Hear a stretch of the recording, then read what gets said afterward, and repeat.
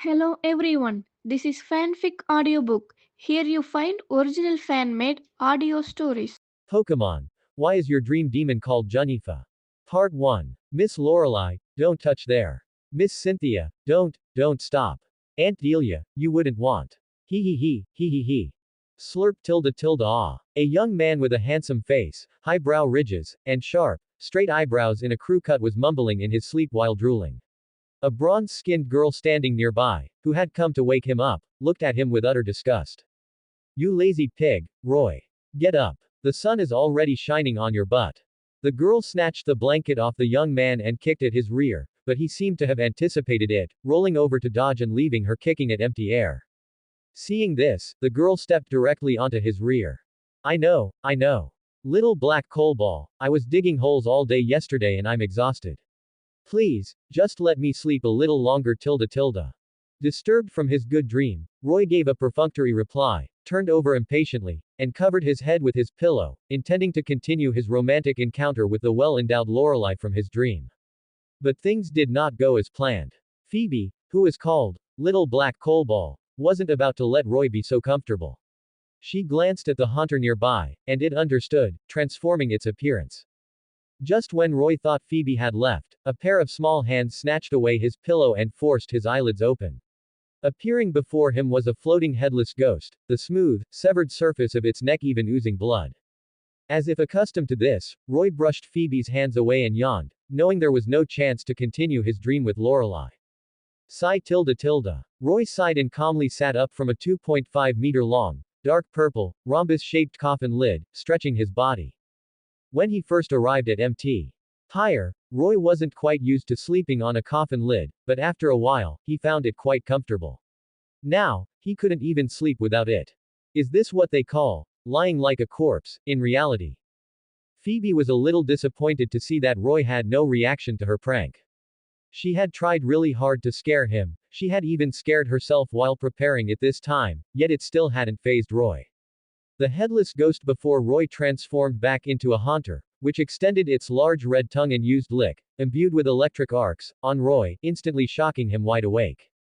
It was fortunate that Roy had a crew cut, otherwise, his hair probably would have stood on end. With that tingling, numb sensation, Roy began his new day. Idiot Roy, you can't even pretend to be scared anymore. Isn't that obvious? It's the same trick every single day. Can't you come up with something new? As he put on his clothes, Roy complained that Phoebe's scare tactics were way too low-level and basic. All day long, it was either a headless ghost or a ghost with its head turned backward, absolutely no originality. Phoebe wasn't bored of it, but he was. HMPH. If you're so smart, then tell me what's scary. If it were me, I'd get a pair of red embroidered shoes and set up some paper effigies and place them. Roy calmly explained a set of very hardcore Chinese horror theories. Unlike Western horror with jump scares, Chinese horror is a fear that comes from the depths of the soul, the kind that makes you shiver while just walking down the street. Phoebe pondered Roy's ideas, completely unaware of the ball of ghostly blue will-o-wisp that had suddenly appeared above Roy's head. Judging by the ideas Roy had just given Phoebe, he was, unsurprisingly, a transmigrator.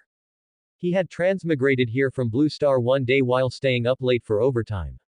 When he woke up, he discovered he was in an unknown forest filled with mist, appearing very quiet.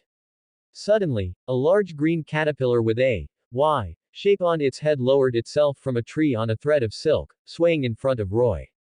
What surprised Roy was that the large green caterpillar was a full 50 centimeters long. The large green caterpillar had no intention of harming Roy, it just looked at him calmly, wiggling about in a very zen-like manner. Roy then realized he had transmigrated into the Pokémon world. This large green caterpillar on the tree was the unevolved form of Rayquaza, Caterpie. In disbelief, Roy went to the riverbank and, seeing his reflection, discovered that his body had also turned into that of a 10-year-old boy. Just as he was pondering what to do, a piercing bird cry echoed through the silent forest. A Spearow appeared in the air, with a black back, a beige chest and abdomen with fine stripes, a messy brown crest on its head, and pink wings. Roy was spotted by the Spearow in the dense forest, its eyes filled with hostility. The remaining memories of the previous owner in his mind told Roy that Pokémon in reality were not as friendly to humans as in the anime, nor was this a utopian world. It was definitely not like the games where a professor sees that you have a remarkable bone structure and immediately gifts you a starter Pokémon. In reality, Pokémon injuring or killing people was a common occurrence. It turned out his appearance had invaded the Spearows' territory, and since Spearow was a Pokémon that viewed its territory as its life, the one in the air already viewed Roy as an intruder. Roy didn't think he possessed the constitution of a Super Pallet Town resident. If he were pecked once by that sharp beak, there would be a big hole in his body. Just as the Spearow was about to dive and pounce on Roy, the Caterpie on the tree spat out a string shot that hit the Spearow in the air with precision, trapping it on the ground. Roy was just about to thank the large green caterpillar when he realized it had already used string shot to move to another tree. In Roy's shocked gaze, the Caterpie used momentum to swing to a tree further back. Holy crap! Spider-Man. Rather than saying the Caterpie saved Roy, it was more like the Caterpie saved itself and saved Roy in the process. The danger hadn't been resolved. The Caterpie gave Roy a look that said, "Take care of yourself," before using string shot again to swing to a tree further back. Spearow. As the Spearow trapped by the web let out a sharp cry, the previously clear sky suddenly turned black, and the mist vanished instantly. What met Roy's eyes was a black cloud composed of countless Spearow rushing toward him. He looked back, and the Caterpie on the tree had long since vanished. He didn't know where it had swung off to. The overwhelming swarm of Spearow, led by a Fearow at the front, pounced toward Roy. He could even see the cold light glinting on their beaks, as if they could disembowel him the next second. He couldn't run anymore. For some reason, this body was unusually weak. Just when Roy thought he was going to die right after transmigrating, a purple fatty appeared. A shadow ball of purple energy drove the Spearow swarm away, narrowly saving Roy. By this time, Roy had passed out from extreme physical weakness and the shock of the moment. His last impression was that big purple fatty standing in front of him. When he woke up again, he was in a coffin. Surrounded by two elderly people, a little girl, and the Gengar that saved him, he learned through conversation that he had actually transmigrated to the forest on the outskirts of Mt. Higher in the Hoenn region. The old couple were the very same ones from the game who guarded the blue orb and the red orb on Mt. Higher. The little girl was their granddaughter, Phoebe, the future ghost-type elite of the Hoenn region. He had actually been saved by the most mysterious family in the game. Upon learning that Roy was all alone with no one to rely on, the two elders exchanged a look and took him in. The condition was that he had to work at Mt. Higher 5 days a week. He had to work a full 6 hours every day. And he would only get 6,000 Alliance coins per month, with 20 days of paid annual leave. After hearing the old couple's terms, Roy, who had been a corporate slave for half his life, was stunned. Such a good deal had finally come his way. He immediately hugged the old man's leg, declaring that he could work here for the rest of his life. The old man patted Roy's head, sighing at what an inhuman life the child must have lived before. From then on, for the next 2.5 years, he lived on Mt. Higher. End of flashback. The memories ended. The first thing to do after waking up. Wash face, brush teeth, and feed his Pokémon. Time to eat. Litwick. Lit. Roy's head suddenly erupted with its original ghost blue will-o-wisp, followed by its candle-like body. Primarily composed of white wax, the melted, layered wax covered its right eye, leaving only its left eye visible. Litwick could be considered Roy's first Pokémon. Why? Could be considered. Because Roy hadn't captured it with a Pokeball yet. Yes, you heard that right, Roy had no Pokeball, but that didn't stop Litwick from being his Pokémon. Litwick had stuck to Roy from the very first day he arrived at Mt. Higher. Back then, because of its cute appearance, its versatility, and its future growth potential, Roy allowed it to follow him, and over time, it became his Pokémon. As for why it could emerge from Roy's head, it was similar to how Gengar could hide in human shadows. This was because Litwick had entered a spectral state. Almost all ghost-type Pokémon could enter this state. Much like the ghosts on TV, they could pass through walls. It wasn't just Litwick who heard the word, eat. A Pokémon with a human skull-like mask, 3 teeth, and 2 large eye sockets emerged from the darkness. On its head was a flame-like part connected to its skull, and on its back were 2 white, femur-like markings. Its arms were short, broad, and always pressed against its back. Below its body were cloud-like feet. This was Roy's second Pokémon. Duskull. It was the type that was useless at everything but first place when it came to eating. Duskull, after you finish eating, it's time to work. The one-eyed Duskull floated in front of Roy, looking adorably foolish. Unlike regular Duskull, Roy's Duskull was exceptionally fat, being 1.5 times larger than an average Duskull. Furthermore, Duskull didn't like staying inside Roy's body, it preferred lying in the cool, dark places, spacing out or taking naps. Under the expectant gazes of the two little ones, a ball of dark purple energy appeared in Roy's hand. This was his ghost power, a type of energy completely different from the thick ghost-type energy in the air of MT. Higher. Furthermore, compared to the ghost-type energy on MT. Higher, ghost power was more to the taste of ghost-type Pokémon and easier to absorb. Of course, this was also an ability taught to him by the two elders. At first, Litwick was somewhat resistant to absorbing Roy's ghost power, thinking it was Roy's life force. However, after Roy demonstrated that his ghost power was renewable, Litwick's psychological burden vanished instantly. The two little ones clung to Roy's hand and began to absorb it. The ghost power was absorbed into their bellies like jelly. The ghost power in Roy's hand was more like a purified energy form, with impurities such as resentment and astonish removed. Soon, the two little ones had absorbed all the ghost power in Roy's hand, leaving none for Roy. After finishing its breakfast, Roy handed the bowl to Phoebe. I'm leaving. I still have to wipe down all the tombstones on the 8th floor today. Remember to buy me snacks when you get back. Make them extra spicy. Got it. Roy changed into a tracksuit, took an iron pickaxe and a bucket of tools needed for work from the corner of the room. He waved at Phoebe, pushed open the cabin door, and just as he was about to step out, a voice came from behind. Wait, what is it now? Roy turned back to look at the jumpy Phoebe. Thanks to the company of the wicked Roy, Phoebe's personality was much more lively and cheerful than in the game. Grandpa asked me to give this to you. Saying this, Phoebe handed Roy an ID card similar to the ID cards from his past life. Its functions were also similar. It could prove Roy's identity and also serve as a bank card. Do not think for a second that this tiny little card is useless. From ordering official Pokeballs from the League and healing Pokemon at the Pokemon Center, to registering for various League tournaments, almost everything required an ID card. Without an ID card here, it was almost impossible to get anywhere, just like being an undocumented person. Gazing at his photo on the small card, Roy sighed in his heart. It was finally approved, he could now be considered an official resident of the Pokemon world. The real Pokemon world wasn't an era where you could just leave on a journey at age 10, Eradicate could even easily take a person's life.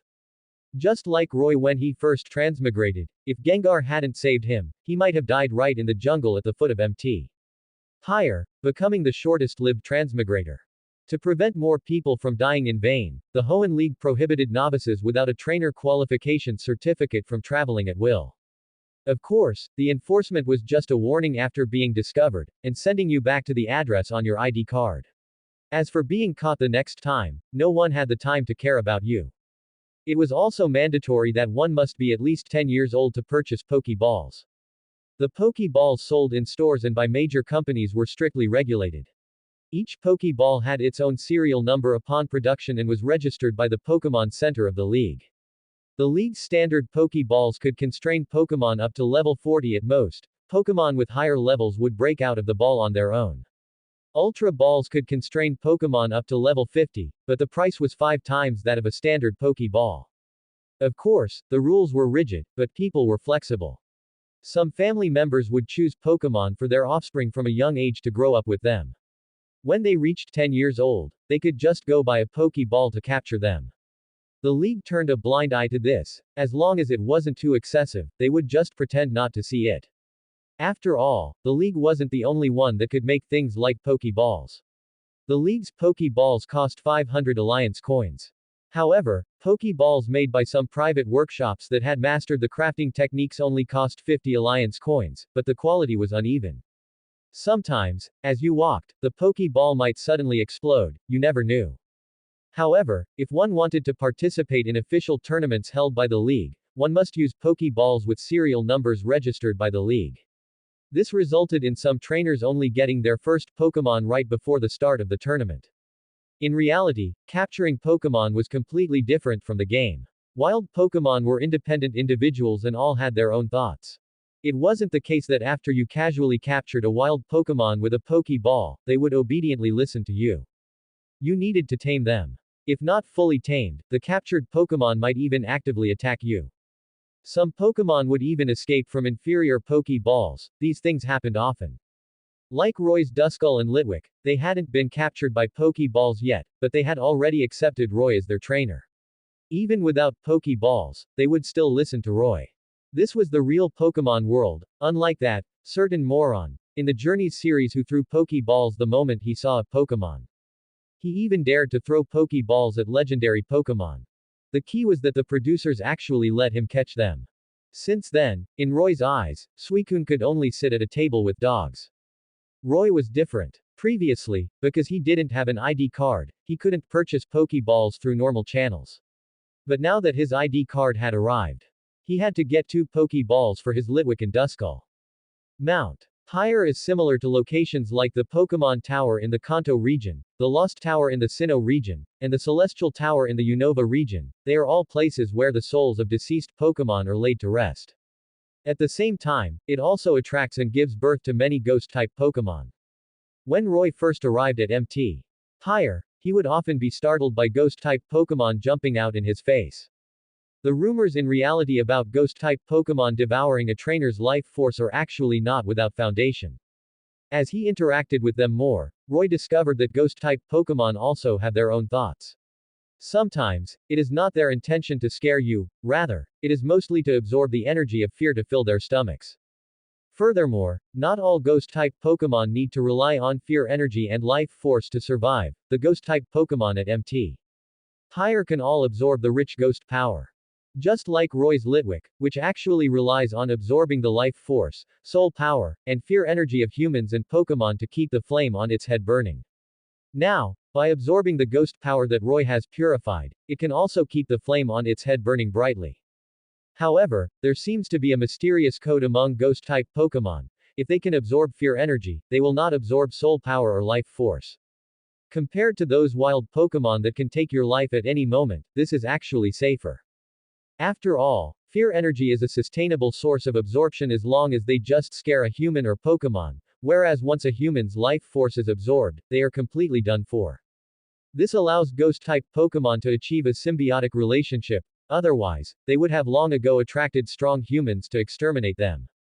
This is also the reason why ghost-type Pokémon like to scare people, and it has become a factor for why some people fear ghost-type Pokémon. However, this has also caused many legends about ghost-type Pokémon to run rampant, leading other trainers to shy away from them. During this time, quite a few other ghost-type Pokémon at Mt. Higher wanted to join Roy. In their eyes, Roy, who possesses ghost power, is like a sweet and soft succubus. However, Roy politely declined them all. Firstly, the ghost power that Roy generates daily is only enough to support these two. Any more than that, and he would feel hollowed out, suffer from insomnia, and feel dizzy every day. It is definitely not kidney deficiency. In short, fueled by various rumors, ghost-type Pokémon appear even more eerie and obscure, like ghosts in the dark of night, making people shudder. The strength of ghost-type Pokémon is unquestionable. Since their debut in the first generation, the ghost type has come with 2 immunities, immunity to fighting in normal types. But strength comes with a price. That is, there are not many very strong offensive moves. It wasn't until the addition of exclusive moves like Make It Rain in later generations, and the appearance of Goldengo, that the ghost type was brought back to its peak. Chandelure is strong because of the fire type within its ghost fire typing. Alright, time to get to work. Unlike the 6 floors in the game, the real-life Mt. Higher is divided into 10 floors, with many tombstones neatly arranged on each floor. Roy's daily job is to be responsible for cleaning these tombstones every day. While cleaning the tombstones, Roy discovered that his ghost power would slowly increase. This is the job the 2 elderly people arranged for him. With the improvement of his strength, Roy recently unlocked the first skill within his ghost power, which is telepathy. It is similar to the ability Phoebe will later acquire to communicate with ghosts, and it is also similar to the telepathy of psychic users, allowing him to understand the language of Pokémon. However, Roy's ghost power is limited to understanding the thoughts of ghost-type Pokémon. This ability has its pros and cons. The advantage is that you can ostensibly order your Pokémon to use Flamethrower, but in reality, the command you send through telepathy is Hydro Pump. It's the same principle as my sword being named, Senior, Spare Me. There are disadvantages as well. For example, for a period last year, a Ghastly would often run into his room to use Sing. During that time, Roy didn't have a single good night's sleep until Phoebe later captured that Ghastly, which is the haunter that just gave him a lick. Woo woo woo, woo woo woo. Hearing the bursts of crying coming from not far away, Roy was already used to it. He repeated the work in his hands. It wasn't that he was too indifferent, but rather that he had become accustomed to it.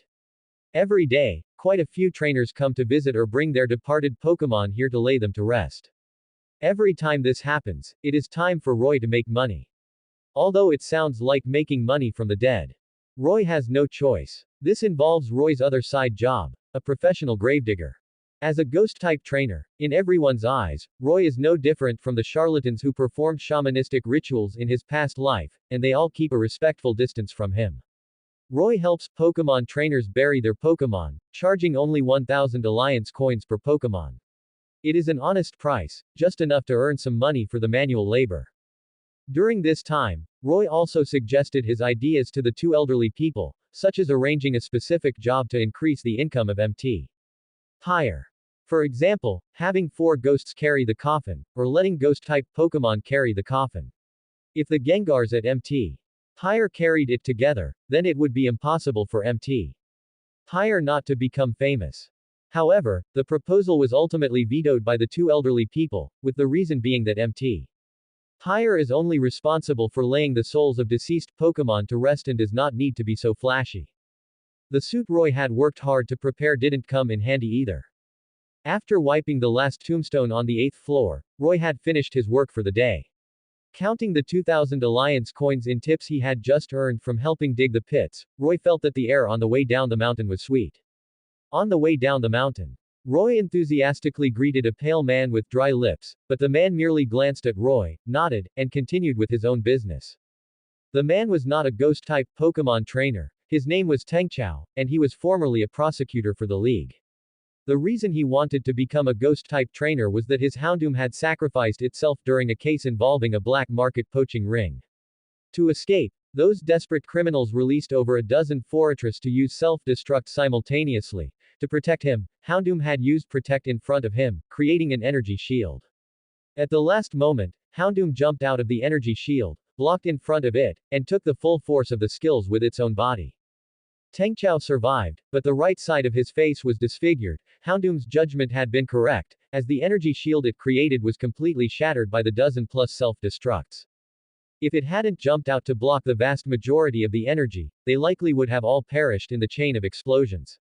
After that night, Tengchao aged significantly. Who would have thought he was only 22 years old, yet looked over 40.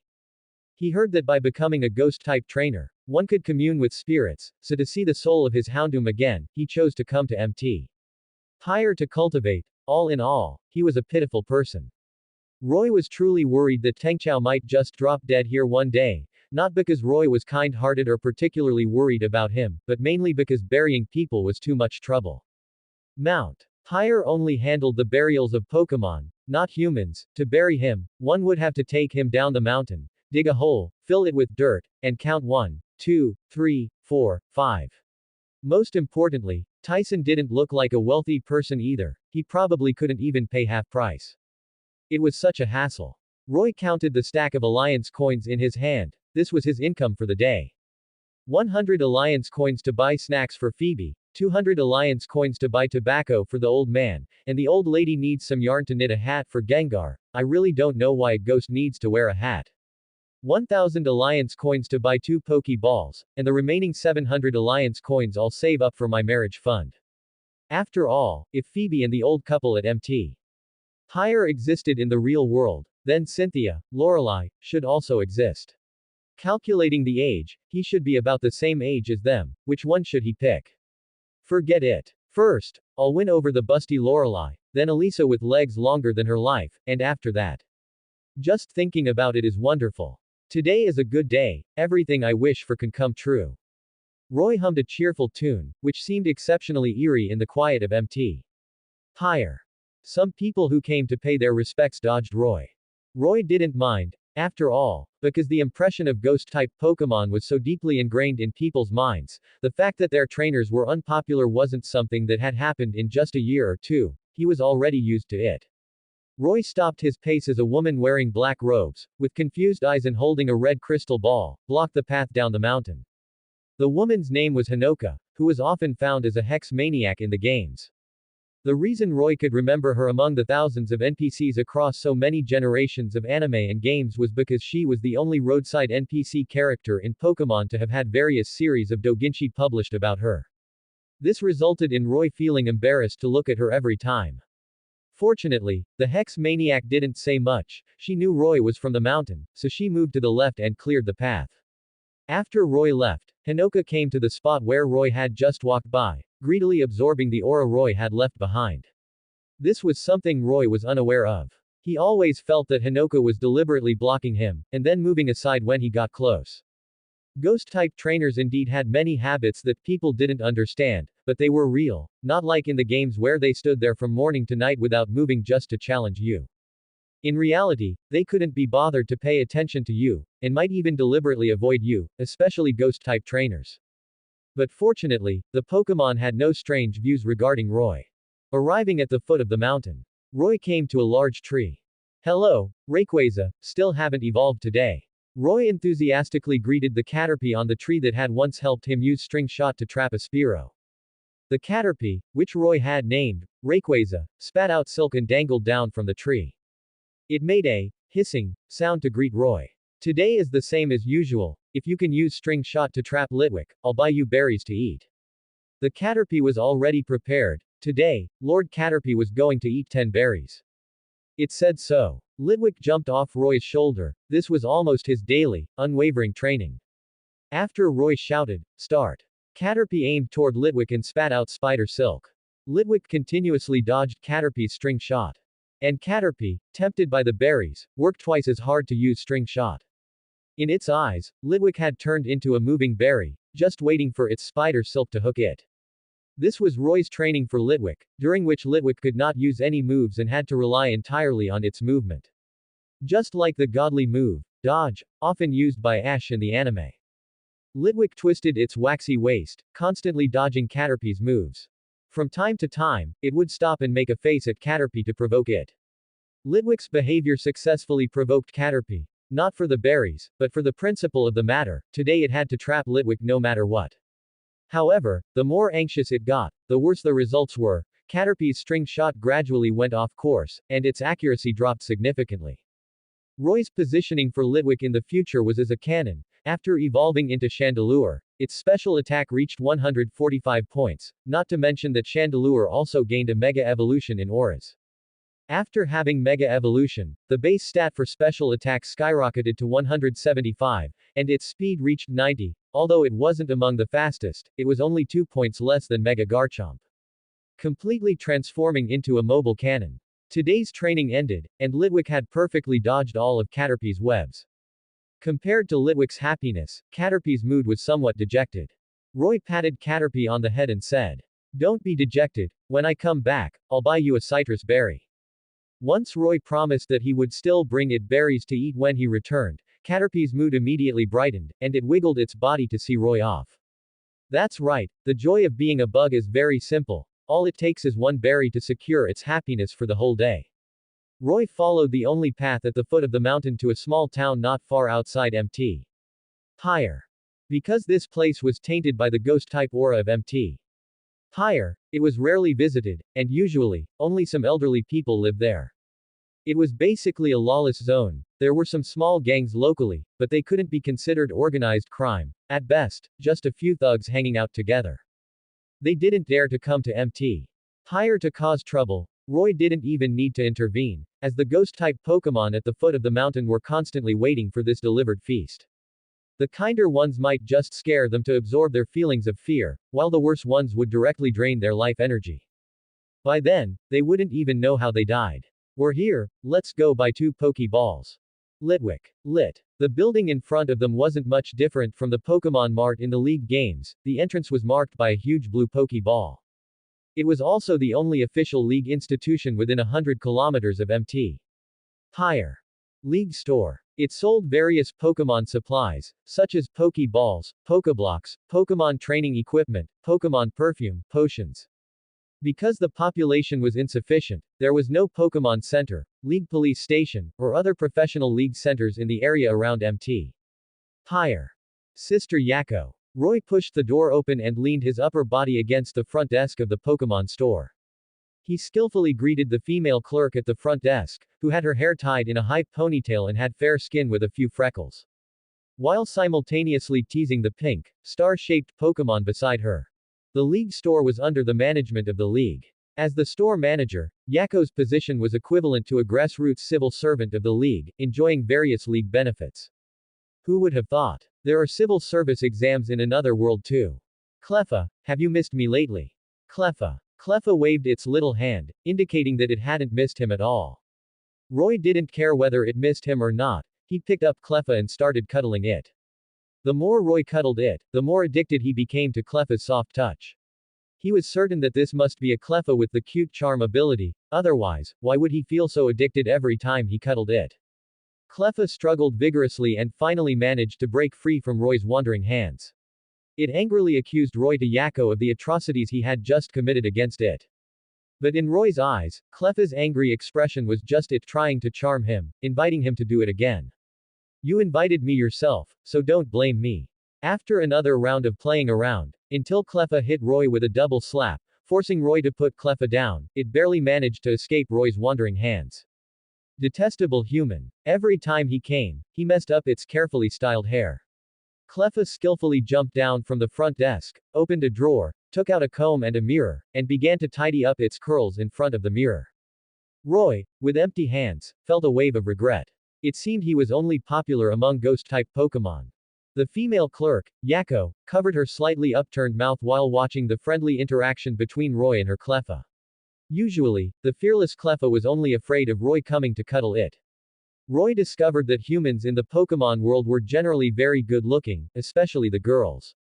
At any rate, almost everyone he had met looked like a big celebrity. Sister Yako, give me 2 Pokeballs. You've applied for an ID card. Roy dashingly took out his ID card and 1,000 Alliance coins. Yako took the ID card from his hand and compared it with his portrait, then verified it at the card reader on the league front desk. It was indeed Roy. She was very familiar with Roy, but some procedures couldn't be skipped just because they were close. After confirming it was correct a second time, Yako turned and walked to the shelf, took out 2 Pokeballs, and after scanning Roy's ID card, registered the 2 Pokeballs under Roy's name. Congratulations on getting your ID card, little brother Roy. I didn't prepare anything in advance, so here is a gift for you. Yako skillfully took out a beige bracelet with a blue crystal embedded in the center from the front desk. Is this a space bracelet? Roy naturally recognized the beige bracelet before him. Since crossing over, he had been very interested in the technological products of the Pokémon world. This space bracelet was a new generation product from Sylph Company. As long as you touch the blue crystal in the center, you can bind your identity. After binding, touching the blue crystal again opens the space to store or retrieve personal items. Although Roy really liked the space bracelet, he knew better that such a bracelet would definitely cost tens of thousands of Alliance coins. With Yako's monthly income of 5,000 Alliance coins, she had probably been saving for a long time. Roy reluctantly pushed the space bracelet back. Sister Yako, this is too expensive, I cannot accept it. Seeing that Roy wouldn't accept it, Yako feigned anger and said, take it. This is a gift from your sister. You have helped me so much all this time. If it weren't for you, I might not have even lasted the first year. Take it. If you don't accept it, you don't acknowledge me as your sister. Yako forcefully put the space bracelet on Roy's wrist. Since she had already said so, it would seem too pretentious to decline further. Yako personally put the space bracelet on Roy's wrist. The size is just right. Don't you think so, Litwick? The will-o-wisp on Litwick's head flickered, forming the shape of a smiley face. Now, Yako was no longer surprised by the will-o-wisp appearing above Roy's head. From initial fear to now daring to touch Litwick, she had put in a lot of effort. Hurry and try it out to see if it works. Roy bound his identity and gently pressed the blue crystal in the center of the space bracelet with his finger. The space bracelet had a total of 40 square meters of space, which was even larger than his rental apartment in his past life. He could control the space bracelet with his thoughts to take out or put in corresponding items. Thanks, Sister Yako. Roy and Yako met in the latter part of the 6 months after Roy was rescued. At that time, with the help of the two old people, Roy had already awakened his ghost power. He often went down the mountain to run errands and buy daily necessities. At that time, Mt. Higher also welcomed its first official building, the League Store. Although the store existed, there was no staff. The first clerk resigned immediately after being scared out of their wits by a shuppet, leaving Mt. Higher without looking back. At this moment, the second unlucky person arrived, which was Yako. Yako had completely relied on her own efforts to pass the exam for the league clerk position. That's right, entry-level positions in the league also require passing an exam. Since she had no connections behind her and her family was just an ordinary working-class family, she was assigned to the Pokémon store at the foot of Mt. Higher, where no one wanted to go. As a famous burial ground and the birthplace of urban legends in Hoenn, Mt. Higher had all sorts of urban legends about ghost-type Pokémon that she was aware of. At first, she encouraged herself, thinking that since she had passed the exam, she couldn't just not come. For an ordinary person, this was already considered a decent job. But it wasn't until she found a Duskull in the drawer while tidying the counter, and it made faces at her. Actually, the Duskull just wanted to scare Yako at the time to consume the emotional energy generated by her fear, it had no intention of hurting her. Who knew that this scare would directly knock Yako unconscious? Fortunately, Roy, who was coming down the mountain to buy supplies at that time, arrived in time after hearing the scream. He used Litwick to defeat the Duskull, and after learning the reason for the incident, Roy used his ghost power to fill its stomach. Since then, the Duskull had been following Roy. Just like that, Roy obtained his second Pokémon. The League store was located not far from Mt. Higher, and usually, many ghost-type Pokémon would come to the League store to cause trouble. Causing trouble was fine, but the fear was that they would absorb one's life energy. Plus, there were no League police stations or trainers in the vicinity, so if she encountered danger, there was almost no other way to escape. Fortunately, Roy was there, coming every time to help her drive away the ghost-type Pokémon that were causing trouble. Moreover, most trainers of ghost-type Pokémon looked half dead. Only Roy and Phoebe were different, the other one was like the winter sun, often revealing a heartwarming smile. By the way, there is also the thing you asked me to buy for you. Yako pulled out a giant Gengar doll the size of a person from the cabinet at the front desk. This was the limited edition Gengar doll that Roy had previously asked her to buy, saying he wanted to give it to Phoebe as a gift. Because ghost-type Pokémon were almost unpopular, regular shopping malls didn't sell such dolls. She had to find someone to have it purchased from a critique city in the Johto region. After chatting for a while, Roy saw that it was getting late, so he said goodbye to Yako and the Cleffa that was making faces at him. Leaving the League store, Roy brought his Pokémon to a clearing at the foot of Mt. Higher. Litwick, Duskull, here it comes. Litwick, Duskull. Roy gripped the Pokeball in his hand, half red and half white, the most traditional, standard Pokeball. Of course, better Pokeballs came with a higher price tag. For example, a luxury ball costs 5,000 yen, and it has more space inside. It wasn't that Roy didn't want to get them luxury balls, it was just that the League store at the foot of Mt. Higher currently only had these standard types of Pokeballs. Roy threw two Pokeballs, which hit Litwick and Duskull respectively. A flash of red light pulled the two Pokemon, Litwick and Duskull, into their respective Pokeballs. The floating Pokeballs landed on the ground, wobbled 3 times, and then fell still. Capture successful. Roy mimicked the pose of Ash from his past life, raising the Pokeball high in his left hand. I caught a Pokemon. SS's tilde it felt a bit chunabu, but it was actually quite satisfying. So, he was finally someone who owned Pokemon now. Calculating it, Phoebe in this life was only 6 years old, so Ash, who was around the same age, should also be about 5 or 6. Perhaps he was playing in the mud somewhere in Pallet Town. Thinking of this, Roy clenched the Pokeball in his hand. Aunt Delia, wait for me. Lorelei, wait for me. Pokemon World. Here I come. Congratulations to the host for obtaining your first Pokemon. System binding in progress. 1%. 10%. Suddenly, a mechanical voice echoed in Roy's mind. System. Roy was stunned. When he first transmigrated, it wasn't as if he hadn't fantasized about having a golden finger, marrying a wealthy beauty, and reaching the pinnacle of life. But after 2 years of waiting, nothing happened, which made him settle down with the idea of staying on Mt. Higher. After all, although it was a bit boring here, safety was guaranteed. This fool system only showed up now. At first, Roy thought he would be like other transmigrators and get a Rayquaza right from the start. If he had known, he would have bought an unmarked Pokeball on the black market to catch Litwick earlier and activated the system sooner. Just as Roy was fantasizing about riding a Rayquaza to the pinnacle of life, the system's progress bar reached 100%. A ghostly purple light rose from beneath Roy's feet, enveloping him. Was he going to evolve too? Litwick and Duskull stared blankly at Roy in the light. They had never heard of humans evolving before. When the light faded, Roy felt as if his body hadn't changed at all. However, he felt that his ghost power had improved significantly. Roy moved his thoughts, and the ghostly purple energy appearing in his hand was much more solid than when he fed Litwick and Duskull that morning. Litwick didn't know why its trainer suddenly smelled so good, and Duskull was uncharacteristically rubbing against Roy's clothes. However, Roy pushed it away, rejected due to ugliness. Sorry, we're not a good match. Duskull. Anyway, what exactly was the use of this system of his? As if it had heard Roy's thoughts, the mechanical voice echoed in his mind again. This system is a hype value system, intended to help unpopular ghost-type Pokémon gain hype value. The host can obtain hype value by generating hype for ghost-type Pokémon. Hype value can be used to exchange for powerful items. Before Roy could ask, a translucent panel appeared before his eyes. Litwick, can you see a transparent panel?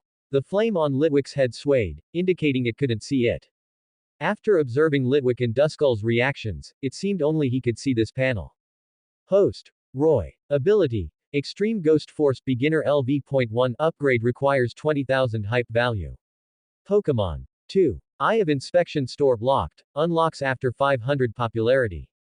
After listening to his half-baked system's introduction, Roy thought for a while before he understood. Simply put, his system was about him validating ghost-type Pokémon and earning hype value. He could use hype value to exchange for items in the store. Although he didn't know what kind of items they were, he figured they shouldn't be too bad, right? But on the panel, wasn't he cultivating ghost power? How did it become Extreme Ghost Force LV.1? Could it be because of that ghostly purple light from earlier? Before he could figure it out, the Eye of Inspection provided a description. Item, Extreme Ghost Force. Function, increases the ghost-type move power of current team ghost-type Pokémon by 1%. Max level 10, increases move power by 10%. So, the system had turned him into a human-shaped curse charm.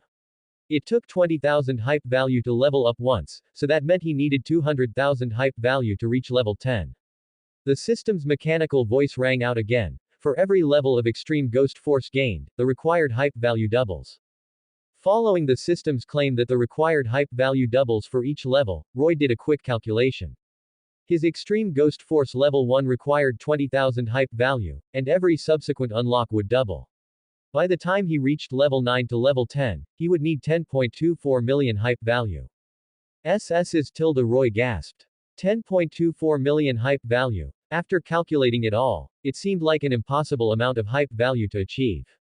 As the level of extreme ghost force increased, Roy's attraction to ghost-type Pokémon would become stronger. By level 10, Roy would be like a succubus in the eyes of ghost-type Pokémon. Roy tried injecting his extreme ghost force into Litwick. Litwick, do you feel anything? Litwick, receiving the boost, flickered the flame on its head and communicated telepathically that it felt something, but it wasn't very obvious. Not obvious. Looking at the zero hype value on the panel, Roy immediately had the urge to completely give up. Except for the system store which needed to be unlocked, the other two functions could be used. Roy turned his attention to the system's second function, scanning. Just now, the scanning function had scanned the effect of extreme ghost force. So, was it? Litwick, don't move. Roy used the inspection function on his Litwick. System scan. Pokémon. Litwick. Level. 28. Gender. Male. Ability. Flash Fire absorbs fire when hit by fire-type moves, strengthening its own fire-type moves.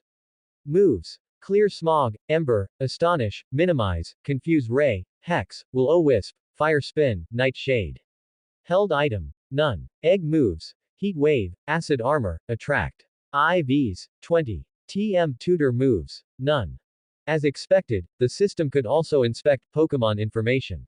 Roy looked at the panel before him with some surprise. He hadn't expected the eye of inspection to provide such a detailed panel. Don't think the identification system was useless.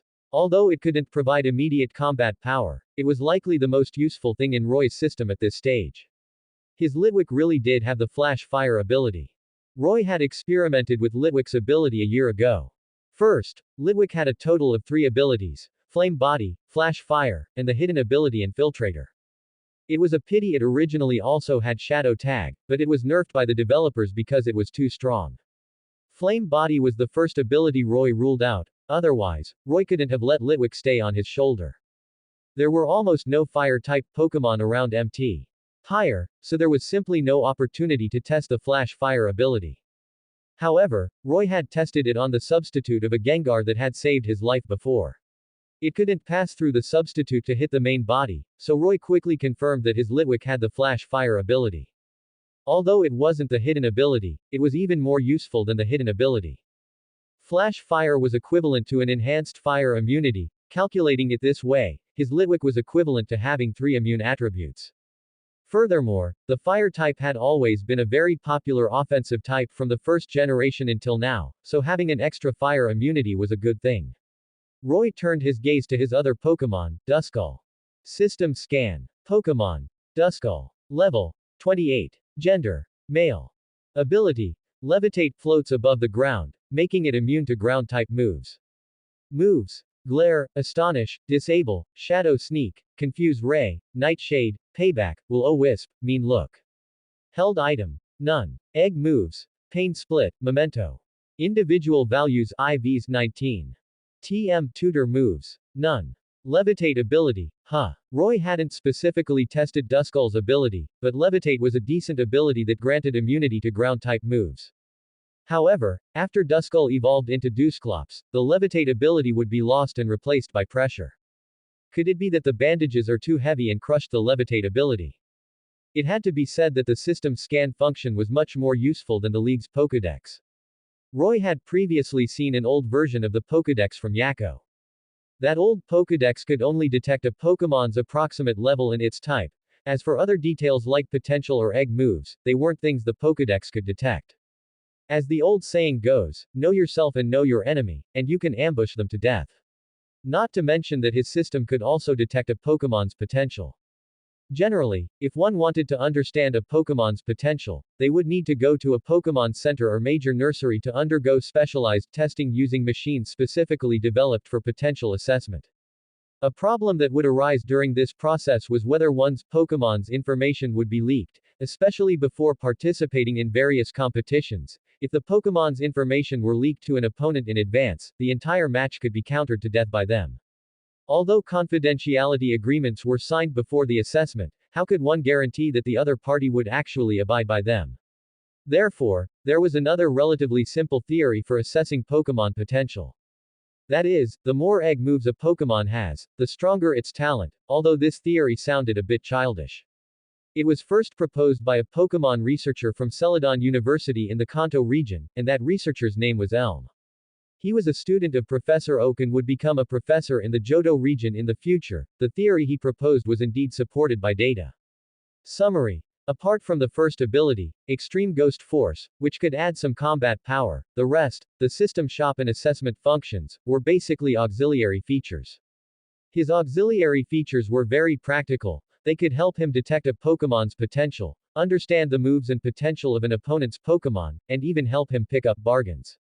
Next was the system shop. Roy scrolled past the system shop option, but it was still grayed out. It required 500 popularity points to unlock.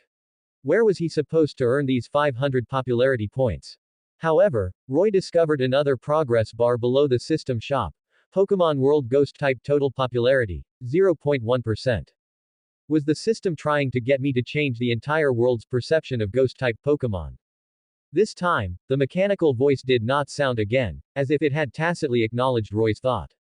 Roy knew the regions included Johto, Kanto, Hoenn, Sinnoh, Unova, Kalos, and Galar.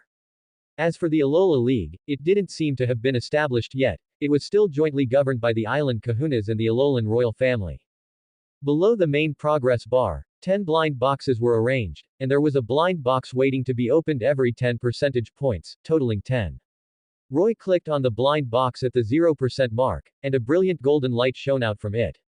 It's a legendary pull. Before Roy could be happy for too long, the golden light dissipated, and a black scale appeared before his eyes. Roy gently touched the scale in his hand. It was light in texture but very hard. The black scale emitted a dense ghost-type energy, accompanied by a faint aura of pressure. Litwick and Duskull didn't even dare to look directly at the scale. There was a feeling that made both Pokémon want to submit. Huh. What is this thing? He had played the game for so long and had never seen this kind of Pokémon item. Right. The system's identification function. System scan. Item. Giratina's scale. Effect. A scale shed from Giratina's body. As long as you inject extreme ghost force into it, you can summon Giratina. Giratina. Giratina. One of the three underlings of the creator, Arceus. The deity responsible for governing the antimatter dimension. What am I supposed to do with a summoned Giratina? Although Roy thought this, his body was honest, and he put the scale into his space bracelet. What if he could use it someday? This blind box felt like it hadn't been opened at all. That was all the system had, there was nothing else. Looking at the system's various stats, which were all 0 except for extreme ghost force being 1, Roy felt a headache coming on. Finally, Roy asked the most crucial question. System, how can I earn popularity points? Bringing ghost-type Pokémon into the public eye, changing the public's perception of ghost-type Pokémon, letting people understand ghost-type Pokémon, increasing the discussion about ghost-type Pokémon, changing viewpoints, all of these can earn corresponding popularity points. Bring ghost-type Pokémon into the public eye. The people who came to Mt. Higher now either came to ask him for help digging holes, or they walked around him the moment they saw him. How was he supposed to complete the system's task? What kind of trashy system is this? Shouldn't it just give me a shiny Rayquaza or something right off the bat? And then I go save the world, win the affection of beautiful women, and reach the pinnacle of life. Roy sighed and finally chose to submit. At least having something was better than having nothing.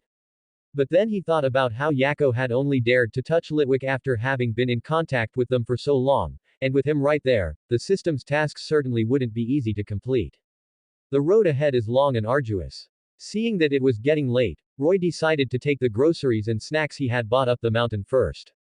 He would continue to ponder how to increase popularity points inside his coffin at night. Otherwise, if he went back late, Phoebe would nag him again. He really didn't understand how a little brat could be even more naggy than an old couple. On the way back, Roy threw the berries he had promised to the Caterpie to the one in the tree. His movements were much smoother than before, and he noticed that his strength seemed to have increased significantly. On the way up the mountain, Hinoka felt Roy's aura, a glimmer of light in her eyes as if she had seen some treasure. Roy felt that the way she was looking at him was like looking at prey, as if she wanted to eat him in one bite. He didn't look back and quickly climbed up the mountain. Along the way, many ghost-type Pokémon followed Roy due to the aura he was emitting. A Shuppet even rubbed directly against Roy. Was this the charm of the extreme ghost force after the system modification? Roy suddenly realized that the extreme ghost force in his hands was still spreading outward, and he hurriedly restrained his aura and ghost power, which finally allowed the Shuppet to regain its senses. Shuppet. Who am I? Where am I? Old woman, do we really have to let that brat leave Mt. Higher? Is there no other way? Inside the hut at the summit of Mt. Higher, the elderly man looked at his wife with disappointment. Mount. Higher cannot accommodate two inheritors, can it? If we force Roy to stay, the ghost power on Mt. Higher will be diluted, which will definitely delay Phoebe's inheritance. You know that as well as I do. But, sigh. The old man opened his mouth several times as if to say something, but seemed to remember, and closed it again, finally turning into a long sigh. He did not refute his wife again. Reason told him that his wife's decision was the correct one. Then, let's tell him later. The elderly woman was no more willing to make such a decision. When they first saved Roy, it was partly because she saw that Roy's own soul power was very strong. In short, he had a tough life. This was something they had never expected. How could an ordinary person possess such powerful soul power? And soul power happened to be a necessary condition for cultivating ghost power. Plus, at that time, Phoebe's parents had just been sent to Mt. Higher by his parents because of the spirit world, and Phoebe also lacked a playmate. They kept Roy, and neither of them ever used Roy as some kind of manual laborer. At that time, they only let Roy watch over and clean the tombstones on Mt. Higher. And upon learning that Litwick was following Roy, they even taught him ghost power. What neither of them expected was that Roy grasped the ghost power on the first day and could control the ghost power to feed the Litwick that was following behind him. After 2 years of getting along, the two elderly people also treated Roy as their own grandson. Now, proposing that Roy leave was a last resort. Old man, look what I brought back for you. Roy's voice came from outside. Roy pushed open the door, sat down on his own, took out the tobacco he had bought from the market, and wore an expression that said, "Praise me." But the old man's face seemed to have become a bit heavier. This confused Roy, who had just entered the door. Theoretically, the old man usually patted him on the shoulder and praised him for finally having a conscience. But tonight seemed a bit different. The old man stopped mid-sentence, and finally, the elderly woman said, "Eat first." After the elderly woman said this, she suddenly noticed that the ghost power on Roy's body was thicker, and at the same time, it emitted an indescribable feeling. Had Roy's ghost power improved again? She looked at her husband. The old man was also frowning. Obviously, he also saw that the aura on Roy's body was not right. The ghost power condensed in Roy's hands was slightly different from the ghost power their family cultivated. It seemed to be more solid. Roy, did you cultivate ghost power today? Today? No. Roy chose to temporarily hide the matter of the system. It wasn't that he didn't trust the two, but such things were really too outrageous to say out loud. The two did not continue to ask. Where is Phoebe? She has already finished eating and went to play with Hunter, don't worry about her. After dinner. Roy, there are some things we want to tell you. After dinner, the elderly man kept Roy behind, looking serious but not knowing how to speak. Roy looked confused. Usually, the old man would call him a brat. Why was he using his name now? Plus, the strange reactions of the two old people when he returned, and it was so formal. Something was wrong. Something fishy. The old man hesitated for a long time, finally, still looking at his wife. The elderly woman rolled her eyes at the old man. She took out a well-packaged card from the room and handed it to Roy.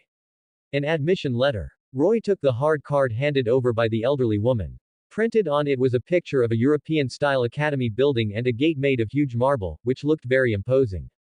Academy. Rustboro Academy. Student. Roy. Rustboro Academy awaits your arrival. Isn't this academy in Rustboro City? Roy remembered that when he played Emerald, there was a teacher at Rustboro Academy. If you won a battle against him, you could get a quick claw item. The name in the admission welcome column was his own.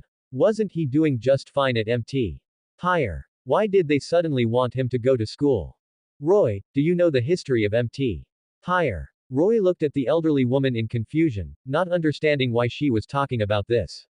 The elderly woman took a sip of hot tea and told Roy the story of MT. Higher and their family unhurriedly. In the Pokémon world, there exists another different world, which is the spirit world. Every region has an entrance connected to the spirit world.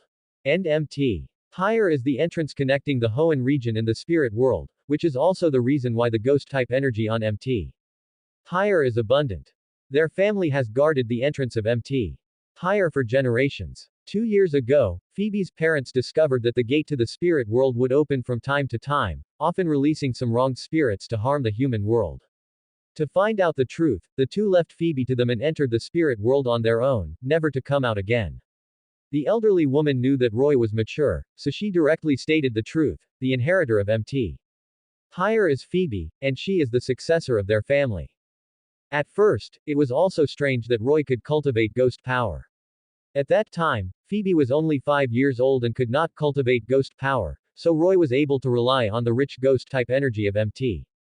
Higher to cultivate ghost power. But now, the ghost power on MT. Higher can no longer meet the needs of the two. After hearing the elderly woman's explanation, Roy also understood the problem. If he left MT. Higher, Phoebe would awaken her ghost power faster, which is also the reason for the future ghost-type elite of Hoenn, Phoebe. Was that all it was? He was just thinking about how to tell the two old people that he wanted to go out and wander around to earn some popularity points. He didn't expect that he wouldn't even need to find an excuse now.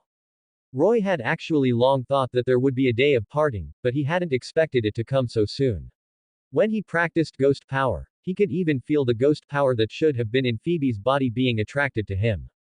Anyway, the system had already helped him upgrade to extreme ghost force, so he didn't really need the ghost-type energy from MT. Higher. He only needed the system's popularity points to increase the level of extreme ghost force, although the required popularity points were a bit too high. Not to mention that after saving him, the elderly couple had never treated him badly. From the moment they adopted him, they had treated Roy like their own flesh and blood, even teaching him the family's secret techniques and helping him awaken his ghost power. Roy was naturally grateful for their kindness in adopting him and saving his life. Moreover, they had long since arranged a way out for him and didn't just release Roy to travel alone. Rustboro Academy was, after all, a famous trainer academy in the Hoenn region. I understand. Registration at the academy should be the day after tomorrow, so I will set off tomorrow. Roy, you. The two elders felt inexplicably uncomfortable in their hearts when they saw Roy accept it so naturally. I know you two don't want this either, but I think Phoebe's inheritance is more important, and it's not like I'm not coming back to see you two. The two elders sighed. Roy looked like nothing was wrong as he ate dinner. The three of them tacitly agreed not to tell Phoebe, who had just come back late from playing outside. Stupid Roy, why are you only back now? Did you go harass Sister Yako again? What do you mean harass? We are clearly in mutual love. She was attracted by my handsome appearance, you little black coal ball. Roy, you are not allowed to call me little black coal ball. Hunter watched the two bickering from the side, imitating Phoebe's angry expression, puffing out its cheeks on both sides as well. By the way, this is for you. Roy took out the Gengar pillow from his space bracelet. Phoebe first looked enviously at the space bracelet Roy received from Yako, but she was quickly attracted by the purple Gengar doll Roy took out from the space bracelet. Is this for me? If you don't want it, I'll give it to Suinoka down the mountain. Roy made a move to get up and walk down the mountain. I want it. Phoebe stopped the rising Roy, took the huge doll from Roy's hands, and hugged the Gengar doll, which was a size larger than herself, unable to put it down. She had been missing a pillow in her coffin, and she had only complained to Roy about it last time. She didn't expect him to take it to heart. The Gengar that had been staying by the elderly woman's side watched with a helpless expression. The real person was clearly right here, yet she insisted on hugging a broken doll. Thank you, Roy. Phoebe put down the doll in her hand, ran to Roy's side, and fiercely kissed Roy on the cheek. Roy wiped the spot Phoebe had just kissed with a look of disgust, feeling it wasn't as good as being licked by Hunter in the morning, which resulted in another round of double slap from Phoebe. The two elders didn't know what to say when they saw this scene. The next morning at dawn.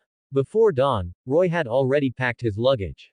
His pack was simple, a crude backpack, the space bracelet Yako gave him yesterday, and the 30,000 Alliance coins he had saved over the past 2 years.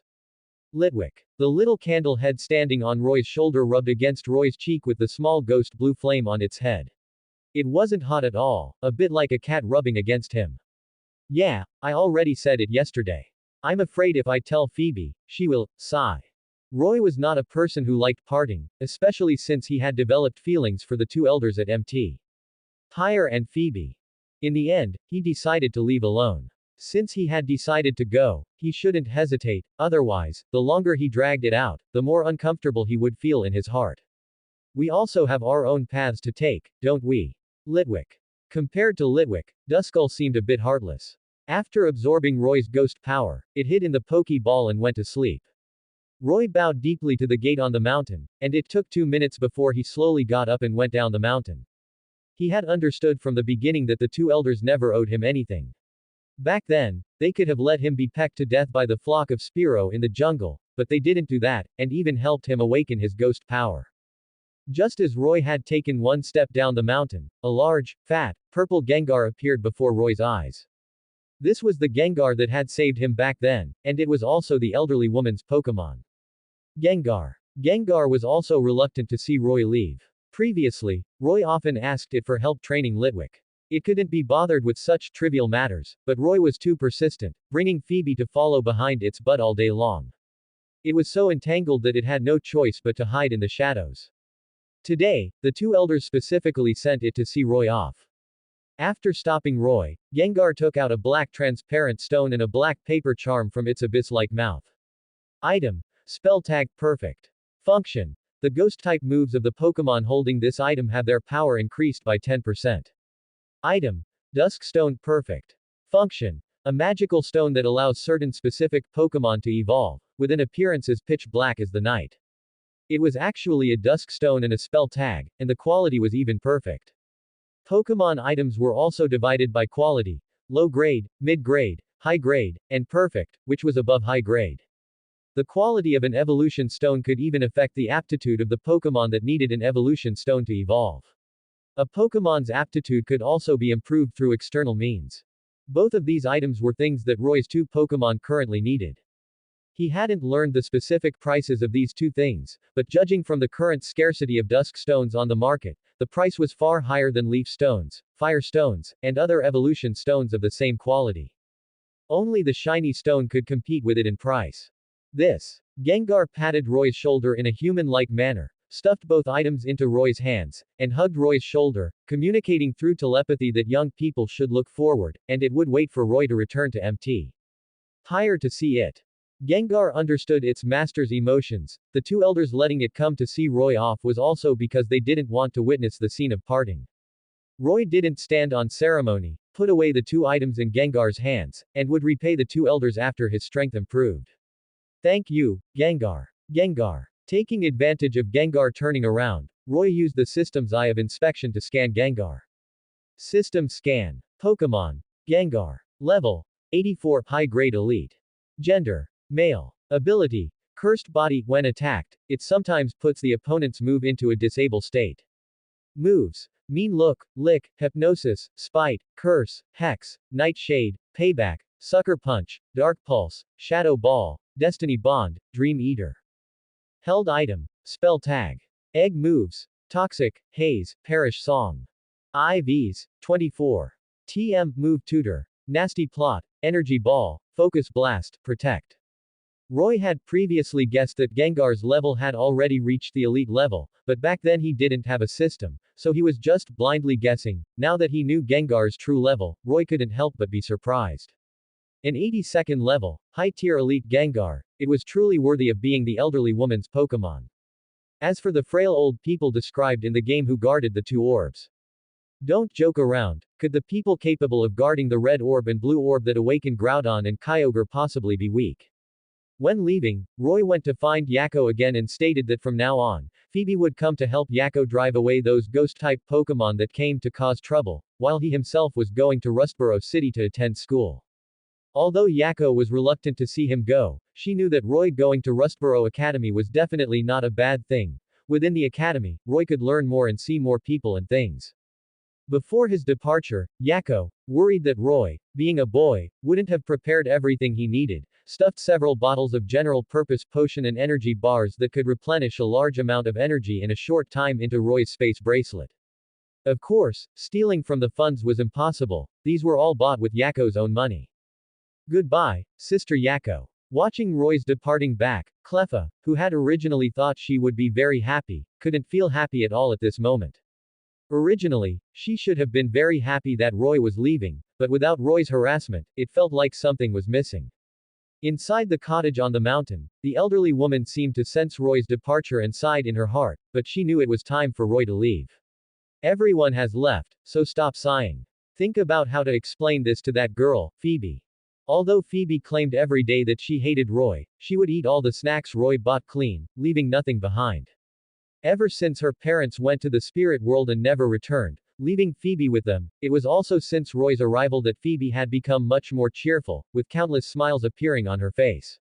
Grandma. Whatever you fear comes to pass. Phoebe trotted all the way into the cottage, with Hunter following behind her, passing through the wall from the side. Upon seeing a large bag of snacks on the table, it immediately pounced on it, tore open a bag of potato chips, and started munching on them, asking while chewing, "Grandpa, did you buy this?" These were snacks that Roy had specially brought back for Phoebe after going down the mountain again last night. The old man didn't know how to answer his granddaughter about the fact that Roy had already left, so he could only look at his wife helplessly. This was even trickier than the battle against two elite trainers back in the day. The elderly woman nudged the old man with her elbow, signaling him to speak up and tell Phoebe the fact that Roy had left. Before the old man could speak, Phoebe started complaining to the elderly woman, "Grandma, Roy must have gone to find Sister Yakko again.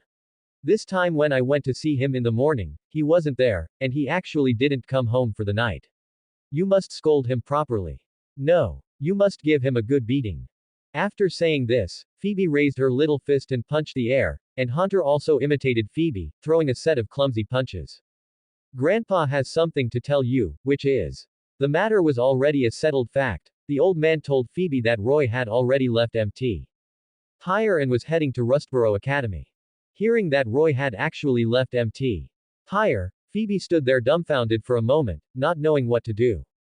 After a long while, she reacted and asked with an expression of disbelief, "Impossible, impossible, you must be working with that idiot Roy to lie to me, right?" However, the silence of the two old people was the best answer. Roy had truly left MT. Tyre. Seeing that the two old people's expressions did not seem fake, Phoebe's eyes gradually turned red, and she ran out of the house trembling, heading towards the foot of the mountain. "Grandma, I don't care, I'm going to find Roy." But it was already near evening, and the path down the mountain was too dark to see clearly. In the end, it was Gengar who brought Phoebe back. Looking at Phoebe's red eyes, the two old people couldn't help but feel a pang of heartache. He knew it would be like this. Although Phoebe usually called him, Idiot Roy, in her heart, Roy was equivalent to her older brother. Although she said she hated Roy, in her heart, she had long regarded Roy as her reliance. Now that he had left without saying goodbye, the two old people thought about it and decided to tell Phoebe the reason why Roy had to leave. Phoebe was still young and didn't understand anything about family inheritance. She only knew that the Roy who had to be called every day to get out of bed, who brought her snacks, and who called her a little black coal ball, had left MT. Tyre. "Grandma, can I not have the inheritance? Can you let Roy come back and stay with me?" The two old people didn't speak. Tears kept streaming from Phoebe's eyes, and in a short while, she was hugging the Gengar plushie Roy had given her yesterday, crying until she was a teary mess. Hunter, who was on the side, was immediately at a loss and also imitated Phoebe, starting to cry. The two old people gave Phoebe the letter Roy had left behind. Phoebe tearfully opened Roy's letter. The first sentence, "little black coal ball," felt just like Roy was speaking right by her ear, making the originally heartbroken Phoebe burst into laughter through her tears instantly. She remembered the first time Roy gave her a nickname. She had chased Roy for a whole day, almost falling off the mountain at the end, and it was Roy who had disregarded the danger to save her. In the letter, Roy stated that he wasn't leaving forever and that when Rustboro Academy was on break, he would come back to visit Phoebe and the old couple. He hoped that the next time they met, Phoebe's ghost power would have improved, carrying on the hope of the MT. Tyre family. He also promised that when he returned, the two of them would have another battle, and the loser would have to wash the winner's feet. In the letter, Roy also asked her to find time to feed the Caterpie at the foot of the mountain and help Yakko drive away the troublesome ghost-type Pokémon. "Do not worry, Roy. HMPH. Who would miss him? It's good that he's gone. I'm going to take over Roy's room and sleep in 2 rooms all by myself." The two old people didn't know what Roy had written in the letter that could make Phoebe laugh through her tears, but it was a good thing that Phoebe's mood could improve. Hugging the Gengar plushie in her hands, Phoebe picked up an Oran berry from the table and was about to run out of the house again. "It's so late, what are you going to do?" "I'm going to feed Roy dinner." The two old people looked at each other. What did she mean by going to feed Roy dinner? Hadn't Roy already left MT? Tyre. It wasn't until the two old people learned from Hunter that Phoebe had given the Caterpie at the foot of the mountain a new name, Roy. After leaving MT. Tyre, there were basically no ghost-type Pokémon or trainers in the Hoenn region, which made Roy, who spent his days dealing with ghost-type Pokémon, feel a bit unaccustomed to it. His next stop was Lilycove City. The journey from Lilycove City in the east of Hoenn to Rustboro City in the west of Hoenn would take nearly 2 months, and he certainly wouldn't be foolish enough to walk to Rustboro City.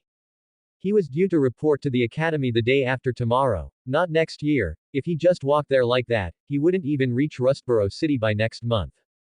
When he left, he had asked Yakko, and she suggested just taking a direct shuttle bus to Lilycove City, which would only cost a few hundred Alliance coins. Just as Roy was thinking, a strange noise suddenly came from the bushes by the roadside, and immediately after, a boy wearing a blue bandana and carrying a bug-catching net jumped out of the bushes, blocked Roy's path, pointed at him, and said, "I want to duel you. If you lose, hand over your Pokémon to me." The classic bug catcher roadblock scenario. Without waiting for Roy to refuse, the bug catcher threw out a Pokémon with a segmented body, yellowish-brown in color, and a small horn on its head. A Weedle. Yes, it was a Weedle thrown by a bug catcher. He hadn't captured the Weedle with a Pokeball at all. He couldn't afford a Pokeball, and as for how he even caught the Weedle, it was a mystery. However, judging from the tattered collar on the Weedle's neck, it was clearly not following the bug catcher willingly. He was just bullying the Weedle because it was weak. If it had evolved into a Beedrill, it would definitely have been chasing the bug catcher and stinging him. Weedle, use poison sting. The bug catcher commanded, but the Weedle on the ground didn't react at all. Judging from its state, the Weedle's body was covered in scars, looking like it was on its last breath, as if it would collapse to the ground the next second. System scan. Pokémon. Weedle. Level. 15. Gender. Male. Ability. Shield dust protected by scales, it is not affected by the additional effects of moves. Moves. Poison sting, string shot, bug bite. Held item. None. Egg moves. None. Individual values. 13. Move tutor TM. None. Is this it? Roy didn't even need to send out a Pokémon, he felt he could handle this himself. Trash, use your move now. The bug catcher cursed at the wilted Weedle, completely ignoring its current lethargic state. Although he didn't recognize the Pokémon on Roy's shoulder, judging by the flame on its head, it was at least a fire-type Pokémon, which was definitely much stronger than his Weedle. At the very worst, he could safely run away. Thinking of this, the bug catcher gripped a bag of yellow powder in his hand. He was even fantasizing about taking the opponent's Litwick to participate in the Hoenn League competition after defeating Roy. But in reality, he had never won against a passing trainer, the opponent would basically defeat his Pokémon in one hit. Then he would run away in a panic, endlessly repeating the cycle. As for raising Pokémon, that didn't exist. To bug catchers like them, there was no concept of raising Pokémon. In their eyes, making Pokémon fight was raising them.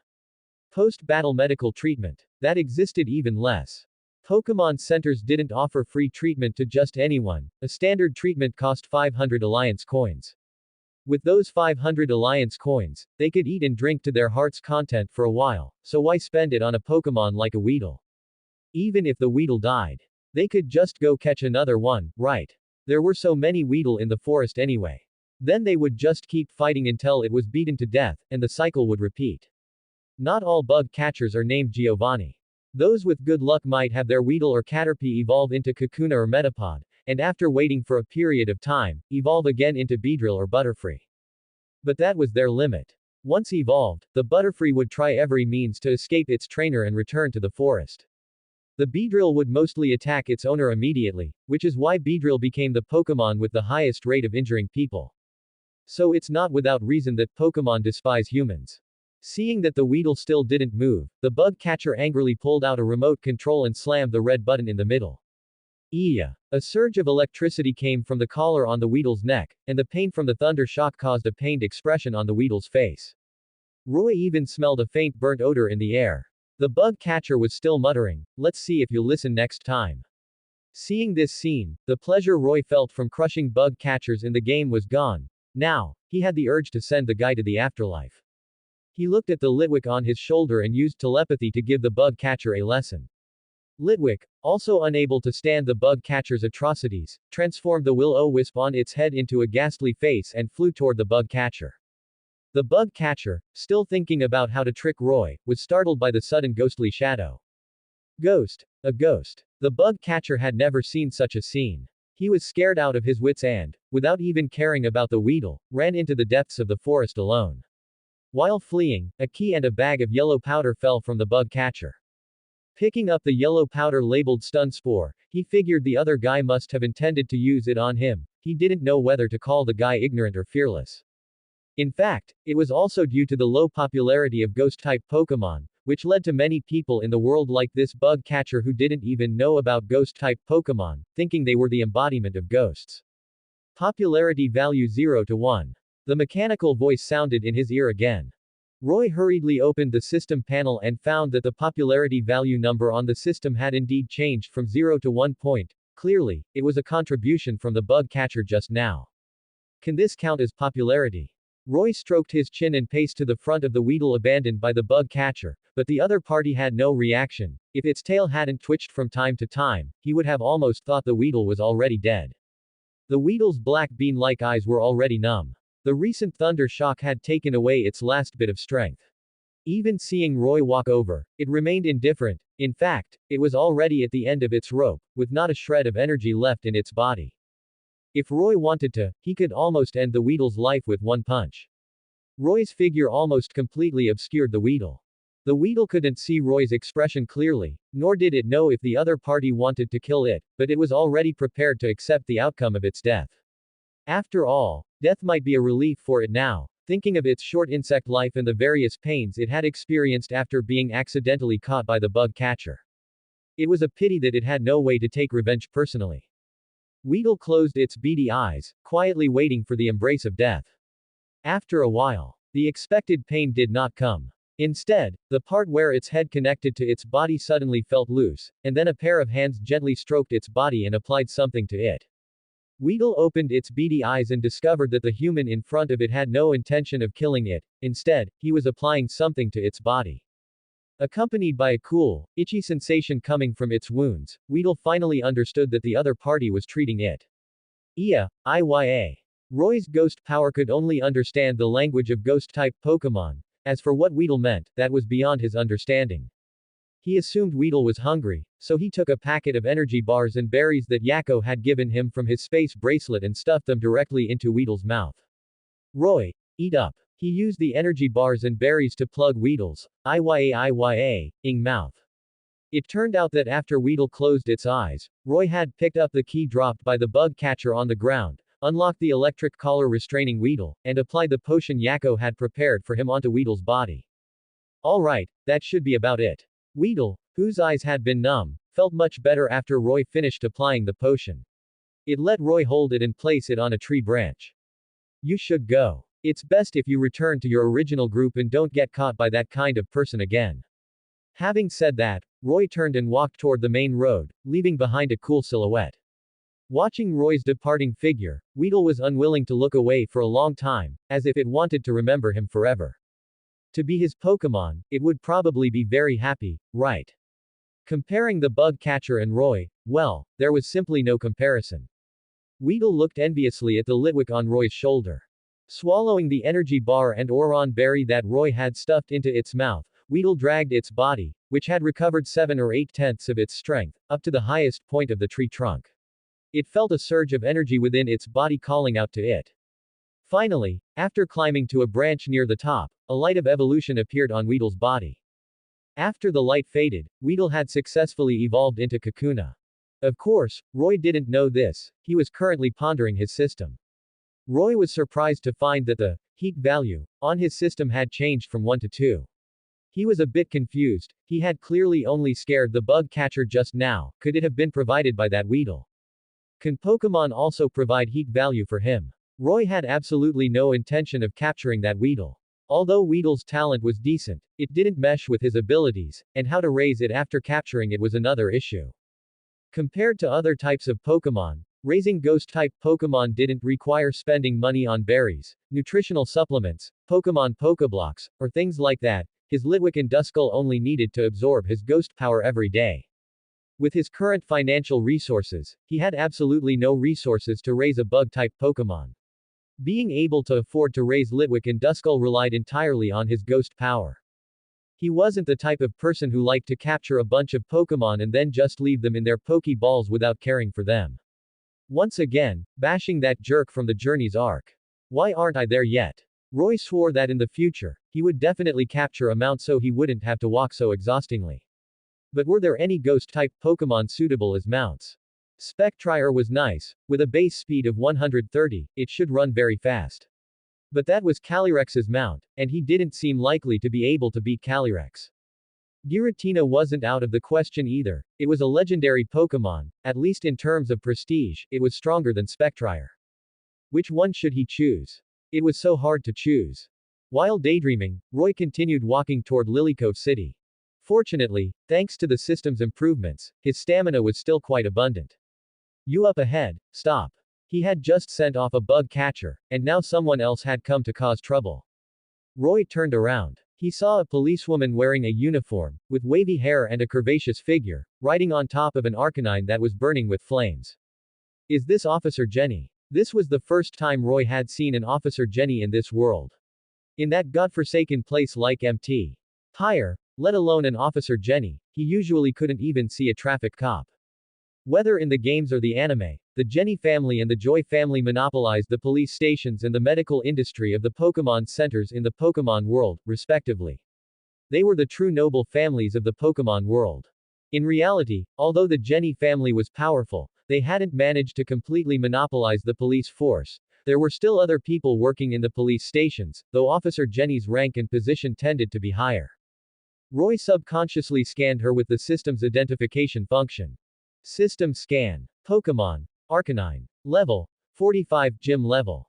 Gender. Female. Ability. Justified when hit by a dark-type move, its attack is raised due to its sense of justice. Moves. Tackle, Fire Fang, Flare Blitz, Helping Hand, Crunch, Payback, Agility, Ember, Roar, Bite, Glare, Flame Wheel, Takedown. Held item. Charcoal. Egg moves. Double Kick, Double Edge, Covet. IVs. 19. TM, Move Tutor, Protect, Dig, Endure. The Arcanine's level had already reached 45. This was already a gym level Pokemon. Can't mess with that, can't mess with that. He, Roy, was a law-abiding good citizen. Roy put on what he considered to be a sunny smile, obediently stopped, and sensibly handed over his ID card after Officer Jenny walked up. Officer Jenny took the ID card, but at first glance, she was attracted by the 4 characters, MT. Higher, in the address. She remembered that MT. Higher was clearly to the west of Lilycove City, and it was a graveyard for Pokémon after they died, a place where souls rested. Especially since the specific address on the ID card was the summit of MT.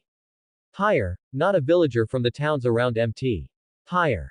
Recalling the legends in her family about that mysterious family on MT.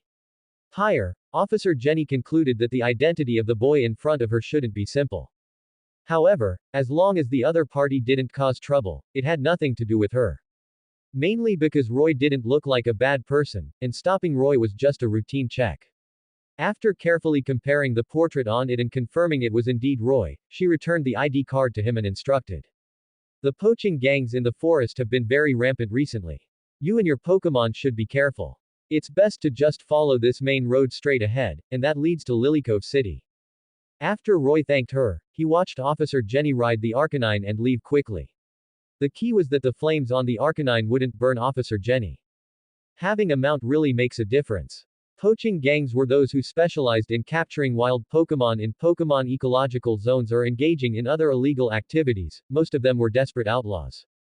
It could be said that they were the predecessors of most members of hunter organizations. Currently, in the Hoenn region, there were no villainous organizations like Team Magma and Team Aqua yet. After saying goodbye to Officer Jenny, Roy set off on his journey once again.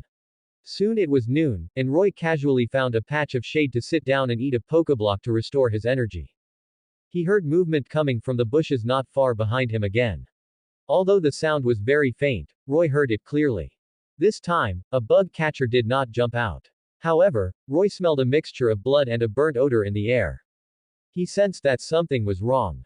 He stopped moving, maintaining his current posture as if his entire body had completely blended into the surrounding environment. After a while, a voice that shifted from steady to gruff came from behind the bushes not far away. That Jenny, don't let me catch her. Litwick. Litwick, which had emerged from Roy's shoulder, floated to the tree closest to the bushes where the sound came from, and soon drifted back. The flame on top of Litwick's head manifested the scene it had seen.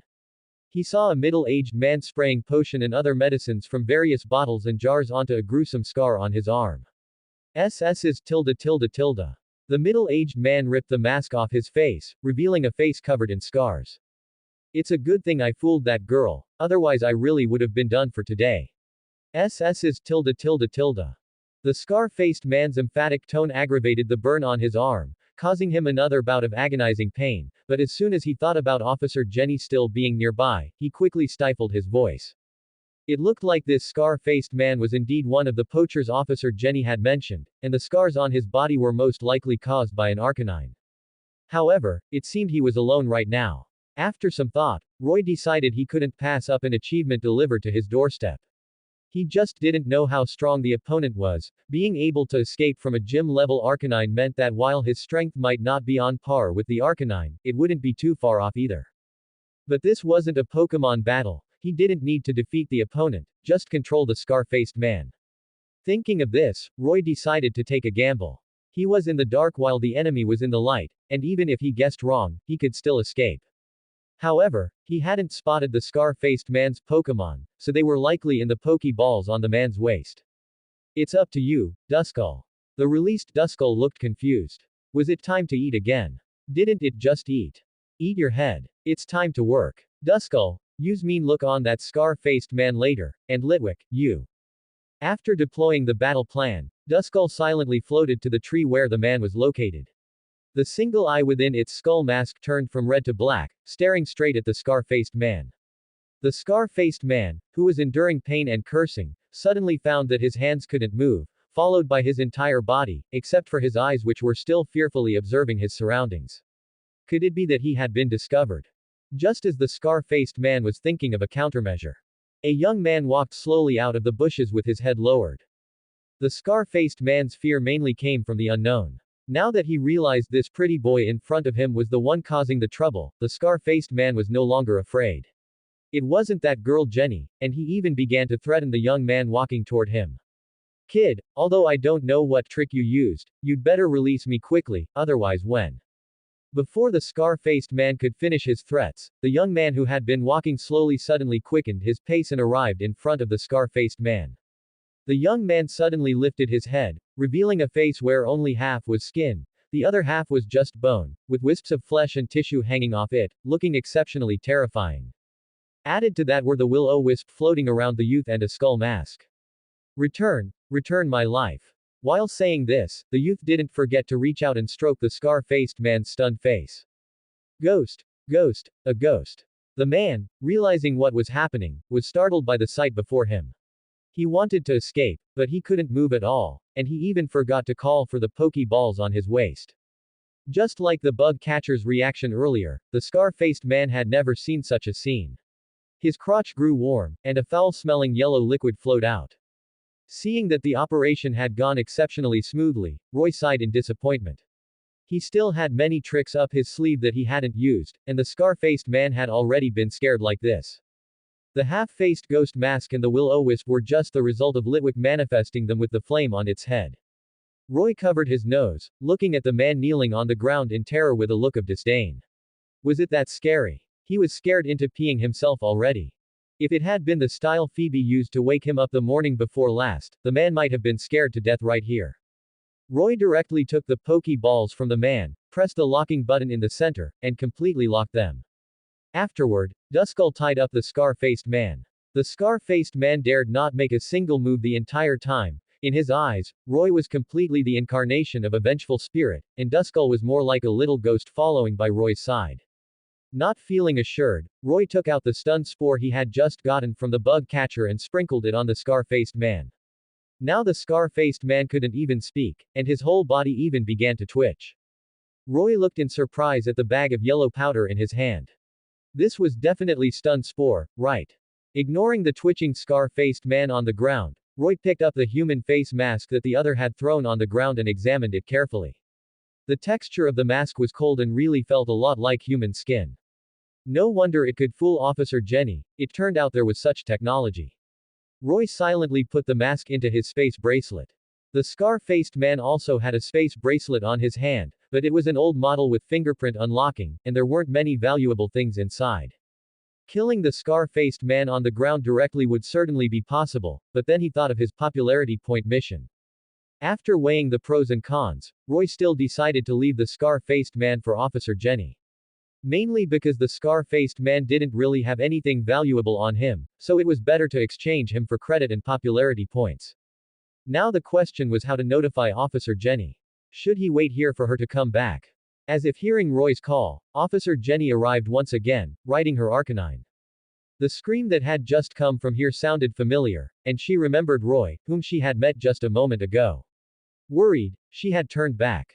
She had expected Roy to have fallen into the hands of a criminal, but instead, she saw the bound but still trembling scar-faced man and Roy standing far away, covering his nose and waiting for praise. Officer Jenny could see at a glance what had happened. The young man in front of her had actually captured the vicious poacher all by himself. Officer Jenny, this guy was secretly cursing you in the bushes just now, and he didn't look like a good person, so I caught him. Roy's reason was very simple. Officer Jenny, he cursed you. Officer Jenny gave Roy an approving look, signaling that she would handle the rest. Afterward, Officer Jenny turned her gaze toward the scar-faced man, before she could even sternly reprimand him. The scar-faced man acted as if Officer Jenny was a life-saving straw, his previously twitching body even stopped shaking. At this moment, the effect of Duskull's mean look ended. The scar-faced man regained his mobility, but because his body was tied up, he struggled to straighten his body and wiggled to kneel in front of Officer Jenny, tearfully confessing his crimes. Officer Jenny, those cases at the ranch and the hunting grounds were all done by me, and the cases in Lilycove City were all done by me too. Please, hurry up and take me away. I stole the old lady's panties, I stole the cat's mung beans. In short, all the bad things in the world were done by him. He only begged Officer Jenny to take him away immediately. At this moment, he only hoped to be as far away from Roy and the skeleton ghost by his side as possible. It would be best if they threw him into prison and locked him up for 100 years to let him calm down. Officer Jenny looked at Roy, confused. Roy waved his hand, saying, maybe the scar-faced man had already realized his mistakes and wanted to become a law-abiding citizen. Officer Jenny believed this explanation, as if.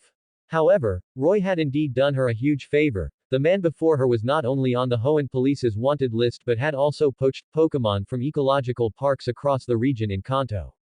The scar-faced man's Pokémon were a level 40 Weezing and a level 45 Forretress, and both had learned self-destruct. The Forretress had already been abandoned by him to use self-destruct while she was pursuing him, which was the reason she had lost his trail. The remaining Weezing was poisonous and prone to exploding, so she didn't dare let her Arcanine get too close, fearing that the opponent would use self-destruct and injure her Arcanine. If it were to get poisoned, it would be even harder to deal with. Yet, such a troublesome and vicious criminal had actually been captured by a youth. Officer Jenny felt more and more incredulous the more she thought about it. You're welcome. I believe that assisting Officer Jenny is the duty of every citizen of the League. Roy replied with a sincere expression. Officer Jenny was stunned by Roy's forced attempt to add value to the situation, but she felt deeply comforted in her heart.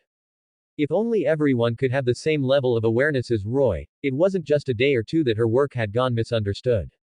People often questioned whether she had become a police chief by relying on the influence of her family, completely disregarding the achievements she had made. After handcuffing the scar-faced man, Officer Jenny smelled a foul odor. Following the source of the smell, she saw that the scar-faced man's crotch was already soaked.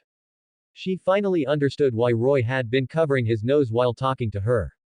Because the smell was truly unbearable, it was better to leave it to the newly arrived intern officer. Roy, right. You did a very good job today. This person led a team to raid a Pokémon daycare in Lilycove City a year ago and stole many Pokémon eggs, 3 months ago. He had committed so many crimes.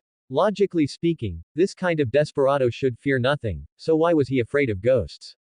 Indeed, a clear conscience never fears ghosts.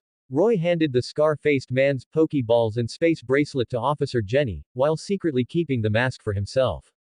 With his current strength, he couldn't tame a gym-level Weezing, so keeping it was useless, and he would have to be constantly on guard against it. After taking the Weezing's Pokeball, Officer Jenny extended her palm toward Roy once again. Confused, Roy extended his own hand and shook Officer Jenny's slender hand. Feeling the warmth suddenly covering her palm, Officer Jenny realized that Roy was holding her hand tightly and looking at her with a sincere expression. Officer Jenny could only explain, I meant for you to give me your trainer certificate. Roy, what trainer certificate? Previously, Roy had only heard that one needed a junior trainer certificate to travel, but he didn't know much about the specific certificates. You don't have a trainer certificate. Roy shook his head. Upon learning that Roy didn't have a trainer certificate, Officer Jenny patiently explained to him. A trainer certificate is the League's recognition of a trainer's strength, representing a trainer officially recognized by the League. If you own 2 Pokémon above level 30, you can apply for the Junior Trainer Qualification Battle, and after passing the battle assessment, you can obtain the corresponding certificate. Trainers holding a Junior Trainer certificate can receive a monthly subsidy of 2,000 Alliance coins. Similarly, if you own 2 Pokémon above level 40, you can obtain a Gym Level Trainer certificate after passing the League assessment. But don't misunderstand, possessing a gym level trainer certificate does not mean you can become a gym leader. A gym leader needs at least 3 Pokémon at the elite level, and that is just the most basic condition. Holding a gym level trainer certificate means you are qualified to become an apprentice at a gym. The league will provide a monthly subsidy of 10,000 Alliance coins. If you own 3 Pokémon above level 50 and pass the league assessment, you can obtain a senior trainer certificate. At this point, you are a pillar of the league and can become eligible to apply to be a league prosecutor. The league will provide a monthly subsidy of 100,000 Alliance coins. As for higher ranks like Junior Elite, Mid-Level Elite, and High-Level Elite, those were not within Roy's reach for now, so Officer Jenny didn't continue. Furthermore, possessing a trainer certificate allows you to get discounts when purchasing items at the league store and when healing Pokémon at the Pokémon Center.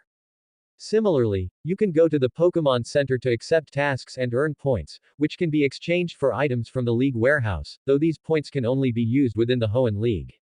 Of course, the League won't give trainers so many benefits for nothing, trainers must also fulfill their obligations. For example, if official institutions like the Pokémon Center are threatened, or if there are tasks that need to be completed, trainers cannot refuse. I see, so that's how it is.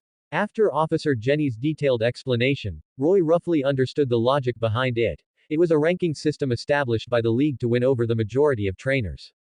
But currently, both his Litwick and Duskull were still 2 levels away from reaching level 30. Officer Jenny indicated that since Roy hadn't obtained a trainer certificate yet, she could compensate him with Alliance coins or keep a record of his contribution today. Once Roy passed the junior trainer qualification exam, he could come to Lilycove City again to have the points added to his account. Also, could you let go of my hand? Roy quickly let go of Officer Jenny's hand and expressed his embarrassment, though his beaming smile didn't show any sign of it. While Roy was thinking, Officer Jenny still advised him to choose the points. Points could be exchanged for Alliance coins, but Alliance coins could not be exchanged for points. Of course, it depended on Roy's choice. After hearing Officer Jenny's words, Roy decided to take her advice. He would come to Lilycove City again next time. The scar-faced man's mission was classified as AC rank mission, which rewarded 500 Alliance points. Additionally, because Roy spoke so well, Officer Jenny used her family authority to grant an extra 50 points. It was a total of 550 points. According to Officer Jenny, this could be exchanged for a year's supply of General Pokeblock, or if Roy saved up more, he could exchange 2,000 points for a low-level water, fire, or grass evolution stone. While Roy was chatting with Officer Jenny, the bored little candle-headed Litwick popped out from Roy's shoulder. Roy was actually a trainer of ghost-type Pokémon. That explained why the scar-faced man had been so terrified. Officer Jenny did not react like the bug catcher or the scar-faced man, instead, she observed Roy's Litwick. The Jenny family had a wealth of knowledge and understood all types of Pokémon. During their training for every post, all officers Jenny were educated, so she felt more curiosity than fear toward ghost-type Pokémon. She had previously handled several cases involving ghost-type Pokémon suddenly appearing in citizens' homes, even capturing them with Pokéballs before releasing them into the wild. Furthermore, from the address on Roy's ID card, she had already deduced that Roy was likely not an ordinary trainer. Beep. Beep. Beep. The siren rang out. A black and white police car screeched over and came to a steady stop not far from Roy and Officer Jenny. The door opened, and another Officer Jenny stepped out, along with 3 regular police officers. Sister Leah, you really caught him. The Officer Jenny in the front ran up and linked arms with the Jenny named Leah. So, was Officer Jenny's name Leah? Stop fooling around. Go take that scar-faced man on the ground back to the police station. Yes. The 4 of them approached, immediately catching a foul odor, and saw the poacher who had been scared into incontinence. They couldn't help but wonder what exactly their captain had done to this poacher. Well, if there's nothing else, I'll be going. I still need to catch my bus, and I'll come back to claim the credit later. With that said, Roy intended to leave. The main issue was that the bus to Rustboro City departed on a strict schedule and wouldn't wait for anyone. Wait. Upon learning that Roy also needed to go to Lilycove City to take a bus to Rustboro Academy, Officer Jenny mounted her Arcanine, shifted her body forward to make some space, and gestured for Roy to get on. If Roy had to walk there on his own 2 feet, he probably wouldn't reach Lilycove City until dark. By then, let alone a bus, he probably wouldn't even see a single person. But just because Officer Jenny agreed didn't mean the Arcanine agreed. It didn't let just anyone ride it. Woof. Please, Arcanine. I'll give you extra food when we get back tonight. Arcanine remained unmoved. 2 extra meals. Only then did Arcanine reluctantly crouch down to let Roy mount. After leaving behind the words, "I'll leave this to you to handle," Officer Jenny Leah commanded Arcanine to depart. Watching their receding figures, the remaining Officer Jenny asked the 3 regular police officers, "Have you ever seen the boss let anyone ride her Arcanine with her?" The 3 officers shook their heads almost in unison. Sitting behind Arcanine, Roy experienced what it felt like to move at lightning speed, while completely unable to feel the heat of the flames on Arcanine's body. Smelling the faint, pleasant fragrance coming from in front of him, and feeling the atmosphere was a bit awkward, Roy initiated a conversation. "Officer Jenny, how do you plan to deal with that person?" The Officer Jenny in the front seat rolled her eyes. This wasn't Roy's business. However, after thinking about it, she turned her head and made a throat-slitting gesture to Roy, saying, "Someone wants him dead." "Good. Let him die. A dead poacher is a good poacher." After another round of awkward small talk, the silhouette of a massive complex appeared before Roy's eyes. This was the first time he had seen a city in the Hoenn region since he transmigrated. Lilycove City. With Officer Jenny's help, Roy finally arrived in the city area. Before entering, Officer Jenny instructed Roy not to let his 2 ghost-type Pokémon out randomly, as it would easily cause panic. Roy knew the reason why. The scale of Lilycove City was much larger than in the anime. The streets were packed with people, surging like a tide. The Hoenn region was located in the southern part of the Pokémon world, where snow was basically never seen throughout the year, unlike the northern Sinnoh region, where it snowed all year round north of Mt. Coronet. Especially in the summer in coastal areas. Many beautiful women on the streets wore very cool outfits, and Roy couldn't look fast enough to take it all in. Pedestrians on the road saw a young man on Arcanine's back along with Officer Jenny and were curious about the boy's identity. However, there was no time to enjoy those sights now. Arcanine sped along with Roy and Officer Jenny. When Arcanine arrived at the station with Roy and Officer Jenny, they found they were a step too late. They were informed by the staff that the last bus had left an hour ago. Seeing this, Officer Jenny took Roy back to the police station. A Pidgeot, with mostly brown feathers, cream-colored body feathers, black markings around its eyes, and feathers on its head that were red on the sides and yellow in the middle, appeared in the plaza outside the police station. Around the Pidgeot's neck was the exclusive insignia of the League Police rank. This Pidgeot was a mount dedicated to the League Police. "This is our police station's dedicated aerial mount. Tomorrow, you can have it take you to Rustboro City." Seeing that Roy didn't speak, Officer Jenny thought Roy was afraid of heights and asked again. "Ah, of course I'm willing." Roy was certainly willing. He would save on the bus fare, get a Pokémon mount instead, and get to soar through the sky. Furthermore, among all the regional birds, Pidgeot was the coolest in Roy's mind, not to mention that its appearance improved by another level after Mega Evolution. He had been so busy admiring Pidgeot's appearance that he had forgotten to answer Officer Jenny's question. "Officer Jenny, I have one more request." "Speak." Roy suddenly leaned in close to Officer Jenny's ear. The warm, moist air from his mouth made Officer Jenny Leah's ears turn bright red instantly. But after hearing what Roy said next, Officer Jenny Leah turned back to look at Roy with a puzzled expression and replied, "It's possible, but do you really need to add those 3 words?"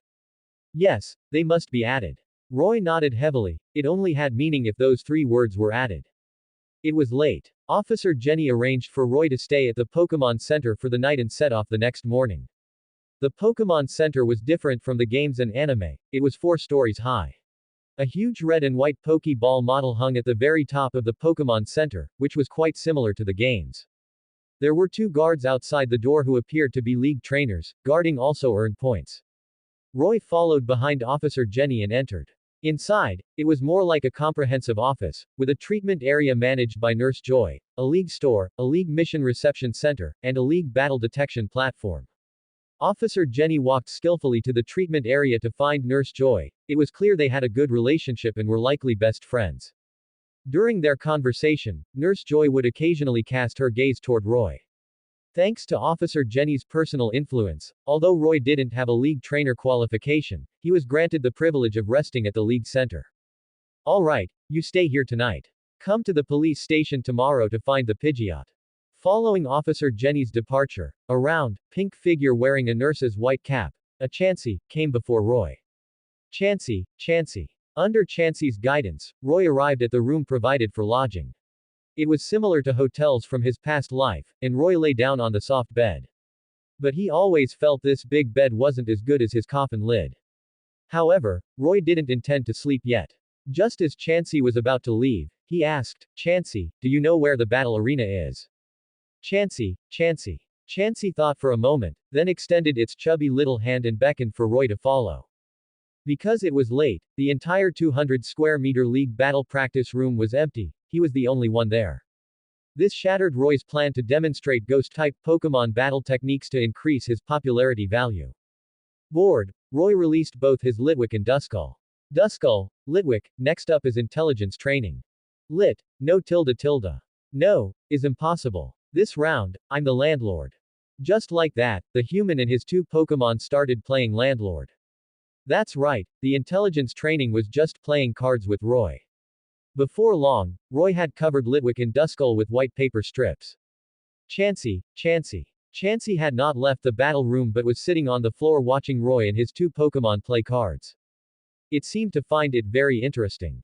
Just as Duskull was about to play a 3, a chubby pink hand reached over, pointed at Duskull's king, and signaled for it to play that one instead. Roy found this scene quite amusing and asked symbolically, Chansey, do you want to play a round? Chansey, Chansey. Chansey pointed at itself, signaling, can I too? Roy nodded. Subsequently, Chansey requested to join the game. Its round body squeezed between the three of them, directly pushing Duskull out. Seeing this, Duskull entered its Pokeball to go to sleep one step ahead of Litwick. It was unknown if Chansey was a genius in the card-playing world, but after watching just a few rounds, it already understood the rules of the game. It even stuck a few white paper strips on Roy's face. Under Roy's duress, Litwick had to cooperate with Roy's telepathic communication, transforming from a peasant into a slave of the landlord. Before long, Chansey was covered in white paper strips, as if it were wearing a piece of clothing. Chansey remained tireless, it seemed to be a bit addicted. It played with Roy and the others until the early hours of the morning, until Nurse Joy kept calling for Chansey inside the Pokémon Center. Only then did it realize that it had played too late. It shook the little paper strips on its head, stood up reluctantly, and prepared to say goodbye to Roy and Litwick. Wait, Chansey. Chansey turned back to look at Roy, who had called out to it. This is for you. Roy collected the deck of cards, put them into a small wooden box, and handed it to Chansey. Chansey. Chansey looked at the deck of cards in its hands, looking at Roy in disbelief. It's really yours. Seeing that Roy wasn't pretending, Chansey was extremely happy and put the cards into the pouch on the front of its apron. This way, even if Roy wasn't around, she could still play cards. Seeming to think of something, Chansey rummaged around in its pouch, but only managed to pull out a red Lansat berry. It seemed it had nothing to give Roy in return. This made Chansey feel a bit embarrassed. It's not a trade, just keep it. Anyway, his two Pokémon didn't really like playing, so it was better to give it to Chansey, hoping she could pass it on and carry it forward. Finally, under Chansey's insistence, Roy accepted the Lansat berry. What Roy didn't know was that his actions would bring about various changes to the future of Lilycove City. A card-playing god was quietly born. Opening the system panel, Roy found that his popularity value had increased by a total of 20 points today. If he had known, he should have swaggered into the League police station with the scar-faced man. It was too late to regret it now, the person had already been taken away by the 3 rookie police officers. The next day, Officer Jenny Leah still had official business to attend to, so she bid Roy farewell. Roy mounted the Pidgeot. Unlike Arcanine, the Pidgeot was very obedient to Officer Jenny and took off into the air with Roy. Thank you, Pidgeot. Pidgeot landed on the outskirts of Rustboro City, and Roy took the opportunity to jump off Pidgeot's back. Pidge. After saying goodbye to Pidgeot, it had to return to Lilycove City. Roy looked at the front page of the Lilycove City Daily in his hand, which read, Brave Ghost-type trainer assists Officer Jenny in arresting heinous poachers. There was also a photo of Roy and his 2 Pokémon on it. It doesn't feel like it captured my handsomeness, what's going on? Roy looked at the newspaper that had just been published this morning with some dissatisfaction. However, his popularity points on the system had actually risen to 450. With another 50 points, he could unlock the system store. It seemed this trick was actually quite useful. Since it was still early before he had to report to Rustboro Academy, Roy planned to stroll around Rustboro City first. After all, it was a famous major city in the Hoenn region, and Devon Corporation stood right here. Before Roy could set off toward the city center of Rustboro City, a sound of dog growl and human cries for help reached his ears. Roy followed the direction of the growl and saw a man wearing a white lab coat and military green shorts, with a beard on his face, being chased by a gray-black Puccina. Isn't that Professor Birch? Such a familiar plot. Young man, save me. Professor Birch shouted to him immediately upon seeing Roy. Behind him, the Puccina maintained a posture as if it were about to bite Professor Birch. But it would slow down just before it was about to bite, bark twice, and urge Professor Birch in front to run faster. A push and a pull, what a miraculous performance. This kind of extreme, elusive tug of war left Roy bewildered. It seemed the Puccina only knew how to keep its distance. If it really bit Professor Birch, it would be in big trouble. It looked just like the dogs in the countryside from his previous life. So, had he triggered some hidden plot? Right. Where is Professor Birch's briefcase? Roy hurriedly looked around for the briefcase, but after searching for a long time, he couldn't find a trace of it. Young man, and Professor Birch kept calling to Roy for help. Could the plot have changed? Roy acted as if he hadn't heard Professor Birch's plea for help, lost in his own thoughts about which starter Pokémon he should choose. After much deliberation, Roy decided that only children make choices, he wanted them all. Finally, Professor Birch stopped, exhausted, and lay on the ground panting, not caring whether the Puccina would bite him or not. The Puccina behind him saw Professor Birch scared into such a state and, feeling satisfied, jumped into the grass and left. It was as if the chase just now was only to scare Professor Birch. The exhausted Professor Birch was just about to condemn why the young people of the League nowadays were so lacking in sympathy and didn't know how to help him. Then he saw Roy walking toward him and extending a hand. At least he's a person who knows to help him up. Professor Birch originally wanted to take Roy's hand to get up, but Roy's next sentence changed his mind. Professor, I've decided, I want to catch all 3 starters. Professor Birch, where is your face? Don't you want it anymore? Seeing that Professor Birch didn't respond, was he really being too greedy? Roy settled for the next best thing and said, if that doesn't work, I'll take a mudkip. Professor Birch, mudkip. You look like a mudkip. In the end, Professor Birch got up himself, brushed the dust off his backside, and looked at Roy, speechless. Where is there a rule that saving someone means giving them a starter Pokémon? If that were the case, he was chased by Puccina every day, would he have to give away a starter every day? Are you kidding? Even a fool wouldn't do that. If he had any Pokémon with him, he would have chased the Puccina away himself. Furthermore, distributing starters to League-affiliated trainers was the League's job, it wasn't his responsibility at all. He was only in charge of Pokémon research issues. Seeing that the other party really didn't have any starters, Roy sighed regretfully. His starters had just flown away like that, gone forever. The expression on his face was as if he had lost 100 million. It left the Professor Birch on the side confused. He was the professor of the Hoenn region. A regional professor. Why did it seem like in Roy's eyes, he was just someone delivering supplies? Before the professor could start cursing, Litwick poked its head out from Roy's shoulder, causing Professor Birch, who was about to speak, to freeze.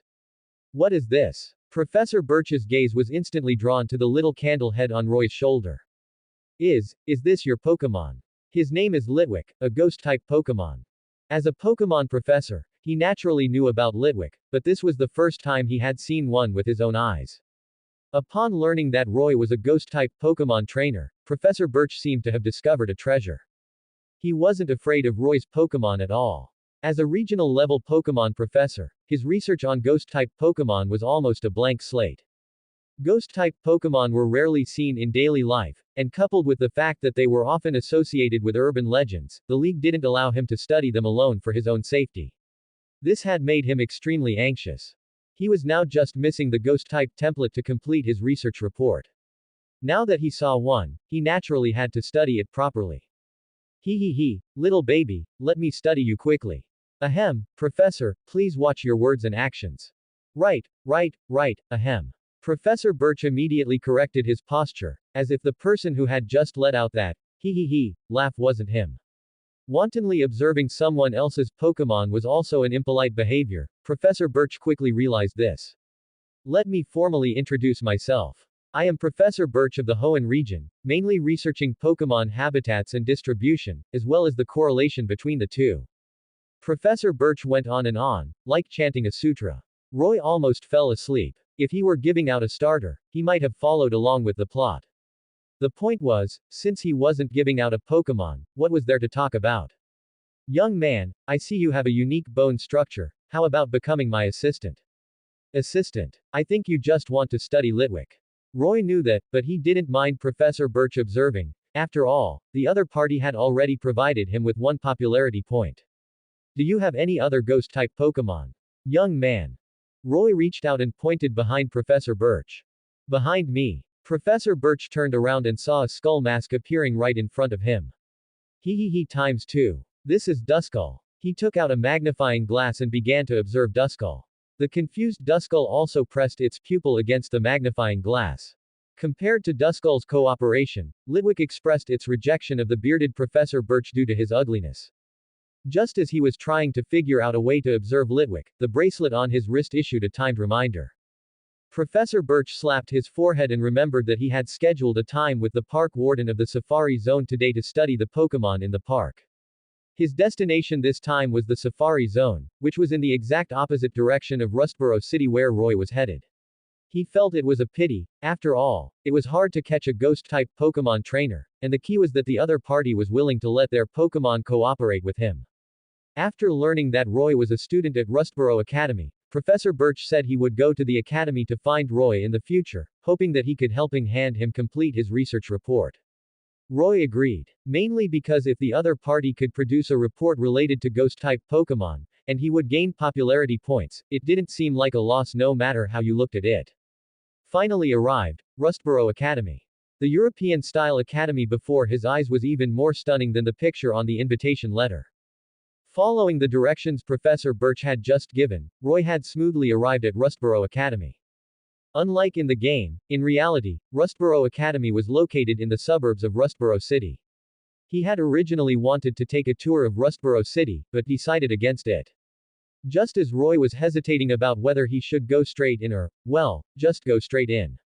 He noticed a fair-skinned woman pacing back and forth at the academy gate, seemingly anxious about something.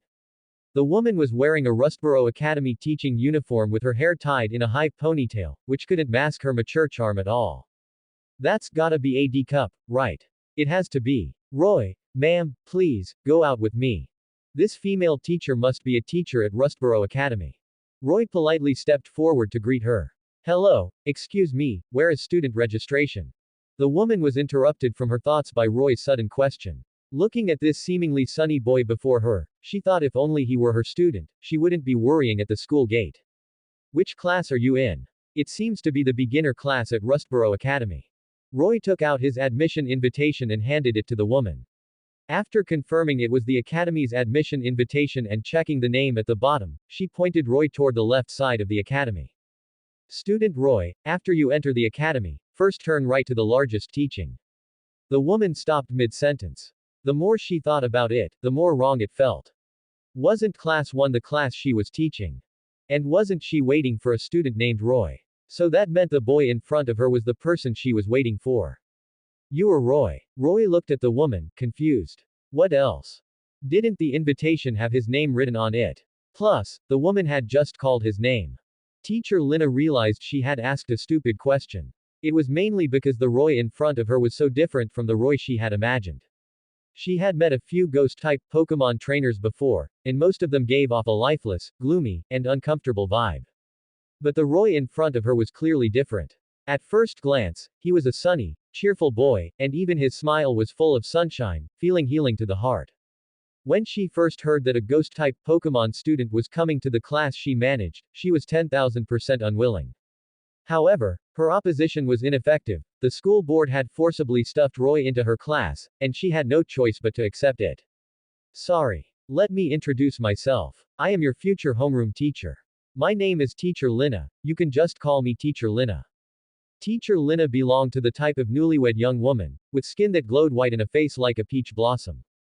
So, the woman in front of him was his future teacher. Teacher, I am Roy from MT. Higher. Please take care of me in the future. As the first ghost-type Pokemon trainer in the school, and the teacher of the grade he would be in, Roy still politely greeted her formally. Teacher Lina was still observing the sunny Roy, and then she asked her own question, feeling unsure. Are you really a ghost-type Pokemon trainer? Roy shrugged his shoulders, and Lidwick poked a small flame out from Roy's shoulder. Well, it really was. Teacher Lina's original worries vanished instantly. Judging from his appearance and performance just now, Roy was no different from a normal person. She just hoped Roy didn't have any strange hobbies. After her worries disappeared, Teacher Lina took Roy to visit the academy. The academy had several large buildings in total: the teaching area, battle plaza, dormitory area, breeding experimental area, and medical building. They were mainly designed to correspond to professions related to Pokemon, such as trainer, breeder, coordinator, ranger, and researcher. As for sommelier, Teacher Lina wondered, wasn't that the person responsible for mixing drinks at a bar? Well, it seemed that the profession of sommelier didn't exist yet. The tall building complex in front of him made Roy feel dazzled. He didn't know where to look. It felt much larger than the university in his previous life, probably 10 times the size. Especially the open-air battlefield in the center of the academy, which was the size of 2 football fields and could host battles, training, and various other activities. It even hosted quite a few small and medium-sized tournaments the year before last. Teacher Lina took Roy around the campus while explaining the academy's discipline and some assessments. Rustboro Academy had 3 levels of classes corresponding to a 3-year academic system: beginner class, intermediate class, and advanced class, adopting a screening and promotion system. If your Pokemon has not reached level 30 by the time you graduate from the beginner class in 1 year, and you haven't obtained a beginner trainer certificate or breeder certificate, then, sorry, you might not be suitable for engaging in industries related to Pokemon, and the only path awaiting you is expulsion. When you reach the intermediate class, classes will be divided according to profession, including breeder class, trainer class, and researcher class. Rustboro Academy's beginner class courses only lasted for 3 periods in the morning. In the afternoon, students could freely engage in activities and learn things they were interested in. The academy was equipped with various interest classes such as Pokemon raising class, breeding class, battle class, coordination class, and various clubs. Since Roy's highest level Pokemon was only level 28, the class he was enrolled in was the beginner class at Rustboro Academy. After graduating from the advanced class at Rustboro Academy, one had the right to participate directly in official Pokemon League events at all levels without having to challenge local gyms to obtain badges. Roy felt no burden. His Lidwick was already level 28, and in 2 more levels, it would reach level 30. Duskull was the same, and he had a cheat, although he didn't know what the shop would sell him. During this time, Roy also met the school's dean, a greasy fat man with a Mediterranean hairstyle. Although Director Mediterranean didn't have a good expression regarding Roy's arrival. But he seemed to be wary of something and didn't dare to scold him, only warning Roy to take good care of his Pokemon. He didn't like ghost-type Pokemon in his heart. If it weren't for the request from that person, he would never have let an unstable factor like Roy enter Rustboro Academy. Roy seemed to sense something. He looked back at the window of the dean's office. A figure was peeking at the window, not expecting Roy to turn around suddenly. The whole person was frightened and fell to the ground, making a huge bang sound. Unable to care about screaming, the person hurriedly left. And the Director Mediterranean in the dean's office seemed to recognize the figure at a glance, and without saying anything, let Teacher Lina take Roy away. That's the end of part 1. Part 2 is coming soon. Thanks for watching. Please subscribe and support our channel for more stories. Hello everyone, this is Fanfic Audiobook. Here you find original fan-made audio stories. Pokemon. Why is your dream demon called Zhenyifa? Part 2. Teacher Lina left the teaching office and took Roy toward his dormitory, but as they walked, Roy began to feel that something was off. He remembered Teacher Lina had told him the student dormitories were in a building not far from the teaching block, but now, the two were walking in the exact opposite direction of the dorms. Teacher Lina, isn't the academy dormitory where we just passed by? It is indeed there, but. Teacher Lina's tone was somewhat embarrassed. Because the academy was worried about Roy being a ghost-type Pokemon trainer, and also out of consideration for the other students in the academy, they hadn't arranged for Roy to stay in the academy's dormitory area. Instead, they had arranged Roy's dormitory in the area next to the academy's back mountain. Fine, he was being treated differently after all. From the journey from Mt. Higher to here, whether it was the reaction of the bug catcher and the scar-faced man being scared out of their wits, or Officer Jenny Leah warning him not to release his ghost-type Pokémon in the city, and now even being unable to live with other students, all of this made Roy feel that people's misunderstanding of ghost-type Pokémon was truly too deep, and it was really hard to gain popularity points. After walking for about another 20 minutes, the outline of a mountain appeared before Roy. If he hadn't been told, Roy would have thought they had already walked out of the academy. We're here. This is the academy's back mountain. Roy's dormitory was the somewhat dilapidated house in front of him. It was a warehouse from the old campus of Rustboro Academy. It was hard to imagine such a battle-damaged building inside the European-style academy, and Roy's expression suddenly turned solemn. Standing beside him, Teacher Lina spoke up, introducing his accommodation to Roy with embarrassment. Mainly, Roy was a normal person, whether based on his behavior just now or his attitude toward her, and he shouldn't be treated differently.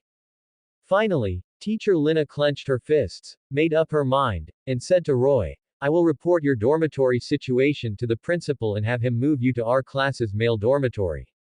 "No need, Teacher Lina. I'm a person who prefers quiet. This place is actually quite good, and it's a single room. I'll just stay here." Roy didn't care. A single dormitory was good, a single room, even if it was a bit dilapidated. But as someone who had lived in a coffin, would he care about such things? Seeing that Roy really didn't mind, Teacher Lina let out a long sigh of relief. She couldn't guarantee what the condition inside the warehouse was like. After all, it had been abandoned for a long time. What Roy didn't say was that his solemn expression just now wasn't because he was dissatisfied with the dilapidated state of the dormitory, but because he had unexpectedly sensed that the ghost power here was surprisingly dense. It was not even worse than Mt. Higher. What on earth was going on? Roy walked to the room and pushed open the dilapidated and heavy wooden door that looked like it could fall off at any moment. Inside, there were still many miscellaneous items that were no longer needed. By comparison, the dilapidated wooden door was actually the only decent piece of furniture in the room. If you walked a little further past the warehouse, you could reach the back mountain area, but it had now been sealed off with barbed wire. Had some accident happened to be sealed off like this? Teacher Lina explained to Roy that this place used to be a small logistics warehouse for the academy's back mountain, but ever since that incident, this entire area of the back mountain had been sealed off, and the small warehouse had been abandoned. That incident? Roy asked, puzzled. Teacher Lina suddenly lowered her voice and said, "Legend has it that a girl at the academy once committed suicide because of unrequited love, which causes sounds to come from the back mountain every late night. Previously, the academy specifically hired several gym leader-level trainers and a quasi-elite dark-type trainer to help investigate, but they never returned. To this day, they have neither been seen alive nor dead." Roy scoffed at such urban legends, believing it was mostly made up by the academy to scare students from running to the back mountain. But when he heard that several dark-type Pokémon trainers had gone in and never come out, he keenly sensed the suspicious point. Even gym-level trainers couldn't make it out alive. Could it be that the urban legend Teacher Lina just told was true? And what was going on with the dense ghost power here? A host of questions swirled in Roy's mind. Duskull jumped out of the Pokeball, looked at the surrounding environment, and excitedly passed through the walls. Teacher Lina was startled by Roy's Duskull, but seeing that it had no intention of hurting anyone, it was likely just out of curiosity about the new environment. "Roy, you should pay attention usually and don't let it go around scaring people." Don't worry, teacher. They are all good children and are very obedient."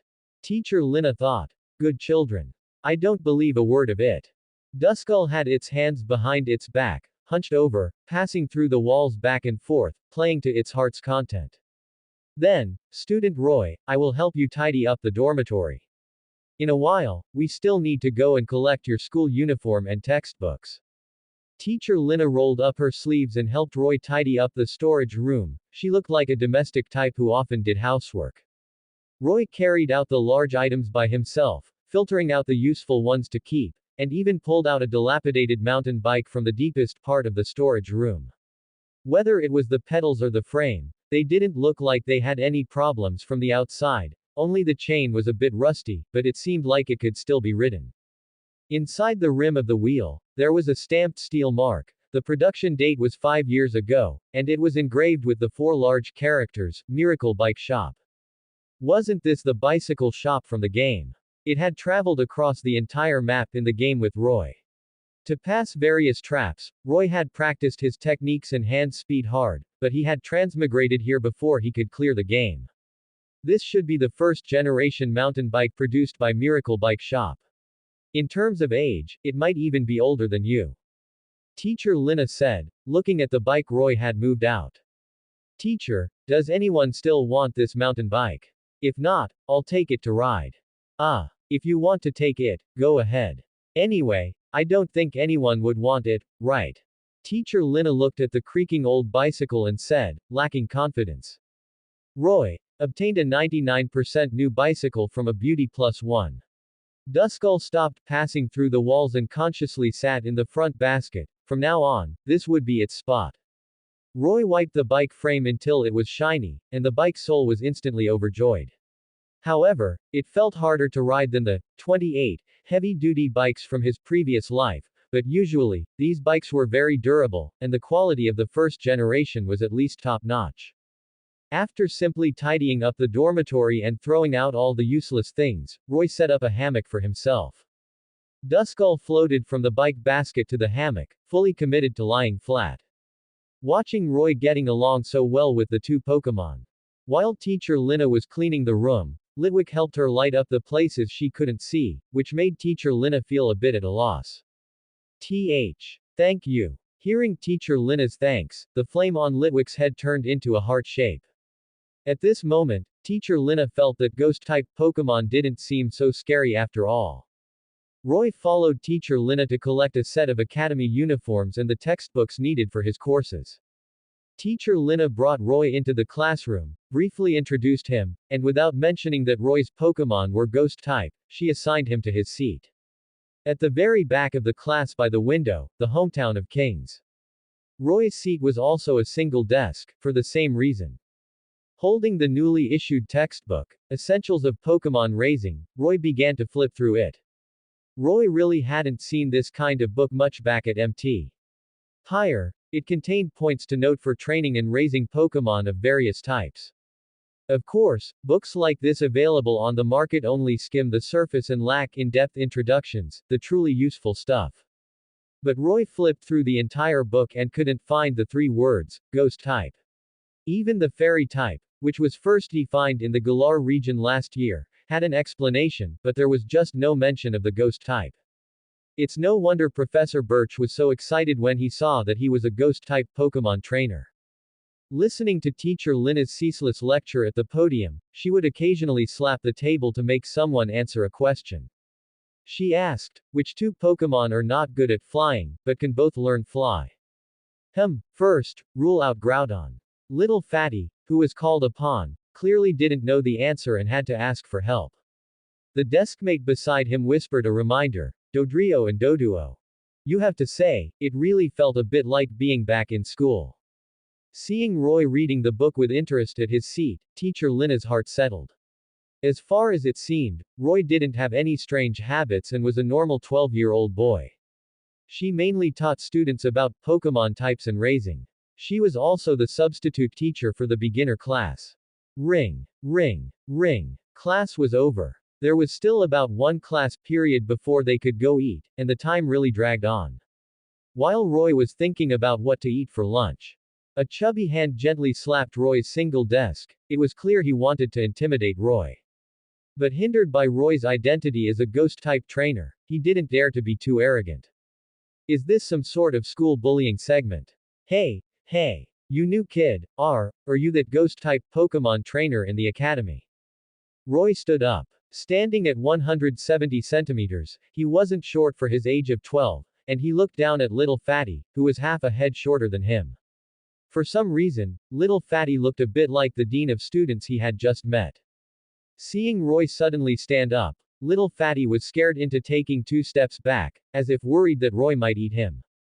Who would have thought that Roy just stood up, raised his head, and stretched, then asked little Fatty. Classmate, do you know where the restroom is? If you go straight that way, it's right there. Watching Roy leave the classroom, little Fatty wiped a layer of cold sweat from his forehead. A mocking voice sounded behind him, and the tall, thin boy said disdainfully. Oh, you're even using honorifics now. In a while, are you going to be serving tea and water to the new guy?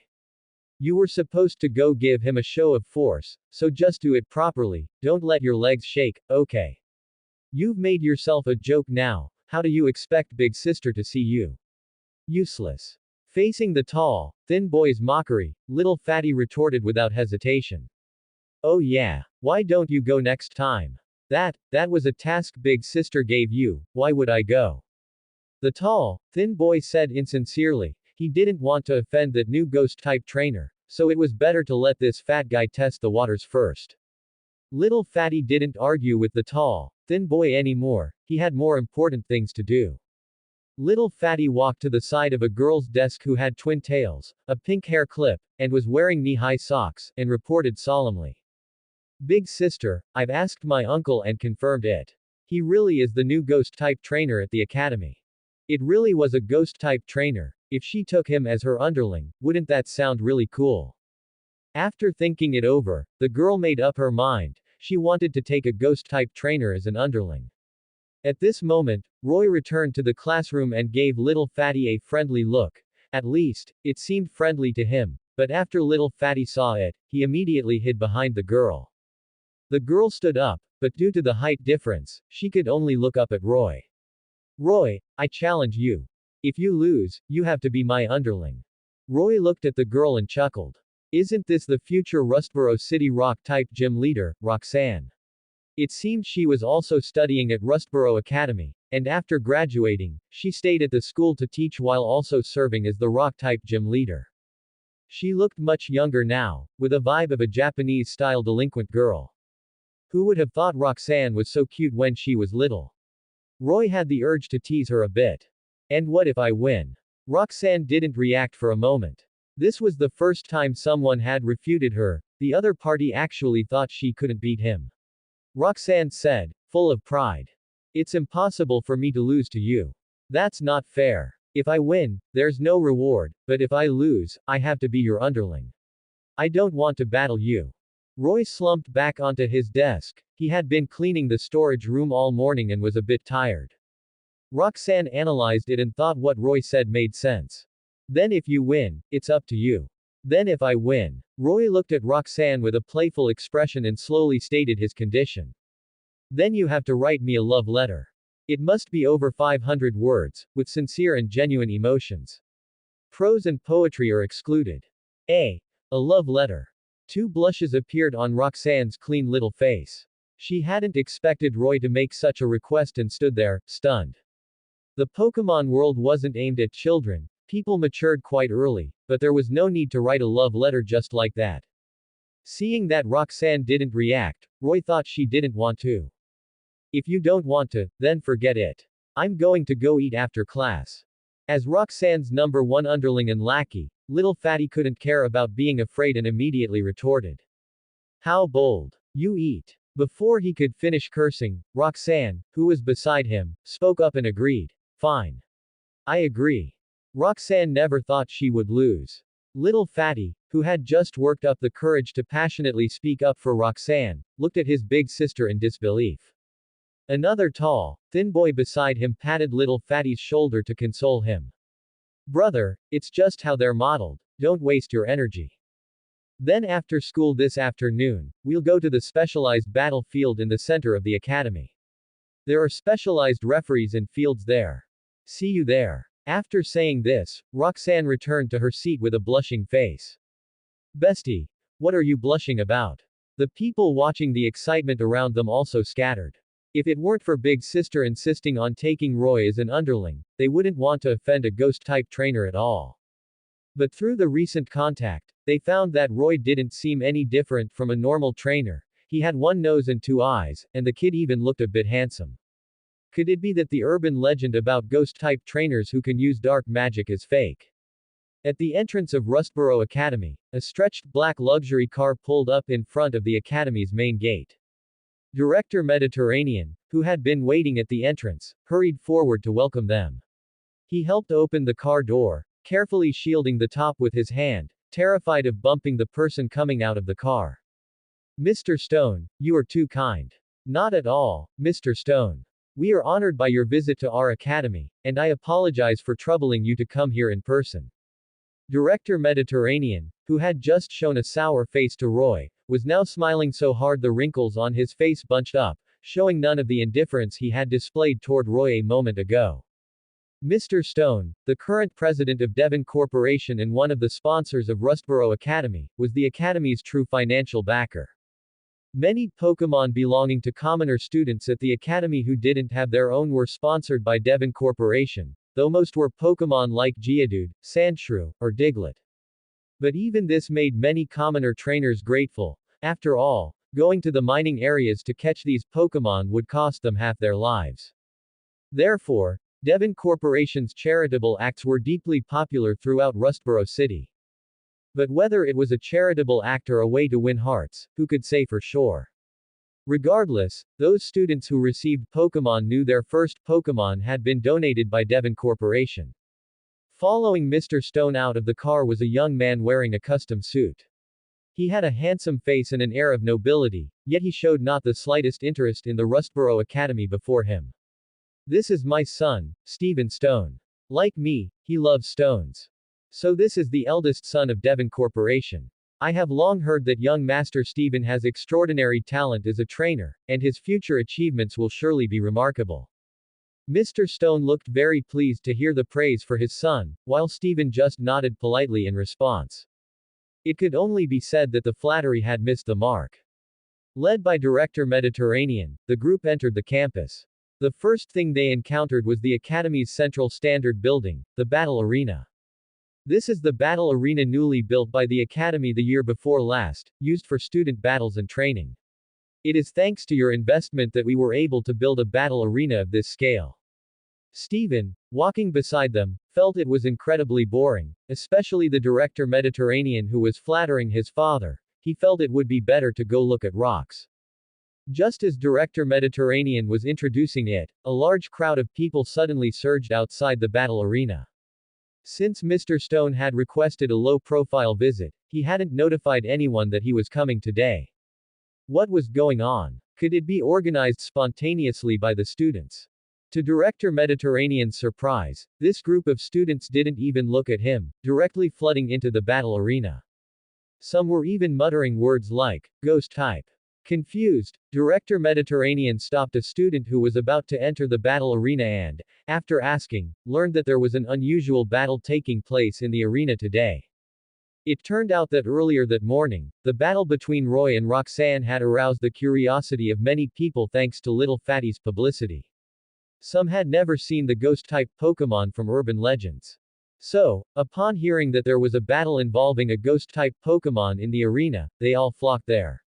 The number of people wanting to watch the battle was rising rapidly. Tisk. He should have known why his grand-nephew came to find him in the morning. If he had known, he wouldn't have said that extra bit. Roxanne, who had arranged the battle with Roy, also entered the battle arena surrounded by a group of people. That girl is the most talented lower-grade student in our academy, her name is Roxanne. Director Mediterranean explained, feeling somewhat awkward. Then let's go take a look. Hearing about a battle, Stephen finally gained a little interest. Although it wasn't as interesting as Stone's, it was better than chatting with this bald fatty. The four of them walked into the battle arena. Director Mediterranean hurriedly asked the teacher in charge of the arena to help arrange 2 good seats. However, Mr. Stone politely declined, instead taking Stephen to sit in the most inconspicuous spot in the spectator stands. Director Mediterranean sat nearby to accompany them. On the field, Roy stood at the command podium. Looking at the crowd continuously pouring into the spectator stands, he naturally hoped for as many spectators as possible, so that his popularity could increase faster. Accompanied by the referee's whistle. Go, Onyx! Roxanne was the first to throw out her Pokeball. With a flash of red light, an onyx, about 3 meters long, with a body composed of multiple huge gray rocks, a long rock horn on its head, a pair of black eyes below, and a figure formed by connected giant rocks like a giant snake, appeared in the battle arena. Roar! As soon as it appeared, the onyx let out a heaven-shaking roar to declare its absolute power. Go Big Sister! Flatten him! Off the field, Roxanne's lackeys cheered excitedly after seeing the onyx appear. Steven, in the spectator stands, felt calm on the surface but excited inside. He was also very fond of Steel-type and Rock-type Pokémon.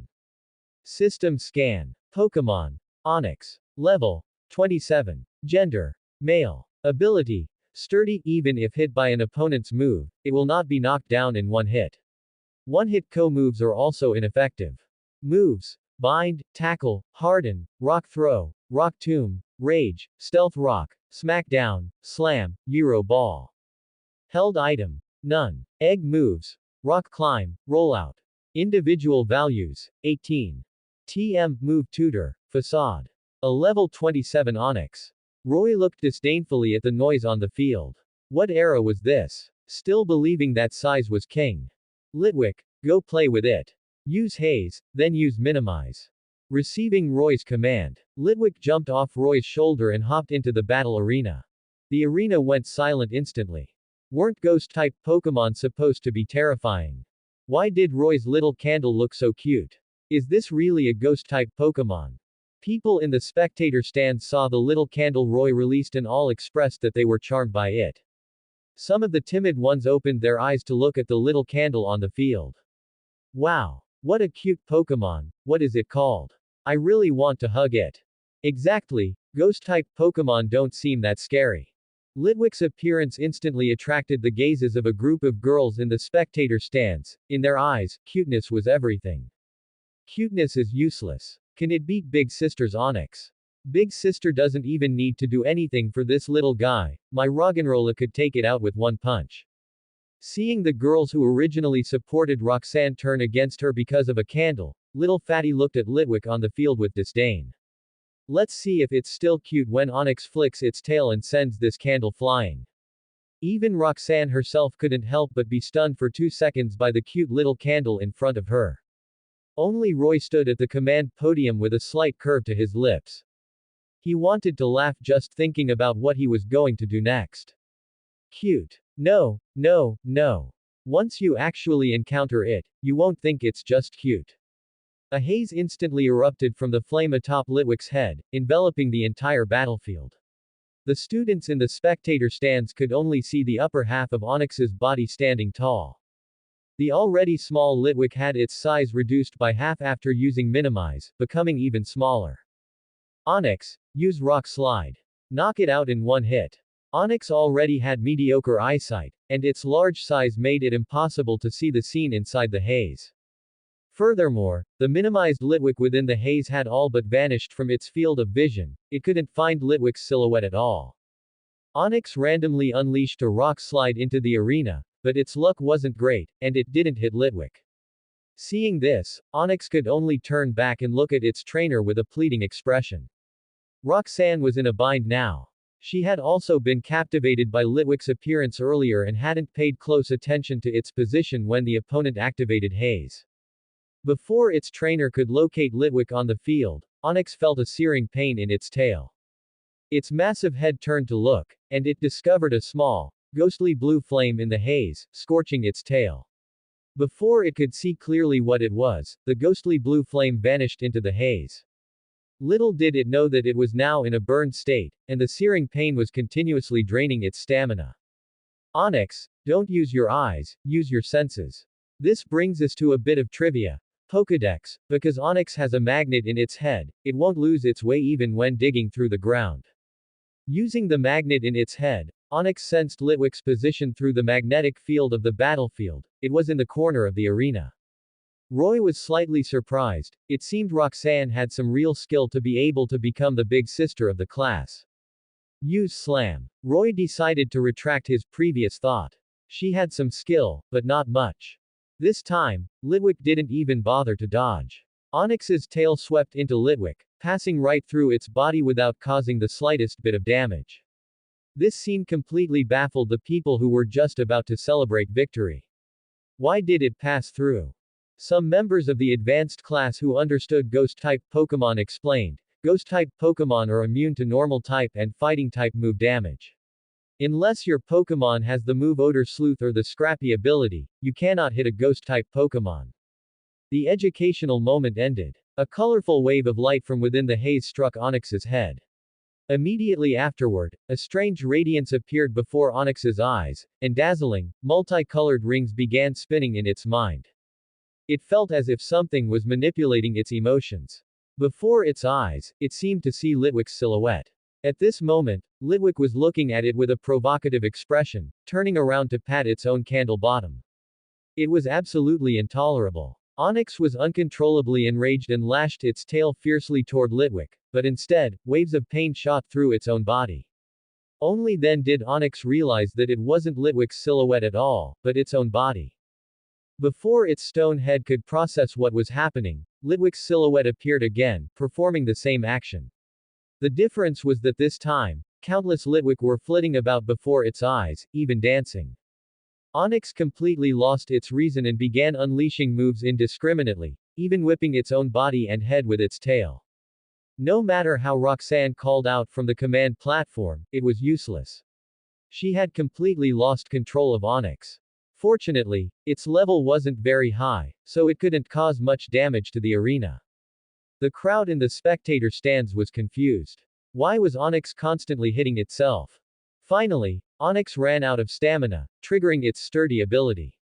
Accompanied by another wave of searing pain, Litwick's will-o-wisp drained the last of Onyx's stamina. With a loud boom, Onyx's massive body fell to the ground in frustration, its eyes spiraling. It had lost the match without even seeing where its enemy was. The haze dissipated. Only a palm-sized Litwick remained in the arena, hopping around. If one didn't look closely, it might be impossible to see it at all. The entire arena was silent. Roxanne stood dazed on the command platform. She lost. How did she lose? Why did Litwick disappear? And why did Onyx attack itself for no reason? Countless questions swirled in her mind. It wasn't just her, the people in the spectator stands, especially Roxanne's lackeys, felt their faith crumbling bit by bit. Was this right? They had watched the entire match and seen absolutely nothing. The female students who were originally cheering for Litwick also fell silent. Litwick's image didn't seem so cute anymore. Ever since Roy shouted, "Haze," and "Minimize," from the command platform, they hadn't seen a trace of Litwick. What happened to the promised, fists to flesh, 1v1, real man Pokémon battle? Why was only Onyx on the field constantly struggling and releasing moves? Where did that little candle of Roy's go? The referee in charge of the battlefield was also confused. In the end, it was Teacher Lina, who had come to watch out of concern for any accidents, who gave a reminder, and the referee finally realized the battle had ended. Onyx is unable to battle. The winner of this match is Roy's. Well, the referee hadn't seen Litwick either. Teacher Lina, who was watching, had seen the entire match clearly through the infrared camera on the battlefield, looking through the haze. The moment Litwick used Minimize, it released a will-o-wisp on Onyx's tail, then hid in the haze to use Minimize again to increase its evasiveness. Onyx had managed to find Litwick's position through the surrounding magnetic field, but the Slam normal attack could not cause damage to a Ghost-type Pokémon. Instead, it caused itself to be hit by the opponent's Confuse Ray because it was too close to Litwick. Move. Confuse Ray. Effect. Displays strange light to confuse the opponent. Causes the opponent to become confused. Confuse Ray caused Onyx to fall into a state of confusion and attack itself, while Litwick in the corner used Minimize again. This time, even she almost lost sight of Litwick in the footage. The burned state continued to scorch Onyx, which made the already confused Onyx even angrier, to the point of ignoring Roxanne's commands. It could be said that more than half of Onyx's damage was contributed by its own confusion effect. Litwick's will-o-wisp burned away less than half of its HP. By the same logic, this meant that from start to finish, Onyx had lost without ever touching Litwick. Was this right? Was the sunny, cheerful boy she had just met this morning really the same trainer who had used Litwick on the command platform just now? Teacher Lina couldn't help but shiver. How could there be such a disgusting strategy? Is this really her student? Prejudice against ghost-type trainers. Cunning +1. While everyone was still immersed in the previous match, Roy, fearing a beating, left behind the words, "A bet is a bet, I'll be waiting for your love letter tomorrow," and then prepared to sneak away from the battlefield with Litwick floating on his shoulder. Having regained her senses, Roxanne hurriedly recalled her Onyx and ran toward the academy's infirmary. Two pairs of eyes were simultaneously watching Roy as he left. They were Mr. Stone and Stephen, who were in the viewing area. Having watched the entire match, Mr. Stone looked pensive before asking Director Mediterranean. Is this person also a student at your academy? Director Mediterranean didn't know how to answer for a moment. He hadn't missed the match either, and to be honest, it could be summed up in 2 words: disgusting. Ah, Mr. Stone, have you forgotten? This is the student you recommended back then. It was him. Upon hearing Director Mediterranean's words, Mr. Stone slapped his thigh in excitement. He had almost forgotten about this matter. When the elderly woman from Mt. Higher had approached him, he was wondering what kind of favor she needed. It turned out to be a student enrollment issue, which wasn't a big deal, so he had agreed to it in passing. What puzzled him was why such a mysterious family would ask him for help. However, did he know that the trainers from the family on Mt. Higher were all taught by him? Why were they sent to Rustboro Academy? Besides, he had heard that the 2 successors left behind by the family on Mt. Higher were little girls, right? How did it turn into a boy now? Countless questions flashed through Mr. Stone's mind. Roy was like a bug in the system, leaving him unable to figure out why. Stephen was thinking about how he would command an Onyx to defeat Roy if he were in that position, but after thinking for a long time, he couldn't come up with a good strategy. The main issue was that Roy's combo was just too disgusting. If it were his own Matang. No, his Matang seemed to be countered by the opponent. Stephen watched Roy's back as he was about to leave the battlefield. Even though he hadn't battled him, why did he feel disgusted? As if sensing something, Roy looked back at the viewing area and locked eyes with Stephen. After a moment of pause, Roy didn't feel awkward and offered a polite smile. He waved at Stephen and then left the battlefield. Stephen looked in the direction Roy left with a pensive expression. Did he know him? Many people in the arena who had just watched the battle started discussing it, mostly focusing on the tactics. Although it was disgusting, it was effective. Were all ghost-type Pokémon battles like this? Seeing that the system's popularity points had jumped to 900, Roy was excited. Sure enough, bad publicity is still publicity.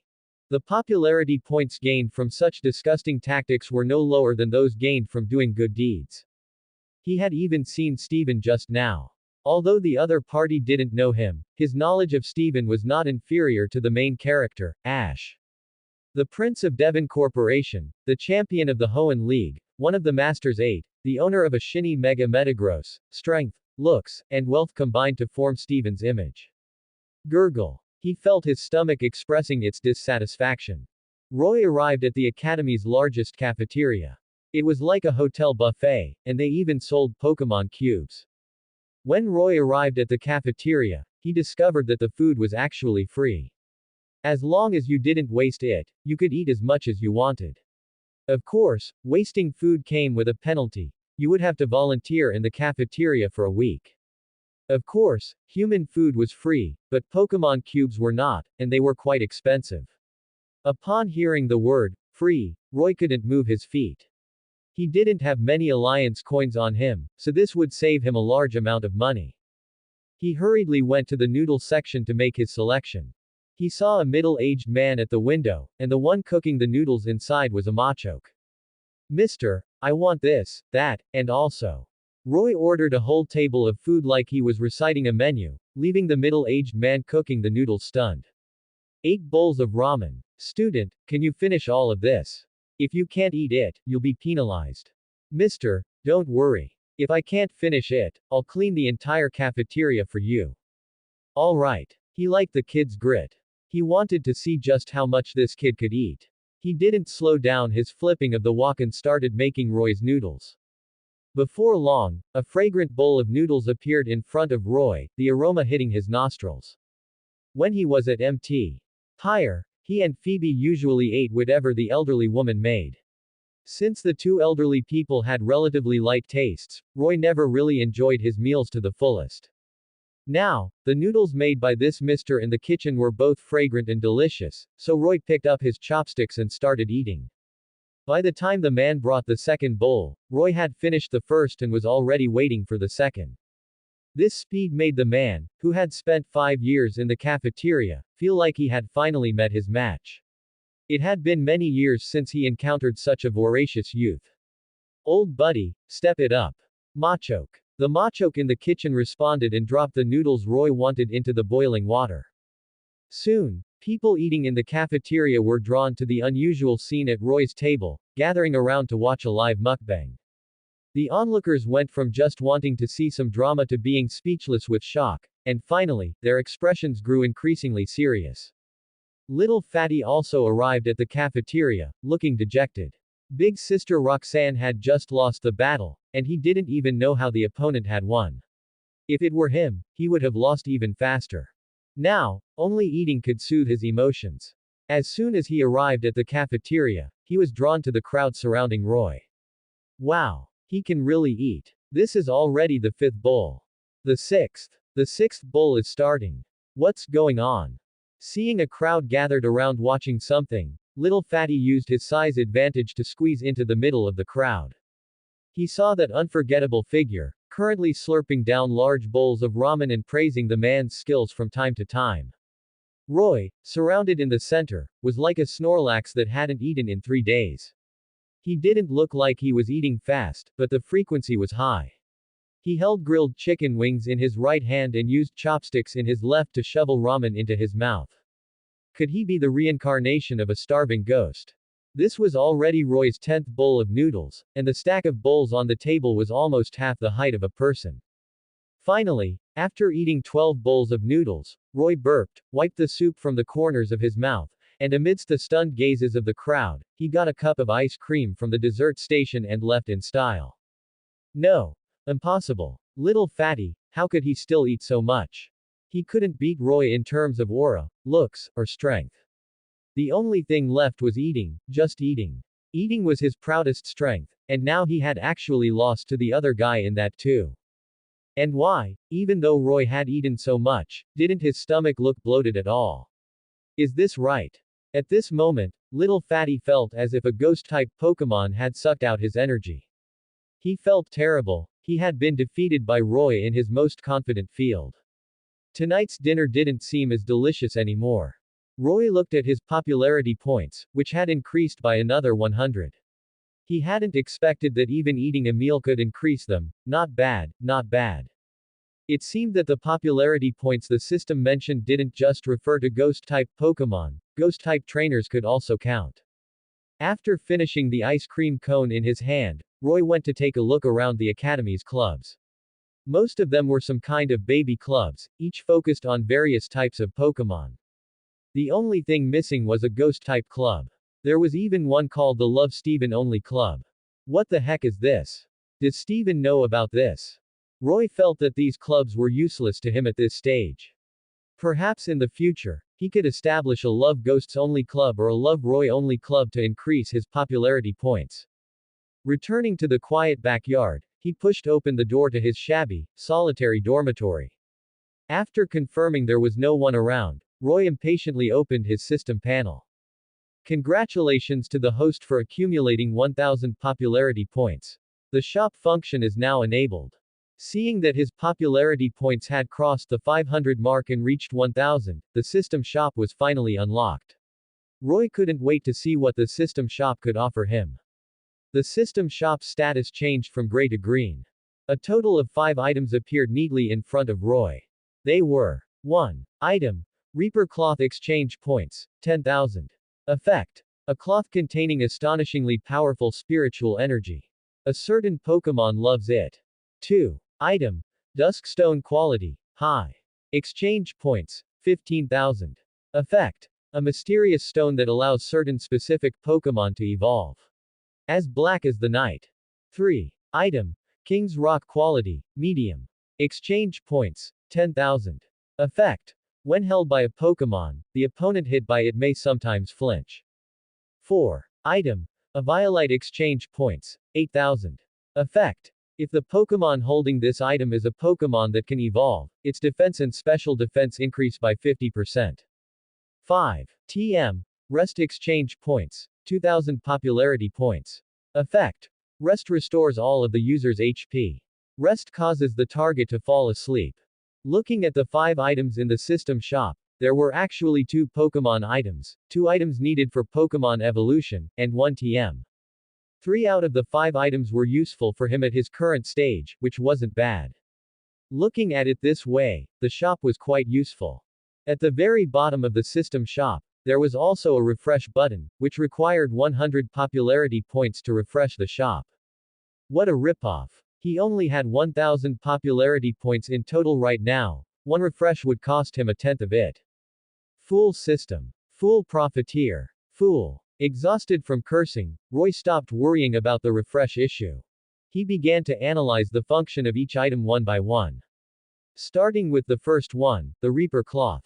Roy actually didn't intend to exchange for this piece of black rag, even though the Reaper cloth could allow his Dusclops to evolve into Dusknoir. After evolution, Dusknoir's base stat total would reach 525, which wasn't much different compared to the starter Pokémon. But Roy knew that the 70 base stats added after Dusclops evolved were all useless. Like plus 5 to both defenses, plus 5 to HP, and plus 20 to speed, it could be said that they were completely meaningless. The added 30 attack could at least bring Dusknoir's physical attack to 100 points. But what could 100 physical attack even do? Was Dusknoir supposed to go melee with the opponent? The move pool for Ghost-type Pokémon on the physical attack side wasn't very large to begin with. Adding 20 speed was simply a purely negative improvement for Dusknoir. In summary, Roy directly gave up on the Reaper cloth. Because there was a Pokémon item in the system shop that was more suitable for Dusknoir. It was the Eviolite right in the middle of the shop. The Eviolite didn't have different qualities, it could allow unevolved Pokémon to increase their dual defenses by 50%. In Roy's eyes, the Reaper cloth couldn't even compare to a single strand of the Eviolite. Or rather, the greatest significance of Dusknoir's existence was to allow Dusclops to hold the Eviolite. Dusclops' base dual defense stats were already as high as 130 points. With the Eviolite's bonus, adding another 50% to each would bring them to 195, approaching the 200-point mark. At that time, Dusclops' total base stats would reach 585, surpassing the starters, lower than pseudo-legendaries, and even some Pokémon that could mega-evolve didn't have such high base stats. Of course, you shouldn't go head-to-head with Dark-type Pokémon that no knock-off. After all, Dusclops' HP base stat is only 40. According to Roy's idea, the future role of Dusclops, the evolved form of Duskull, would be a support for a Trick Room team. After activating Trick Room, it would reverse its own speed, specifically used to annoy people. With super high dual resistance, plus Pain Split, Disable, Will-O-Wisp, Curse, Substitute, Poltergeist, these moves. Just go ahead and play. Once you do, they won't even make a sound. Not to mention this wasn't a game. Pokémon didn't have the 4-move limit, which was simply an invincible, sky-high existence. But thinking was just thinking. Roy still sought out Duskull's opinion. Duskull, who was playing dead on the windowsill of the small shack, was suddenly at D by Roy. Do you want to become a warrior? Or do you want to become an ultimate, invincible, big slacker of a tank support? Duskull's already small head turned 0.1 circles. Did that even need to be said? The name Roy said later obviously had more characters than the one before, so it chose the latter, the ultimate, invincible, big slacker. Roy also understood the personality of his Duskull. If it could lie down, it would absolutely never sit. If it could sit, it would absolutely never stand. Asking it to be a warrior was out of the question. As for the King's Rock, he wouldn't consider it for now either. First, the required popularity points were too high, and the quality was only medium. The dusk stone was a necessity for Lampant to evolve into Chandelure, and it was of high quality. However, when he left Mt. Pyre, Gengar had already given him a perfect quality dusk stone. Besides, he didn't know when he would be able to save up 15,000 popularity points, so he wouldn't consider it for now. The last one was the TM for rest, which allowed a Pokémon to enter a sleep state and restore all its own HP. This was also what he wanted. He could equip it for Duskull to increase its move pool and fault tolerance. It was a pity that there was no TM for Sleep Talk, otherwise, the two could work together. He would just have to see if he could find it when the shop refreshed later. Roy's final decision was to first save up popularity points to exchange for the rest TM and the Eviolite, requiring a total of 10,000 popularity points. It was a pity that he had too few points right now. He only had 1,000 points in total and still needed 9,000 more to exchange for the Eviolite. Most of his current popularity points relied on helping Officer Jenny arrest poachers in Lilycove City and the number of people at the battle arena this afternoon. There were almost several hundred people at the battle arena this afternoon. If there had been more people, perhaps his popularity points could have reached 1,000. Then, could he, tomorrow? Roy stared with a wicked grin at Duskull, who was wandering around the room, and Litwick, who was role-playing as a desk lamp. Tomorrow will depend on you, my little darlings. Duskull and Litwick actually felt a cold current coming from Roy's gaze. Even as ghost-type Pokémon, they couldn't help but shiver. What kind of thing was even more sinister than them? At the same time, a chubby figure appeared in Roy's mind. The next day, once the novelty of returning to school wore off, Roy listened absent-mindedly to the lesson teacher Lina was giving on the podium. Roy would still make a show of taking notes on things like type effectiveness, but when it came to knowledge about breeding, he just gave up. Most of the breeding knowledge teacher Lina taught was about methods for rock-type Pokémon, because most of the students' Pokémon in the class were rock and ground types. The content was about whether one should use a kitchen knife or drill run to massage the bodies of rock-type Pokémon. The answer was obvious, it was definitely drill run. Afterwards, teacher Lina described in detail how to use drill run to shave off the fragmented ore components on the bodies of rock-type Pokémon to reduce wear and tear. As for the armor ore or obsidian iron ore mentioned in the breeding books, it was enough to just look at them.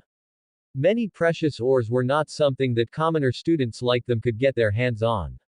They could only take advantage of break times to search the mountains for common ores to replenish the minerals needed by their Pokémon. Or go to Devon Corporation to buy some cheap ores. As for other Pokéblocks for rock and ground types, the prices were sometimes even more expensive than rare ores. Seeing Roy sleeping on the desk, teacher Lina chose not to wake him up. After all, she had no experience raising ghost-type Pokémon, and she didn't necessarily know more about ghost-type Pokémon than Roy did. Anyway, Roy's two Pokémon were about to reach level 30, and his battling style was so annoying that he shouldn't have any problem obtaining the Junior Trainer Qualification Certificate. In the blink of an eye, it was almost time for class to end.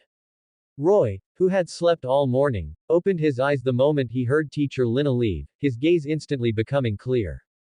As expected, even a beautiful person's voice could turn into a lullaby when teaching a boring lesson.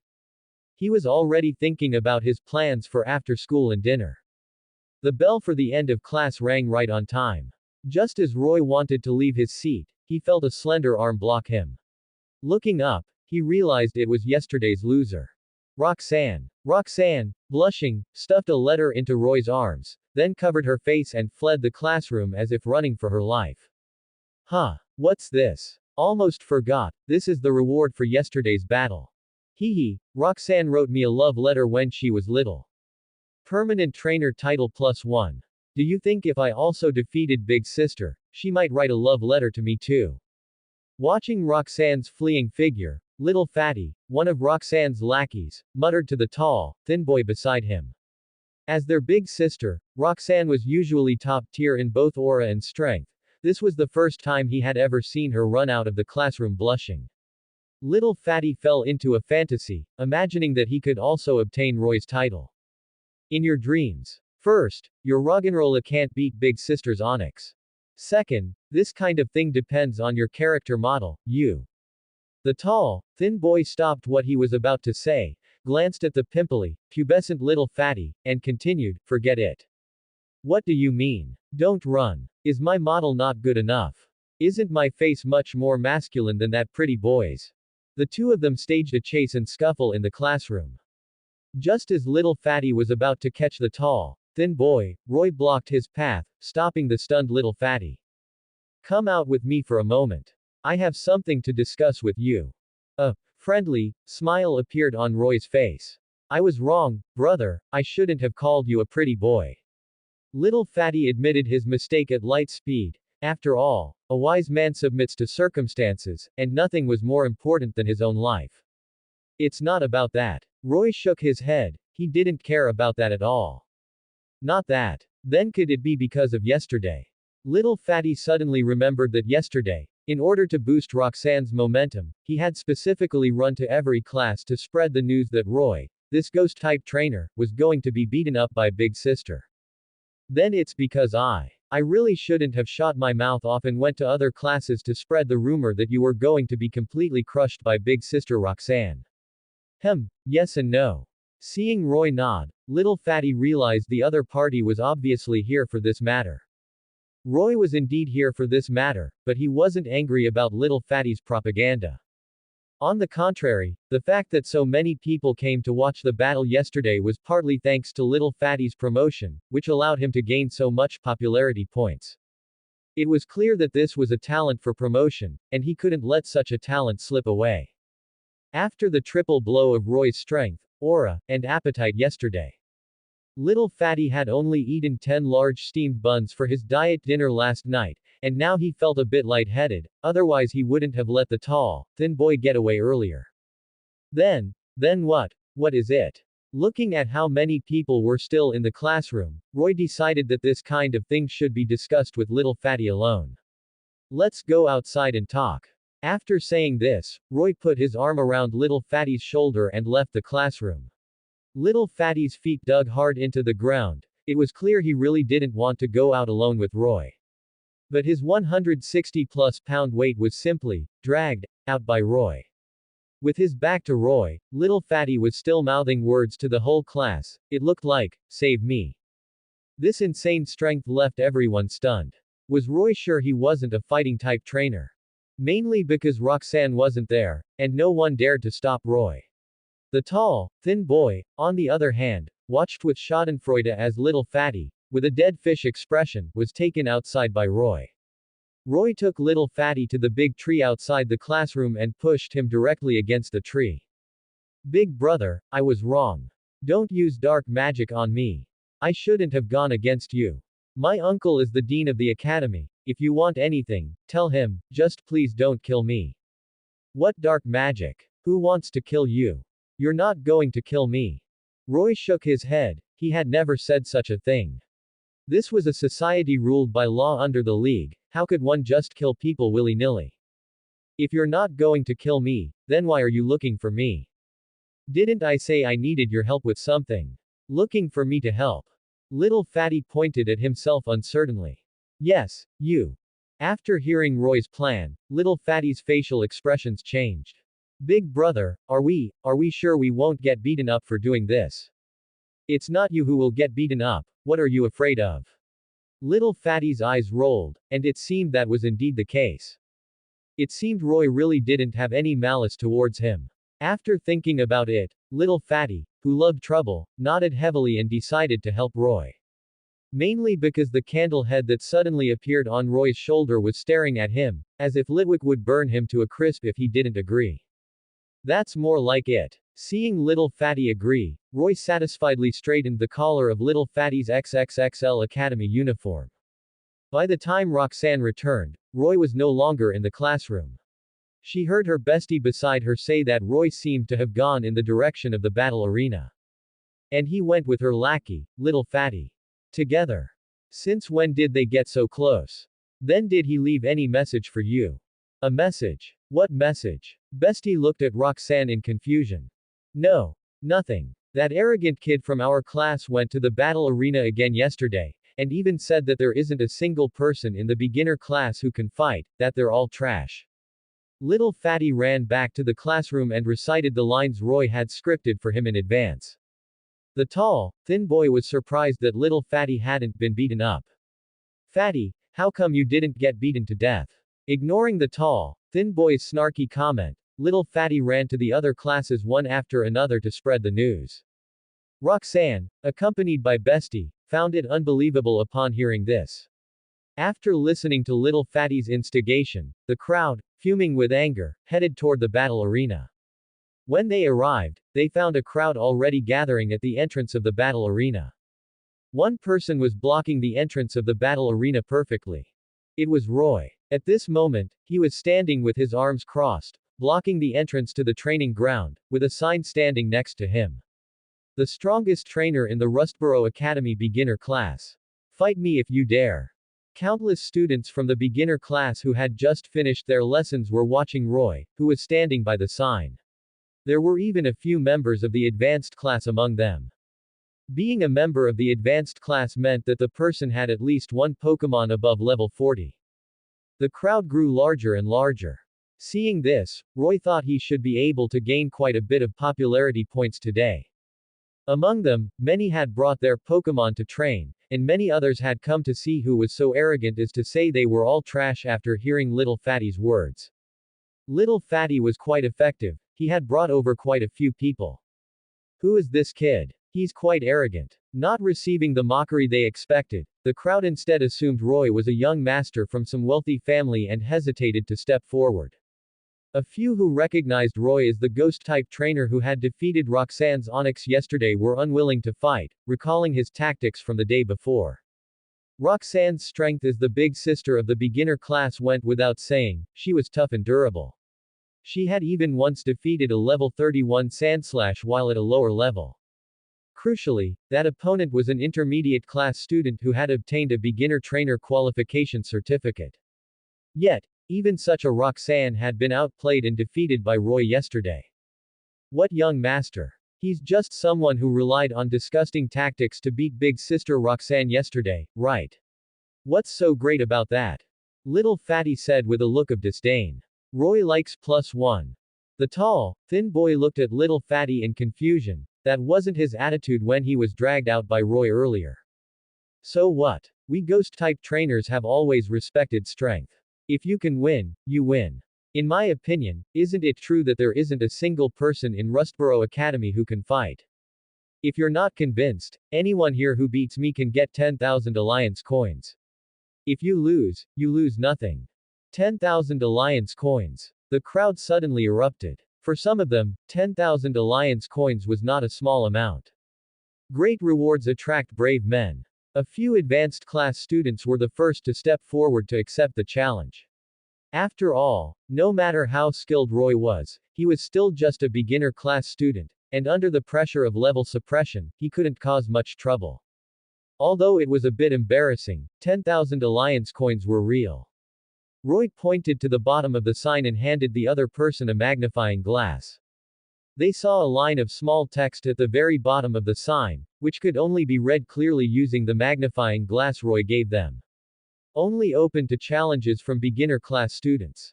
Roy wasn't arrogant enough to think his Litwick could battle those level 40 Pokémon that had already reached their final forms.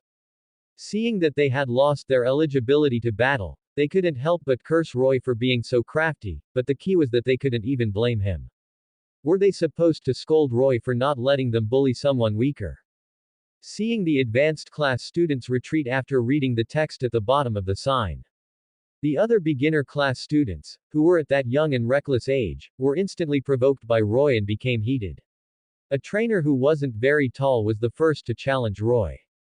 I'll challenge you. A deep voice came. Roy turned his head to look at the source of the voice. It was a boy with short hair. Little Fatty immediately recognized the boy as being from Class 2 of the beginner class. His name was Wu Ming, and his strength was not to be underestimated. Moreover, Wu Ming's Pokémon was the evolved form of the Kanto starter Charmander, Charmeleon. It was currently level 30, and he had just obtained his beginner trainer qualification certificate yesterday and was about to apply for the Rustboro Academy intermediate class assessment. So, he was still considered a member of the beginner class for now. How could he have forgotten him? Little Fatty suddenly felt that Roy was in danger this time. Seeing that someone was finally coming to challenge him, Roy didn't waste any words and walked into the battle arena with the small sign from his chest. He randomly chose the battle arena he had fought in yesterday. When the referee saw Roy arrive, he wanted to ask what Pokémon Roy had used yesterday so he could announce the name of the Pokémon when declaring the results next time. Before he could ask, a crowd of people surged behind Roy and followed him into the battle arena. This left the referee bewildered. Why were there so many people every time Roy came? Confusion aside, he didn't forget his job. The referee blew the whistle. The battle began. Go, Charmeleon, let him see how good we are. A crimson Charmeleon appeared in the battle arena. System scan. Pokémon. Charmeleon. Level. 30. Gender. Male. Ability. Blaze. Moves. Scratch, Growl, Ember, Fire Fang, Slash, Flamethrower, Smokescreen, Dragon Breath. Held item. None. Egg moves. Iron Tail, Metal Claw. IVs. 17. TM Move Tutor, Body Slam. A level 30 Charmeleon with the Blaze ability. Charmeleon, use Flamethrower.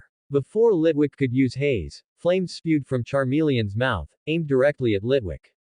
It was clear that Wu Ming had a lot of battle experience and knew how to seize the initiative. But what he didn't know was that Litwick's Flash Fire ability made it immune to Fire-type move damage. The flames spewed from Charmeleon's mouth actually made the flame on Litwick's head burn even brighter, absorbing it for its own use. Litwick's fire-type moves were enhanced.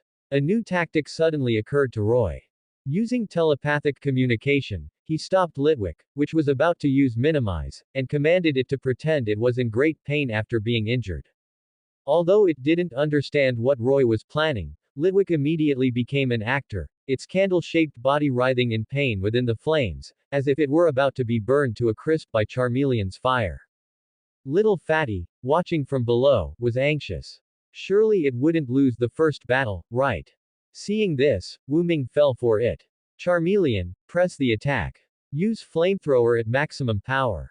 Charmeleon increased its output on the field, and Litwick was in agony amidst the flames. It's not too late to concede now, don't make your Pokémon keep holding on. Wu Ming mocked. He was someone who had reached the bronze rank in the Rustboro Dome arena. Fighting a tiny Litwick now was as simple as spinning a top. We haven't lost yet. Litwick. Let him see the bond between us. Lit. The flame on Litwick's head had evolved into a raging inferno. Why did it suddenly light up like that, hey? Of course, Litwick hadn't forgotten Roy's instructions. It pretended to be exhausted, stood up, and a colorful light flashed within the flame. A confused ray hit Charmeleon, which was busy spewing flames and couldn't pay attention to anything else. Charmeleon immediately fell into a state of confusion, the flames in its mouth were cut off, and it only felt like there were a few ducks circling around it. Litwick, use Hex. Several ghost shadows suddenly appeared within Litwick's flame and rushed toward Charmeleon. Move. Hex. Effect. Attacks in succession. Deals significant damage to opponents suffering from status conditions. With the boost from Roy's own 1% power from Extreme Ghost Force and the 10% from the spell tag, the damage increase for Ghost-type moves had reached 11%. Coupled with the fact that Charmeleon was suffering from a status condition, the damage was boosted again. The ghost shadows slammed into Charmeleon, knocking it dizzy. The knocked down Charmeleon struggled to get up, and the flame on its tail suddenly grew larger. This triggered the Blaze ability, and Charmeleon's confusion status was also resolved. Charmeleon, use one more flamethrower and take him out. Litwick, Hex. The ghost shadows and the flames crossed paths in the center of the battle arena. The flamethrower hit Litwick again, while the ghost shadows slammed into Charmeleon. Everyone leaned forward, all wanting to be the first to see the final result. Charmeleon collapsed to the ground, unable to battle. Defeat happens in a split second. Wu Ming stared at the fallen Charmeleon, completely bewildered. In his mind, he had held the advantage from the very beginning of the battle, and Charmeleon had been suppressing that candle the whole time. How did he lose so suddenly? Unfortunately, no one was going to tell him why. Charmeleon is unable to battle. The referee announced the end of the match immediately upon seeing this. Litwick hadn't forgotten Roy's words and nearly collapsed to the ground after defeating Charmeleon. Litwick, if you can't hold on, don't force it.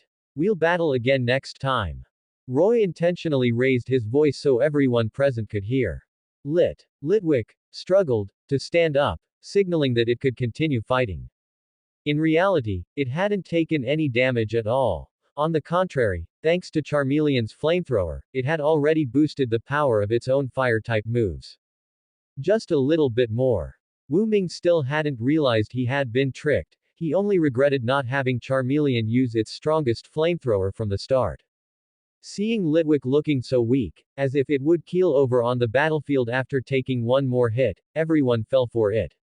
They all wanted to take advantage of the situation, fighting over who would get to step onto the stage next. Why pass up 10,000 alliance coins that were practically being given away?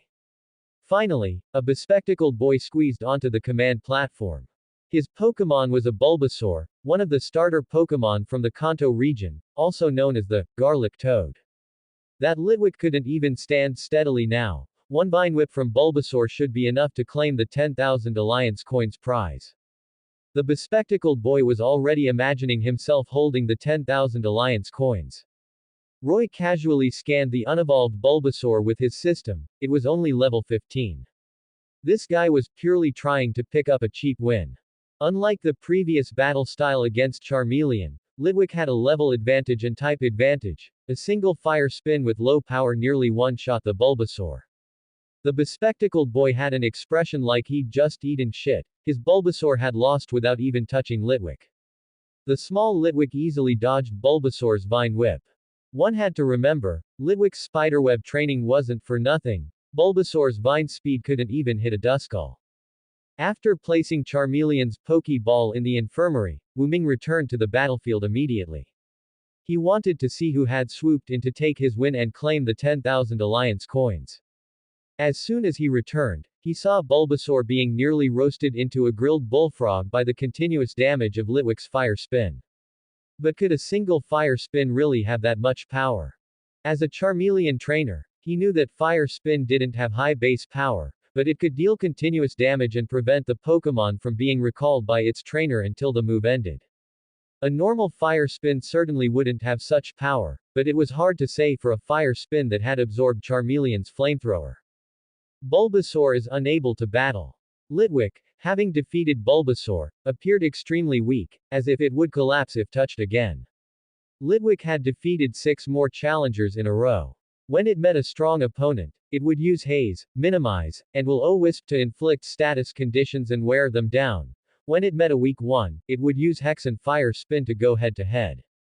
Yet, Litwick remained looking weak. This bizarre scene made those who originally wanted to pick up a cheap win stop in their tracks. Could it be? Wu Ming's mind suddenly jolted, as if he had realized something. In his memory, the flame on Litwick's head seemed to have grown more vigorous after being hit by flamethrower. He was about to say something to the people queuing up to challenge Roy but suddenly stopped. Why should he tell them? What obligation did he have to tell them? Since he had gotten rained on, he had to tear down everyone else's umbrellas too. That Litwick of his can't hold on much longer, everyone keep it up. Wu Ming shouted to those who wanted to challenge Roy. With Wu Ming's support, someone who didn't believe the hype finally stepped onto the battlefield to the command stand opposite Roy. Roy also knew he couldn't let Litwick keep acting. If he kept acting, the ruse would be discovered. After slyly taking down a Geodude, Litwick collapsed to the ground from exhaustion. Roy recalled Litwick into its Pokeball and sent out his Duskull. As soon as Duskull appeared, everyone took a step back. Unlike the cute Litwick, the skull mask on Duskull's face looked somewhat terrifying. The students, their eyes already bloodshot, didn't care about what was terrifying or not. They challenged him again, refusing to believe the reality. This time, they faced a Duskull with moves like Pain Split, Imprison, Mean Look, Haze, and Will-O-Wisp. Next was time to enjoy it. Whenever an opponent took the field, Duskull would immediately use Pain Split, equalizing their HP. Since Duskull's base HP stat was only 20, it could always drain a significant amount of HP from the opponent while restoring its own. Its 90-point dual defenses made those Pokémon under level 30 hesitant, unable to deal any damage. Then, Duskull would follow up with a Will-O-Wisp, finishing the job perfectly. It could be said that Duskull's battle style was even more disgusting than Litwick's. Everyone in the spectator seats was shocked by this battle style. Even Roxanne, who wanted to battle Roy to wash away her previous humiliation, gave up the idea of going on stage. She didn't want to be disgusted again, she still hadn't figured out why she had lost. No, she would go to the Academy Library in a while to understand why she had lost. After an afternoon of battles, Roy remained undefeated, successfully breaking the undefeated record for beginner class battles. Litwick and Duskull had disgusted over a dozen trainers today, and the popularity points had reached 1700 thanks to Little Fatty's various publicity efforts. Work done, time to eat. Seeing Roy leave, no one blocked him. After all, he had already fought over a dozen matches, and they had been disgusted enough. Their lives mattered too. After Roy left the battlefield, a chubby figure chased after him. Big brother Roy, wait for me. Little Fatty had gone from fear to admiration. Good work. Boss, you're so amazing. Roy's battle style had completely refreshed his worldview. Was it even possible to battle like that? Especially Duskull's performance later on, even he had been disgusted. Little Fatty now had thoughts of switching sides. It was just time for dinner. Two foodies dominated the cafeteria. The uncle cooking the noodles looked on, speechless, as he swung his large iron ladle. After spending time together just now, Little Fatty realized that Roy didn't seem as terrifying as the gloomy ghost-type trainer in urban legends. He began to actively introduce himself to Roy. His name was Fujimoto Itsuki, the nephew of the Academy's Dean of Students, and also the school's know-it-all. If you wanted to know anything, finding him was the right move. So the person peeking outside the dean's office back then was also you. Can we change the question? Then how much do you know about the legend of the Back Mountain? SSS, alright, the person peeking was indeed me. Fujino actually only knew about the legend of the Back Mountain to the extent teacher Lina had mentioned before, but he knew another version. That was, there actually wasn't a girl committing suicide due to love. The girl at the time seemed to have been scared by something, so she dropped out of school. But it was true that a quasi-elite dark-type trainer had entered the Back Mountain and never came out. This had even made the news headlines on Mobile TV station at the time. Current popularity points, 1700. Only 1700 points. It's only 700 more than yesterday, and that's even with Little Fatty Fujino dragging a lot of people over. But then again, the entire Rustboro Academy only has so many people, so accumulating this much is not bad. Looking at Litwick, who was slumped over on his shoulder. And even Duskull, who usually loved phasing through walls, didn't have the strength to do that now and was lying quietly on the desk by the window. Roy knew that both Pokémon had given their all. It was a tough day of battling for the two little ones, but compared to them, the Pokémon they battled against were even more miserable. They barely managed to touch the two, either getting burned, poisoned, or confused, in short, suffering from constant status ailments. That guy named Wu Ming had it even worse. His Charmeleon basically became a charge battery for Litwick. The two little ones could be said to have been disgusting to deal with all day. But it really couldn't be blamed on them. The two Pokémon didn't have many powerful moves in the early stages. Of course, it couldn't be blamed on the game designers either. After all, they were already immune to two types of skills. If Ghost-type Pokémon were also allowed to have powerful moves, would there even be a point for other types of Pokémon to play? Roy also used his Eye of Inspection to discover that the levels of his Duskull and Litwick had both increased by 1, reaching level 29. It seems that battling is indeed the fastest way to level up. At this time, as their trainer, he should step up and help his Pokémon relieve their fatigue. Purple light swirled between his fingers. Roy attached ghost power to his hands so he could touch Duskull's body and give his little ghost a Thai massage. Hee little ghost, tremble under my hands. Roy slapped Duskull. Duskull. Dusk. Whether Duskull felt comfortable or not, it satisfied Roy's desire to play with it. Under the attachment of ghost power, Roy could touch Duskull's physical form, and it felt just like jelly. The shadows of Roy and Duskull were cast on the wall, looking like a devil tormenting Duskull. Seeing this, Litwick on the nightstand felt a chill and silently dimmed the flame on its head, praying Roy wouldn't notice it. Its waist wasn't sore, and its legs didn't hurt anymore. Litwick. Doctor, I'm feeling a bit better. At the current rate of 700 popularity points per day, he could exchange for an Eviolite in 10 days to half a month. But it was still a bit slow. Was there any way to earn 100 million popularity points in a day? After tormenting Duskull, Roy lay on the hammock, thinking about whether there was any way to attract more people to watch the battles and increase his popularity points.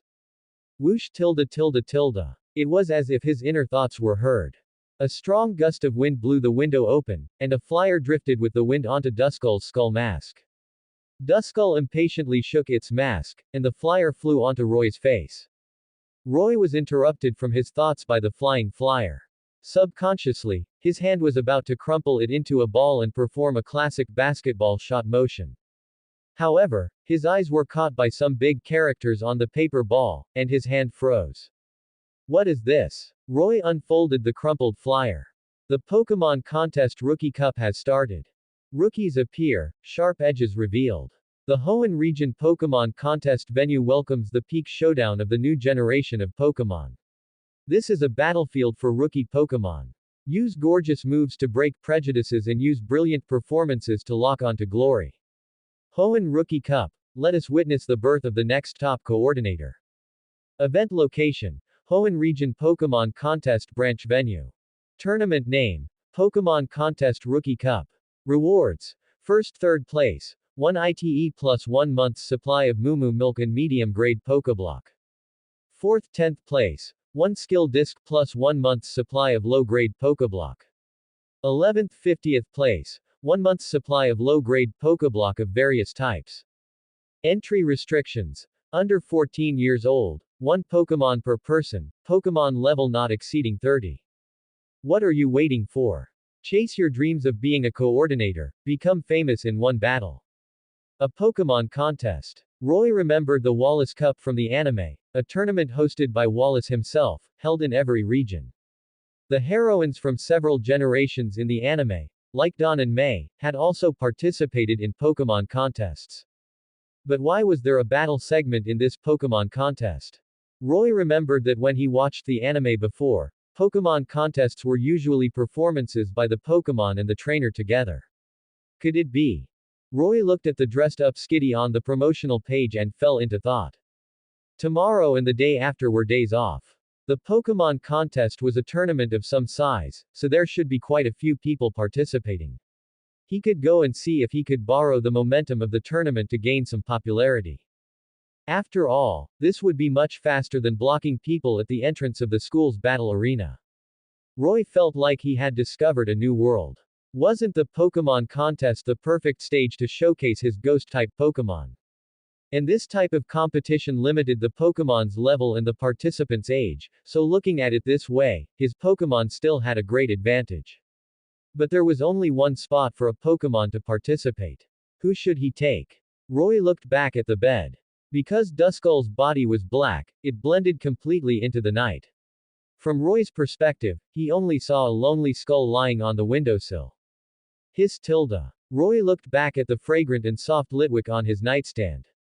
He instantly wanted to slap himself. What am I thinking? Is there any need to hesitate about who to take? Duskull, lying flat on the windowsill, inexplicably felt excluded. Litwick. Turn off. Woo tilde tilde tilde. Just as Roy was about to have Litwick turn off the lights, he suddenly heard a miserable cry coming from the back mountain. Roy wasn't afraid. When he first arrived at Mt. Pyre, a family of Gengar often sang in his ears. But now, even the ghost power in the air had become a bit thicker. After a while, the sound disappeared. Roy, not understanding what was going on, didn't intend to go explore the back mountain. Who knows what powerful ghost-type Pokemon might be there. This wasn't Mt. Pyre, he didn't have 2 powerful old people covering for him, so he'd better forget about it. He would explore it after his strength improved later. Rest. The lights went out. The room fell into darkness. Late at night, Duskull's eyes stared blankly in the direction of the back mountain. It also felt the rich ghost-type energy from the back mountain. But Roy had specifically instructed it not to float there to play. Otherwise, if Roy found out, it would inevitably be tortured. Remembering Roy's massage just now, Duskull couldn't help but tremble. It still remembered the last time it accidentally wandered into the territory of a Baynet population on the 5th floor of MT. Higher and was so scared by a group of Baynet that it hid behind a tombstone and dared not come out. In the end, Roy came to pick it up. Yes, ghosts, scaring a ghost to death. Ghost-type Pokémon also feel fear, and they also have emotional perception. Otherwise, Duskull wouldn't have chosen Roy to be its trainer. Just as Duskull was recalling this, a dark shadow suddenly appeared by the window, facing Duskull's single eye through the glass. The 3 red jewels on the dark shadow's neck shone with a scarlet light, which looked particularly clear in the deep black night. Duskull resisted the fear in its heart and pretended to be asleep. The dark shadow didn't pay attention to the pretending to be asleep Duskull, it just silently stared at Roy on the hammock. After half an hour passed. Sensing that the aura of the dark shadow had disappeared, Duskull opened its single eye again and found that the dark shadow with 3 red jewels hanging on its neck had indeed left. The next morning. Thump, thump, thump. Roy, open the door. Let's have another battle. If you lose, you'll be my lackey. Outside the dilapidated warehouse, Roxanne pounded on Roy's door, but there was no response. She had come specifically for revenge today. To deal with Roy's 2 mysterious ghost-type Pokémon, she had gone to the Academy Library yesterday afternoon to look up information about ghost-type Pokémon. Only then did she discover that ghost-type Pokémon were immune to normal-type and fighting-type moves. No wonder her Onyx's bind couldn't hit the Litwick, so that was the reason. She hadn't lost to Roy, she had lost to knowledge. This time, she was determined to take back what she had lost. As for what she had lost, never mind that. Roxanne immediately decided to seek revenge and make Roy write her a love letter too. How dare he toy with her feelings? Even when she went to eat with Fujino yesterday, he didn't come to find her. Was she really less charming than a fatty? How infuriating. As for why she didn't want her own love letter back, well, don't worry about that either. Just as Roxanne was confidently planning to trample Roy and make him her lackey, she encountered a problem. She had no idea where Roy lived. The boys in the class said their dorms didn't have a bed for Roy, and they had never seen him in the boys' dormitory building. Little fatty Fujino only knew that Roy seemed to live in the back mountain area, but he didn't know the exact location. After saying this, Fujino was rewarded with 2 solid punches from Roxanne. If you're going to lie, make up a better place.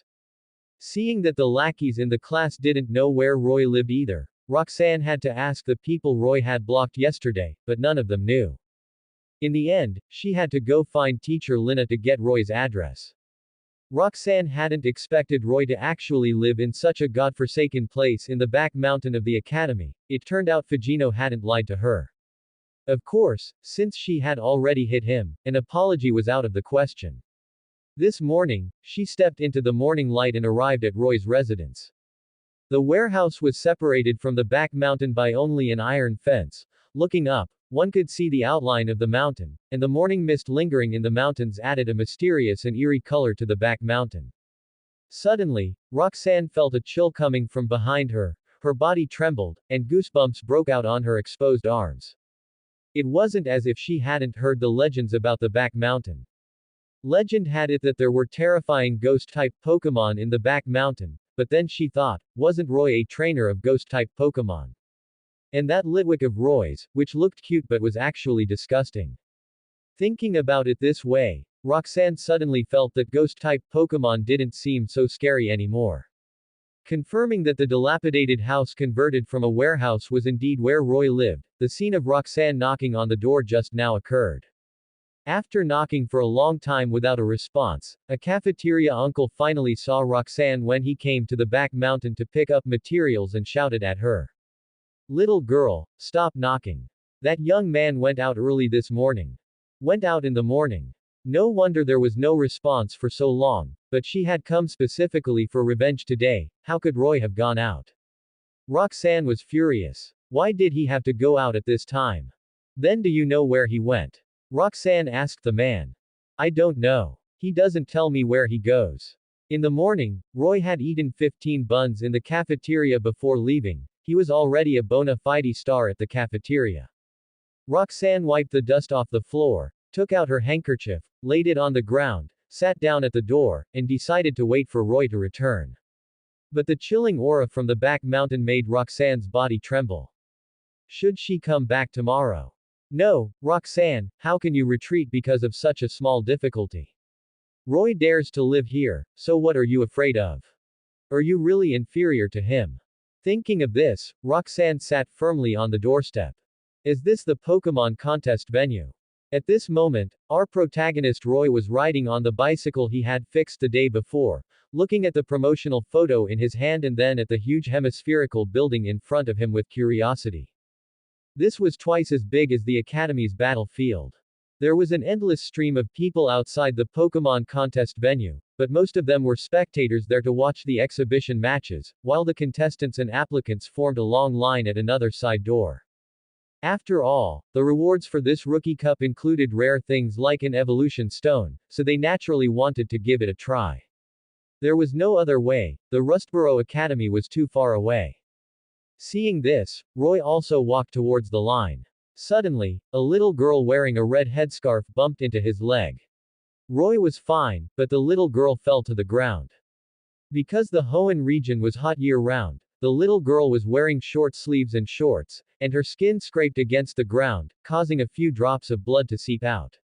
I'm sorry, I didn't mean to. Woo woo woo tilde tilde tilde tilde.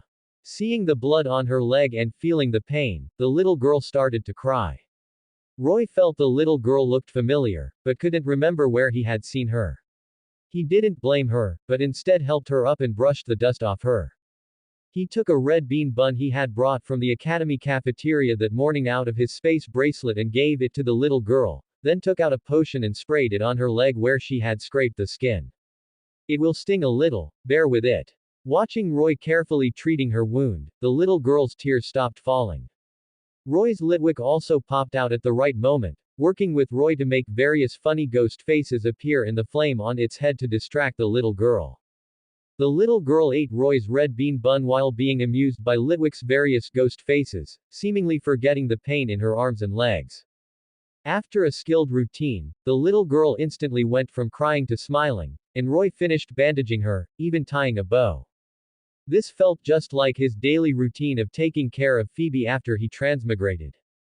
That's it, it's all better. Little sister, did you come to watch the match by yourself? No, I came with my daddy. Just as Roy was about to ask about the little girl's father. Stop. Let go of that girl.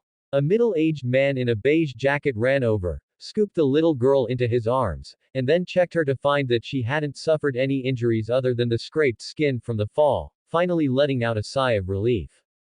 If his wife, Mitsuko, found out about this, there was no telling how much she would nag him. Roy recognized the man who ran over, the strongest gym leader in the Hoenn region, Norman. A trainer who could make slacking suppress its own truant ability to continue fighting. You have to know that slacking's base stat total reaches 670, which is 70 points higher than pseudo-legendaries. So, to balance slacking's strength, the designers specifically designed the crappy truant ability to hold slacking back. Truant. If a move is used, the next turn will be spent resting. This is equivalent to only being able to use a skill every 2 turns, and that's just in the game.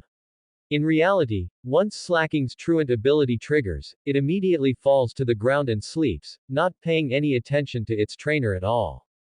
No matter what's happening outside, it just wants to sleep. Of course, in this situation, the referee would directly rule that it has lost the ability to battle, so although slacking is very strong, its audience isn't that great. It belongs to the type that the rich look down on and the poor can't afford to raise.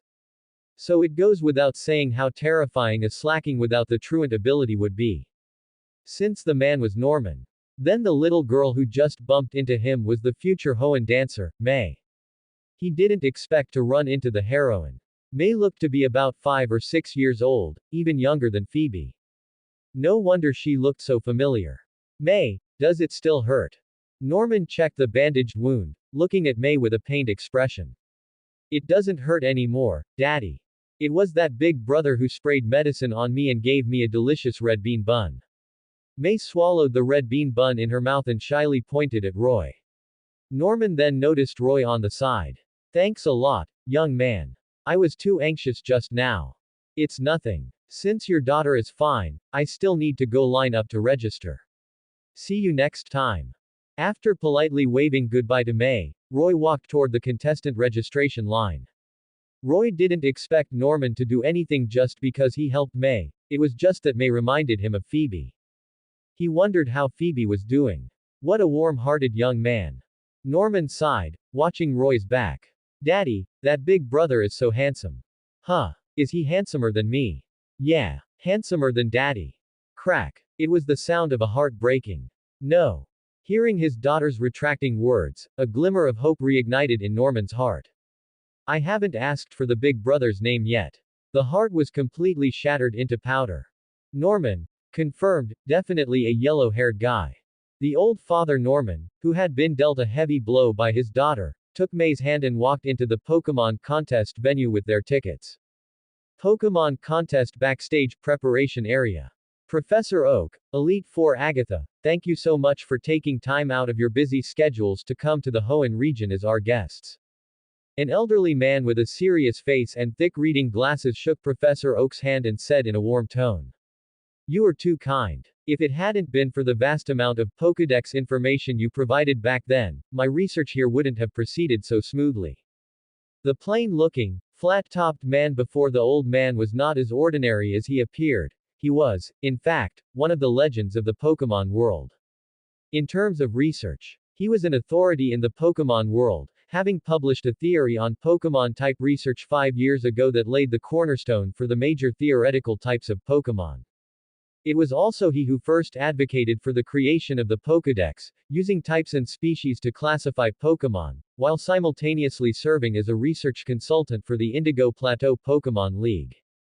In terms of personal strength, Samuel Oak, this name was like a nightmare to the older generation of powerful trainers. First, let's talk about his achievements. Champion of the 4th World Tournament in Humalao City, Unova, Indigo League Champion, and Kanto Region Pokémon Wild Battle Champion. And one must remember that at that time, the Indigo League had not yet abolished wild battles. Pokémon could attack trainers, so one can imagine Professor Oak's strength to have achieved the championship under such circumstances. If you are not familiar with these two events, then his successor as champion, Lance, one of the future Masters 8, also participated in such competitions. After achieving the title of champion, Professor Oak did not become arrogant or complacent. On the contrary, he disappeared from the public eye and returned to Celadon University in the Kanto region to continue his advanced studies in Pokémon biology. His main research topic was the relationship between Pokémon and humans. He left as a mere researcher and returned as the most sought-after professor in the Pokémon world. The silver-haired woman beside him was the current ghost-type elite from the Kanto region, and it was said that the relationship between the two was quite unusual. However, that was not his business. Xiao Hai, take the professor and Elite Four Agatha to the judge's bench.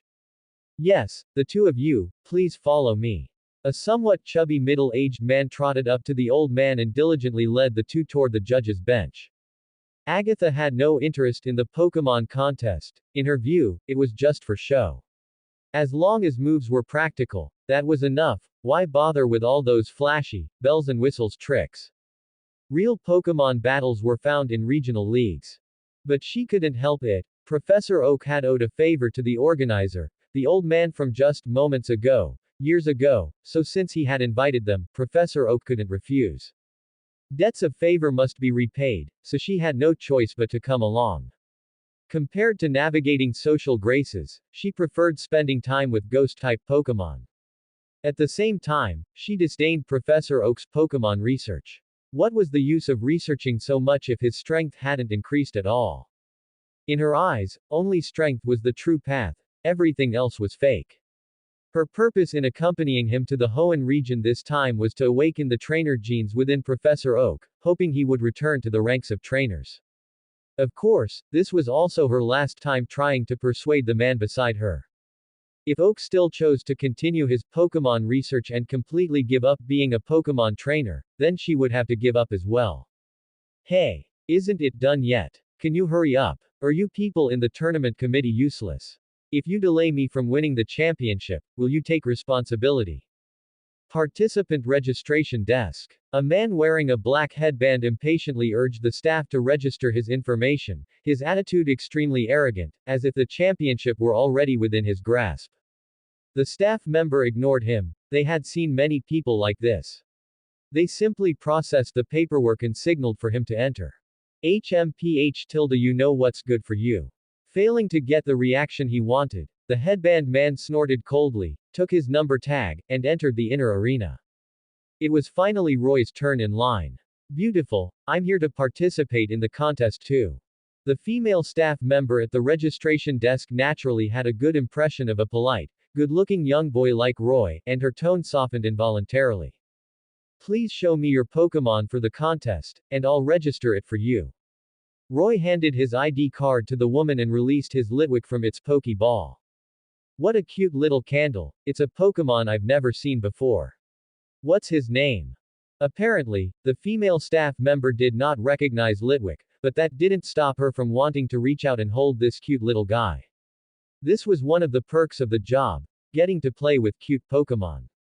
His name is Litwick, and he is a Ghost-type Pokémon. Upon hearing the second half, Ghost-type, the female staff member's outstretched arms froze in midair, and the cute little candle in her eyes didn't seem so cute anymore. A Ghost-type Pokémon. Even the contestant behind Roy, upon hearing that Litwick was a Ghost-type Pokémon, couldn't help but step back 2 paces, keeping a 2-body-length distance from Roy. Compared to the students at Rustboro Academy who dared to battle Litwick, the people here seemed to have a deeper prejudice against Ghost-type Pokémon. This Rookie Cup competition was intended to ignite the passion of those aspiring to become new Pokémon coordinators for the Pokémon contest, and there were no restrictions on the Pokémon types participants could use. It only required that participants be under 14 years old and their Pokémon be no higher than level 30. However, thinking of the rumors about Ghost-type Pokémon absorbing people's life force, the female staff member didn't know what to do. When the sky falls, the tall ones hold it up. Seeing the long queue behind, the woman stood up and said to Roy with a troubled expression. Sorry, little brother, please wait on the side for a moment, I need to go ask our supervisor. Roy knew this wasn't something she could decide, she was just an employee, so he didn't make things difficult for her. He nodded, silently walked out of the queue, and sat to the side to wait. Seeing that Roy didn't cause a scene, the woman breathed a sigh of relief and turned to walk toward the backstage of the arena. Actually, from the impression Roy had given her just now, she also hoped that Roy could participate smoothly. Of course, that was not something she could decide. It seems the mission to gain popularity is truly not simple. The other contestants, seeing Roy step out of line, then returned to their original positions to register their information. Is his name Litwick? Just as Roy was closing his eyes to rest, a voice sounded beside him. Roy opened his eyes to see a man with long green hair and somewhat flashy clothing appearing before him. Wallace. How did you know my name was Wallace? Upon hearing Roy call out his name, the man's eyes showed wariness, and his hand rested on his Pokeball. Roy pointed to the number 50 contestant badge on the man's chest, where his name, Wallace, was written below. Almost forgot about the contestant badge. The wariness in Wallace's eyes vanished, replaced by an awkward smile. He began chatting with Roy as if they were old friends. He wasn't afraid because Roy's Pokémon was a ghost type. Mainly, an unconventional trainer like Roy who chose a ghost-type Pokémon had piqued his interest. Are you here to participate in the Pokémon contest too? No, I'm here to participate in the tournament, Roy replied speechlessly. Knowing he had asked a redundant question, Wallace wasn't embarrassed. Instead, he felt the Roy before him was much more interesting than the others. Hello, Litwick. Wallace greeted Litwick naturally. Lit. This was the first time someone other than Roy and those people from MT. Pyre had greeted it. The little flame on top of Litwick's head turned into a smiley face, reflecting its current mood. The two of you can just sit in the middle seats, I'll go prepare 2 cups of tea for you both. The middle-aged man named Xiaohai gestured obsequiously toward the judge's stand. Supervisor Hai. This is bad, there's an emergency. The man looked at the female staff member who came running in a panic with a look of disdain. What kind of conduct is this, acting so flustered? Can't you be like me, remaining calm even if Mount Tai were to collapse before you? The female staff member panted heavily, looking at her immediate superior speechlessly, hoping that he would still be able to remain calm after hearing the news. Agatha had just been about to pull Dr. Oak toward the judge's stand when she heard the female staff member, who had run over too hurriedly, say intermittently. There is a boy who brought a ghost-type Pokémon. I thought it was some big. Wait, what type did you say? The conversation between the two reached the ears of both Agatha and Dr. Oak. Agatha's pace faltered, and she stopped walking toward the judge's stand. The female staff member informed the man about Roy bringing a Litwick to compete. The key point was that their promotional page for the competition did not restrict the attributes of the Pokémon. The man instantly lost his composure, his earlier claim about remaining calm even if Mount Tai collapsed became a joke. In the end, he even tentatively asked the female staff member. How about, we give him a month's supply of Pokéblock as compensation? But we don't have any Pokéblock suitable for ghost-type Pokémon at all. It seemed there were no ghost-type Pokémon Pokéblocks on the market. The man fell into deep thought. What he was mainly worried about was that the appearance of a ghost-type Pokémon would disrupt the order of the competition. After all, this was the first time since the Pokémon contest in Rustboro City began that a trainer had come to participate with a ghost-type Pokémon. Then, what should we do? The female staff member looked at her supervisor with disdain. To think he would ask her about such a matter, was this something she could decide? Wait, why can't ghost-type Pokémon participate in the Pokémon contest? A cold voice came from behind the man. The man turned around and realized it was Agatha, who had been silent beside Dr. Oak. Oh no, he had forgotten that the woman before him was an elite-level trainer specializing in ghost-type Pokémon. Just as he wanted to explain his reasoning, he was interrupted by an aura of pressure coming from the elite-level trainer. Didn't you claim repeatedly that this was to provide a stage for all newcomers who want to become Pokémon coordinators to showcase their skills? Why not let a ghost-type trainer compete? Agatha's voice was as cold as the wind from the Mt. Coronet Range in the Sinnoh region. It was not just chilling, it instilled fear in people's hearts. I'm sorry, I didn't mean to look down on ghost-type trainers at all. The middle-aged man apologized profusely. Offending an elite-level trainer meant he wouldn't need to hold this competition anymore, and his career as a supervisor would be over. Dr. Oak nudged Agatha, signaling her to mind her aura, but Agatha ignored Dr. Oak completely and continued to look at the man with cold eyes. She usually couldn't stand it when people had prejudices against ghost-type Pokémon, and she declared that if that ghost-type trainer could not participate in the competition, she would refuse to go to the judging stand to observe. Dr. Oak, what do you think about this? Dr. Oak spread his hands and gave the other party a helpless look. He knew Agatha's temper best, she was a woman of her word. If she said she wouldn't go, then she definitely wouldn't go. He couldn't persuade her at all. Alright, then. Seeing that there was only 1 hour of preparation time left before the afternoon competition, the man gritted his teeth and made his decision. Roy, who was waiting, did not know that he had almost missed his spot in the competition and was chatting idly with Wallace. During this time, Roy also met Wallace's master, Juan, whose attire resembled that of a European medieval noble. Currently, Juan had not yet handed over the position of Sutopolis gym leader to Wallace. He had come to watch Wallace perform, and seeing that there was still time, he went to the vending machine outside and got a bottle of Moo Moo milk for each of them. Time ticked away, but the female staff member was slow to return. All participants, please enter the venue now. As the last participant at the end of the line entered the competition venue, the female staff member still hadn't returned. Seeing that the time had arrived, Roy urged Wallace and Juan to walk into the competition venue so they wouldn't miss the match. He waited alone on a bench outside the venue. Another 10 minutes passed, and seeing that the female staff member still hadn't returned while other contestants had basically received their participant number tags and entered the Pokemon contest venue. Only the lonely figures of Roy and Litwick remained, stretched long by the sunlight. Was it really not possible after all? Was the prejudice people held against ghost-type Pokemon really too deep? He had originally hoped to gain some popularity points through this competition, but now he couldn't even enter the venue. Litwick looked at the disappointed Roy. It sensed Roy's low spirits, and the small, ghostly blue flame on its head burned brighter, attempting to warm Roy's heart. How could he be discouraged by such a small setback? If he was, how could he change people's perceptions of ghost-type Pokemon, and how could he earn popularity points? Thank you, Litwick. Let's go. If this place doesn't want me, there are plenty of other places that will. At worst, we'll just start from the academy. Just as Roy had stood up and was preparing to ride his old bicycle to leave with Litwick, the female staff member from earlier returned, holding a contestant tag numbered 256 in her hand and calling out Roy's name. Little brother Roy, I'm sorry to have kept you waiting. This is your participant number tag. She hadn't expected that the supervisor would eventually agree to let Roy compete. Of course, this was all thanks to that woman with the intense pressure, who made even her, standing beside the man, unable to catch her breath.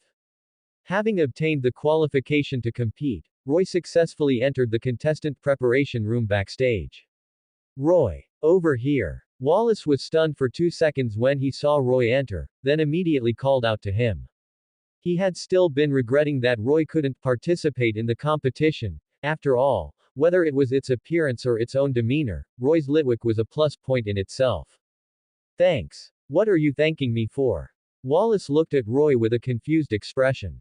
It wasn't you. Roy had originally thought that he was able to enter the Pokemon contest venue because Wallace had pulled some strings, but now, seeing the other person's clueless expression, it seemed it had nothing to do with him.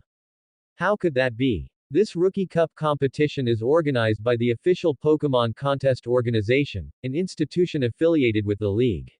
Even my master couldn't pull strings like that. Then who exactly had the ability to do this? The key was that he didn't know any prominent figures in Rustboro City. Could it be that the organizers were just like him, doing it for the publicity? The massive hemispherical Pokemon contest venue could accommodate tens of thousands of people watching inside. Surrounding the hemispherical arena were 4 giant screens, allowing spectators from all 4 sides to clearly see the situation in the battle arena, so they wouldn't end up buying tickets and seeing nothing. Inside the Pokemon contest arena. Welcome everyone to the Pokemon Contest Rookie Cup competition site. I am your host, Mary. A gorgeously dressed female commentator appeared in the middle of the arena, standing on the latest tech product from Devon Corporation, a flying disc. Accompanying her were 4 small drones, filming the live broadcast in real time. The audience immediately erupted upon hearing her voice. One had to know that the woman on the flying device was the lead host of Marvel TV station, and Marvel TV station now dominated television programming across the entire Hoenn region. Almost every household had watched programs she had hosted or interviewed for. Who would have expected the opening host to be so explosive? Even more explosive was when the camera turned to the judges' bench, a sound even more fervent than before spread through the spectator stands. The elderly man wearing reading glasses sitting in the first seat of the judges' bench was the organizer of this Rookie Cup, as well as the head of the Hoenn League Coordinator Trainer Committee. For this Rookie Cup, he had gone to great lengths to invite so many well-known figures from the industry. Even the host was someone he had gone to block the door at Marvel TV station to bring out specifically to host the Rookie Cup tournament for these few days. Especially figures like Professor Oak. Usually, seeing even one of them was difficult, yet today, so many had appeared at once. Many of the ticket-buying audience had even come specifically for these industry titans. Many people were exclaiming that today they had finally seen a living, breathing Professor Oak. This 100 Alliance coins ticket price was absolutely worth it. Today's competition is the preliminary round of our Pokemon Contest Rookie Cup. There are a total of 256 contestants on site. Let us wait and see who can stand until the end. Mary shouted the start of the competition with her passionate voice. Unlike ordinary battle competitions, the competition time for the Pokémon Contest Rookie Cup preliminary round was only 30 minutes. There were a total of 10 judges on site, each with the authority to award 10 hearts, with a perfect score being 100 hearts. After 30 minutes, the one with the higher heart score would win. Of course, if one defeated the opponent within 30 minutes, they could also receive bonus points, so it wasn't just about the outcome of the battle, but also about the level of the Pokemon's training and whether the moves were flashy. In the contestants' preparation room, Roy looked at the live broadcast TV in the preparation room. The screen had already cut to the judges' bench. There was Joy from Rustboro City, Jenny. Roy also saw 3 acquaintances among the judges: Mr. Stone, Professor Oak, and Agatha. Of course, he knew them. Whether they knew him was another matter. Mr. Stone wasn't surprising, as he had seen him and Steven at the Academy's battle arena the day before yesterday. After all, he was the president of Devon Corporation, so it was normal for him to appear here, but Roy hadn't expected to run into Professor Oak and Agatha here.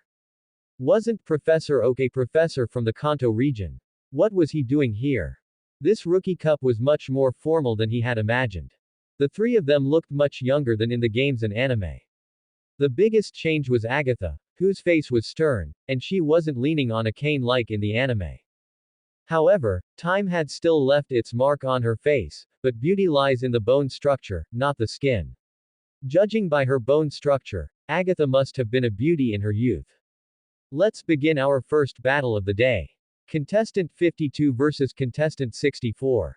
At host Mary's command, the first battle of the Pokémon contest officially began. Roy discovered that Contestant 52 who appeared at the command post was actually the headband man who had arrogantly declared he would win the championship during registration. The Pokémon the other party used was a Primeape, but unfortunately, Roy's scanning function couldn't scan Pokémon information through video. His opponent, number 64, was a trainer using a Machoke. Both the Primeape and Machoke began wrestling as soon as they entered the field, and it was discovered that their strength was almost evenly matched, making the fight inseparable. This forced Mary to change her commentary style. Primeape with a hook. Oh. It missed, what a pity. Machoke counters with a swing punch. Is there a result? Oh my, it was still blocked by Primeape. Fortunately, she had previously hosted fighting arena programs, so she was not unfamiliar with the punching techniques of both Pokémon. Mary's sudden passionate emotion and voice made the audience in the stands somewhat unable to tell if they were watching a fighting tournament or a Pokémon contest. Roy thought that the two shouldn't have come to the Pokémon contest, they should have gone to Dewford Town to find Brawly and participate in the fighting tournament. Primeape was a type of Pokémon Roy often saw near Mt. Higher, similar to the mischievous monkeys he had seen on Mount Ma in his past life. Their temperaments were extremely irritable, and they could often get so angry they passed out. But this Primeape in the video seemed a bit different from other Primeape.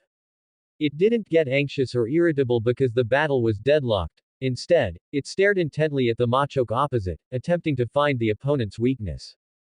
Finally, after the two had been deadlocked for a while, Machoke's lower limbs began to tremble. The opponent's stamina had clearly reached its limit. This slight tremor was still captured by Primeape's eyes. Just as Primeape was preparing to use low kick to attack the opponent's weak lower base. The voice of the headband man rang out from the command post behind it. Primeape, use cross chop. The headband man's command interrupted Primeape's movement, even though it had already discovered the weakness of the Machoke opposite. Hurry up and use cross chop, can't you hear me? What are you dazing for? Seeing this, Primeape could only switch from its legs to a chopping palm. However, this change completely disrupted Primeape's rhythm. It could be said that the headband man had given a completely wrong command.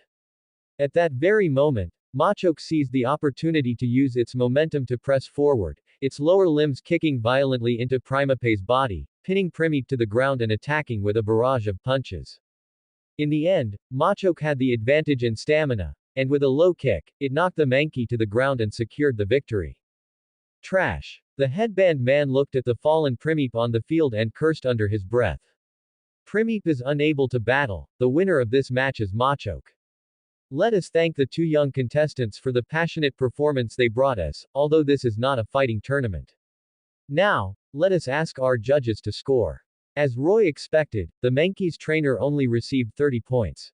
Although the Machoke's trainer won the battle, they only received 45 points. Whether they could advance to the second round was hard to say. Seeing that he only had 30 points, the headband man was slapped in the face by his own comments about winning the championship outside the arena earlier. However, he didn't dare to cause trouble in front of these big shots, so he could only recall his Pokeball and leave the battle arena, muttering continuously as he left that the trash had caused him to lose the match. Immediately following were two more ordinary matches, because they were all rookie trainers, there was almost nothing worth watching, until the fourth match. Mary's tone rose. Next, let us welcome the first trainer in this competition to use a ghost-type Pokémon. Contestant 256, Roy. Just as Mary finished speaking, the spectator stands were silent for a moment. A ghost-type Pokémon. Why let this kind of Pokémon into the venue? Don't they all feed on human life force? Keep your voice down. Do you see that woman in the judges area? That's Kanto's newly promoted ghost-type elite, Agatha. If she hears you, you're done for. Aren't I just thinking of everyone? What if? Although the man was unconvinced, his voice was significantly lower. After a moment of silence, the audience stands erupted into a frenzy, with most people discussing rumors about ghost-type Pokémon devouring life force and various urban legends surrounding them. Mary, on the aircraft, was uncharacteristically excited. When the middle-aged male supervisor was communicating with her backstage, she thought he was joking. She hadn't expected that someone would actually bring a ghost-type Pokémon onto the stage. Apart from her hosting job at the TV station, she was also an enthusiast of paranormal events and was very curious about various urban legends. Her childhood wish was to capture a ghost-type Pokémon, but things didn't go as planned. Her commentary work left her with no time to capture one. Yet, she still maintained a passion for exploring the mysterious ghost-type Pokémon. It could be said that ghost-type Pokémon presented an extreme phenomenon in people's eyes. Those who liked them loved them dearly, while those who hated them would tremble just hearing the three words, ghost-type. Of course, for the vast majority, it was more about fear and confusion. Agatha, who had been listless since the start of the competition, instantly perked up upon hearing the words, ghost-type trainer. In her eyes, this kind of competition was just babies fighting. You punch me, I kick you. If she hadn't been looking forward to the appearance of that trainer with a ghost-type Pokémon, she might have just fallen asleep right there. Roy. Hearing the female host call his name on the television, Roy walked out of the preparation room in 2 strides, only to hear a sound from behind. Roy, don't get knocked out in the first round, or don't blame me for looking down on you. Wallace said to Roy's back as he was leaving. Roy didn't turn around, but he raised his arm high and gave a thumbs up. How can this guy be so pretentious? Wallace adjusted his bangs, though it was a fact that he wasn't as handsome as himself. Well, we can't lose to him either, right, Starmie? The Pokeball at his waist vibrated. It was Starmie responding to Wallace. Since his Phoebus hadn't evolved yet, Wallace's Pokemon for this competition was Starmie. Almost everyone on the field was waiting for Roy's appearance, but some timid people had already secretly left their seats and run out of the venue. They were afraid the legends were true, their own lives were more important. However, when Roy truly appeared in everyone's line of sight, not only the audience below, but even Mary, the host on the aircraft, was stunned for a moment. With countless cameras in the arena, Roy's face was clearly projected onto the 4 giant screens around the venue. Looking at his appearance, Roy was clearly a sunny boy with a smile on his face. Was he really a trainer of a ghost-type Pokémon? Why was he different from the rumored image of a gloomy, cunning, and evil dark magic trainer? Mr. Stone saw the boy stepping onto the command platform and felt he looked familiar. Wasn't this the boy he had seen at Rustboro Academy the day before yesterday? He couldn't figure out the forces behind him. Professor Oak noticed his old friend's abnormality and asked, "What's wrong? Mr. Stone, do you know this boy named Roy?" It didn't quite count as knowing him, but the scene where the other party used a candle-like Pokemon to sneakily defeat Roxanne's Onix had left a deep impression on him. At that time, Roy had also worn this same standard smile. It doesn't quite count as knowing him. He is a transfer student in the beginner class at Rustboro Academy. I didn't expect him to come to participate in the competition. He is truly a diligent student. Mr. Stone had finally managed to find the word, diligent, a slightly better than neutral adjective, to describe Roy. Agatha's eyes were focused. She sensed a familiar power from Roy. This power reminded her of an old friend, and she was sure her feeling was not wrong. What confused her wasn't their successor a little girl? Returning the gaze to the battlefield. Seeing the constantly rising popularity value on the system page, Roy was secretly happy. He had indeed come to the right place today. Then let the opening be even more explosive. Roy tossed the Pokeball into the air. With a flash of red light, a small purple candle appeared in the battlefield. Litwick. The eerie blue flame on Litwick's head turned into the shape of a heart. Before everyone could react, the ember on its head changed again into an eerie blue rose. Litwick's heart-shaped entrance instantly ignited the entire arena. Coupled with the real-time filming by drones above, the photo of Litwick was clearly captured and projected onto the giant screens in the spectator area. Wow! It's so cute. Is this really a ghost-type Pokémon? Why do I feel it's even cuter than the Igglybuff that just appeared? Bullshit. Igglybuff is clearly cuter. Daddy, look, it's the big brother who gave me a red bean bun outside earlier. So his name is Roy. May excitedly shook Norman's arm, pointing at the figure on the giant screen below. Blonde brat, stay away from my daughter. Looking at the young face on the giant screen, Norman had only this thought in his mind. Daddy, are ghost-type Pokémon really ghosts? May thought of the Litwick that had made faces to make her laugh outside the arena just now and looked curiously at Norman beside her. As a normal-type gym leader, his knowledge base certainly wasn't like ordinary people who only thought of urban legends when seeing ghost-type Pokémon. Moreover, ghost-type Pokémon were immune to normal-type moves, so he had studied them. He explained to May solemnly. Ghost-type Pokémon are certainly not ghosts. Like other Pokémon, they have their own consciousness, and they are also energy bodies that possess life. May looked at Norman with a half-understanding expression, her eyes dazed. She didn't understand the meaning of Norman's words, she only knew that her eyes told her the Litwick on the battlefield was very cute, striking her little heart. Daddy, can my first Pokémon be a Litwick like Big Brother Roy's? Hiss. Norman had a headache. As a normal-type gym leader, his own daughter actually wanted a ghost-type Pokémon. With the intention of saving his precious daughter, Norman asked in a gentle tone. Actually, Slakoth is also very cute, isn't it? No way. Besides battling, Daddy's slacking sleeps every day. It's boring. It's boring. It's boring. It's boring. The heartfelt words of his precious daughter echoed repeatedly in Norman's mind, completely piercing his heart. The key was that he couldn't even refute it. Very good. Watching the noisy crowd in the arena, with the system's popularity value rising alongside the level of discussion, Roy couldn't stop his excitement. This was the effect he wanted. Elite Four Agatha, do you recognize that ghost-type Pokémon on the stage? The organizers turned the camera toward Agatha, but after being glared at by her, they quickly turned the camera back. Agatha naturally recognized the ghost fire-type Litwick on the battlefield, but she hadn't expected that Roy's Pokémon would be it. Litwick is a very rare ghost-type Pokémon, and it is very difficult to raise. It's not something that can grow just by absorbing ghost-type energy and fear energy. As for the level of training, first you have to look at the flame on Litwick's head. A well-raised Litwick can freely control the intensity of the flame and change it into various forms. Like this Litwick of Roy's, the heart-shaped effect it had upon entering and then turning into a rose was clearly the kind that had been very well raised. She hoped Roy wouldn't let her down today. That's the end of part 2. Part 3 is coming soon. Thanks for watching. Please subscribe and support our channel for more stories.